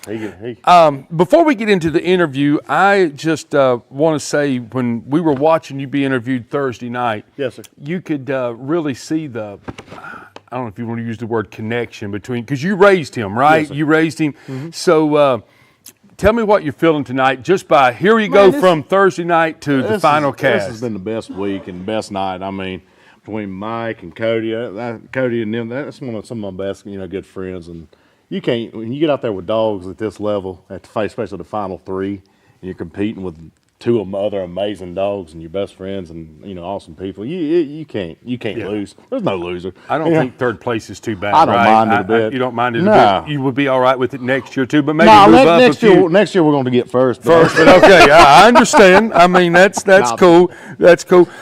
Tell us. I know I was talking to you a little bit before we went on camera, and you were describing, you were laughing, saying circle, circle, circle, and we could kind of tell you was in some thick stuff on Shining. Yeah. I think the one time we went to video, it looked like you were almost swinging on grapevines, trying to make some things happen. So you got to jump in there and back to the 40 and punt and help so out. tell us about your circles here. We all got struck pretty quick and everything like that, and he trailed all the way from California to here, He went to South Carolina and back. All the way around, and finally got treed in there. We got in there, it was just thick. One in place you could see about 20 feet up, but you couldn't really see the top, and there was a whole bunch of stuff coming off of it.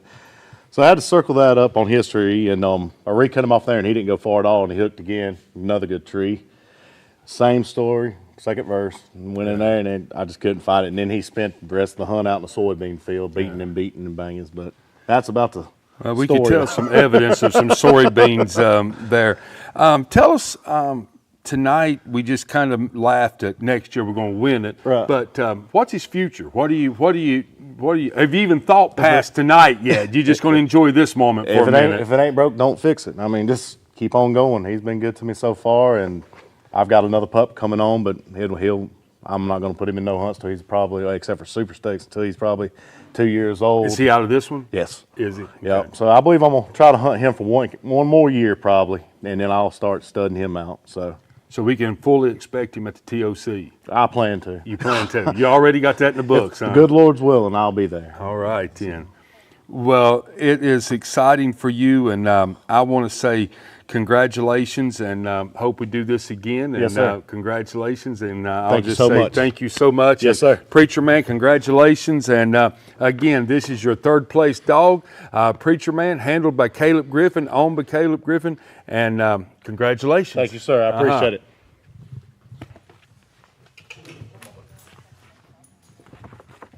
All right, our second place dog is coming in, and that is Bandit, handled by or owned by Jeremiah and Mike Nicely. Come on, Nisley, I think is how. We've been practicing that all night, man. So jump him up here. Tell us what we got. I'll hand this off to you, and we want to say congratulations as well. Tell us a little bit about your night. I know y'all got it going quick right off the bat with the 225, and it was a circle. And tell us about the night a little bit. Yeah, we had that first circle tree, and and then you kind of got in there, and you seen a lot of. He got deleted there because he probably was a little surprised on the cover. I would say that's probably not typical of him. Yep, I was kind of surprised by that. He was surprised about that one. And then he got you can see he got a coon treed. Yep, we did find one. Found one, and then he, I think it was after that one, he got treed pretty quick again. Yep, on the recut. On the treed pretty recut. quick. But I think last night that was pretty common of him. I think he got treed real quick on a tree last night, pretty quick, right? Yes, he did. On the recut and stuff. So, what's the plans for Bandit in the future? I have not really thought that far. You've not really thought. You're just enjoying this. Yes. Yes, so it's okay for, I mean, maybe not as good as first, but you'll take second? Absolutely. You'll take Absolutely. I'm happy to be here. You're happy to be here? Yes. Well, that's awesome. So I think Bandit's ready to go home. He says, I've had my picture taken enough, and he's looking at the crowd, and he's ready to go home. And so we just want to say congratulations to you and to the viewers. This is Bandit. He's your second place winner, and we're excited and want to wish him good luck and congratulations. So have a great time. Thank you.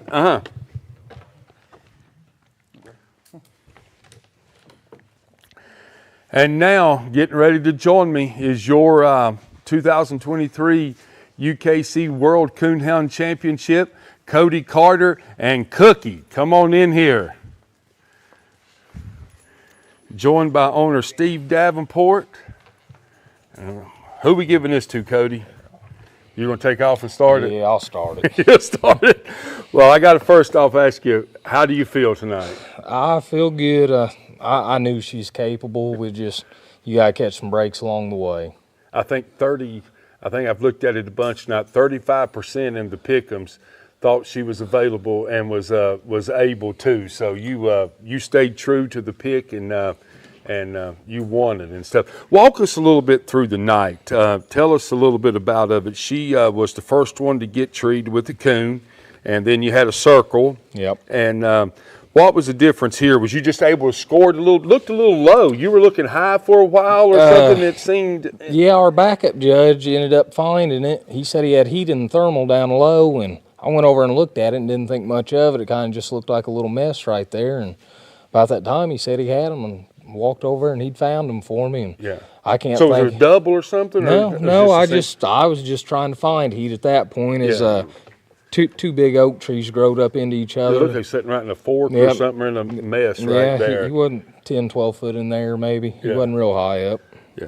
And so then you got you recut her, you got a circle, and you was probably in just a mess like everybody else at that point in time. No, she was actually on a lone oak tree on the edge of a slough, and I'll be honest, she probably just didn't have it. I mean, she thought she did, but I couldn't find anything on it. And then you recut her and got to final coon. Did she just get away from him and get treed there, or no? I think she's all in that pocket. She's probably about 75 yards from where she made that circle tree on another lone oak tree out on the edge of that slough. And had at that time. When you heard him say they had that, did you find it or did somebody else find it? I You found it. Yes, so what sir. was you thinking when you found it? It was a big relief because I knew Bandit was sitting through their treat again, and I knew I probably needed to have this one. So Yeah. it was a big relief. So let me jump to Steve here for just a second. To win it? Was you in the truck? Was you back in the truck? Yeah. Mhm. So you're kind of getting some play-by-plays, possibly hearing some All things. I can. Yeah. What was going through your mind? Just sitting back waiting for him to come back to the truck. Yeah. That's just, You knew you had the team right. I've been didn't running you? it 40-some years.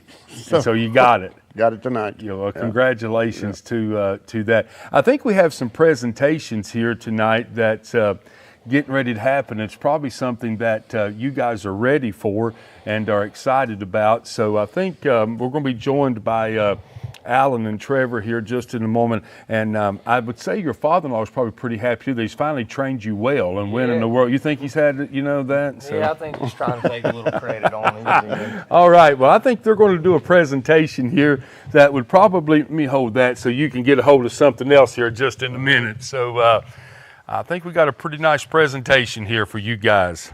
Yeah, Mr. Cody here. Congratulations on an exciting night for you. Dog looked really good. You had a good hunt. World Champion 2023. Congratulations. Thanks, Alan. We appreciate it. We'll set this down right here. Mr. Steve, congratulations. Thank you. Well, we want to just finish this up and again say congratulations to you. I hope you have get some rest. And what would be the future for her to let the viewers know for what's? Keep rolling on. He didn't take him long to answer that. So Yep, we'll be at another one probably next weekend. Next weekend? Yep. Hopefully back here next year. All right. Well, everybody, We this like is to your double up when we do. double up. Be the first one, I think, Well, right? It's been more. But Been more. Yeah. All right. Well, you heard it. The 2023 UKC World Coonhound Championship is champion is Snooky's Cookie, and from what they're saying, she's going to be at a town near you, and she's not finished. So, congratulations, guys. Anybody else that wants to get in this picture, they're welcome. All right. You want in, Murphy? Thank you, guys. All right, stay up here, guys, for pictures. Congratulations. Come on up.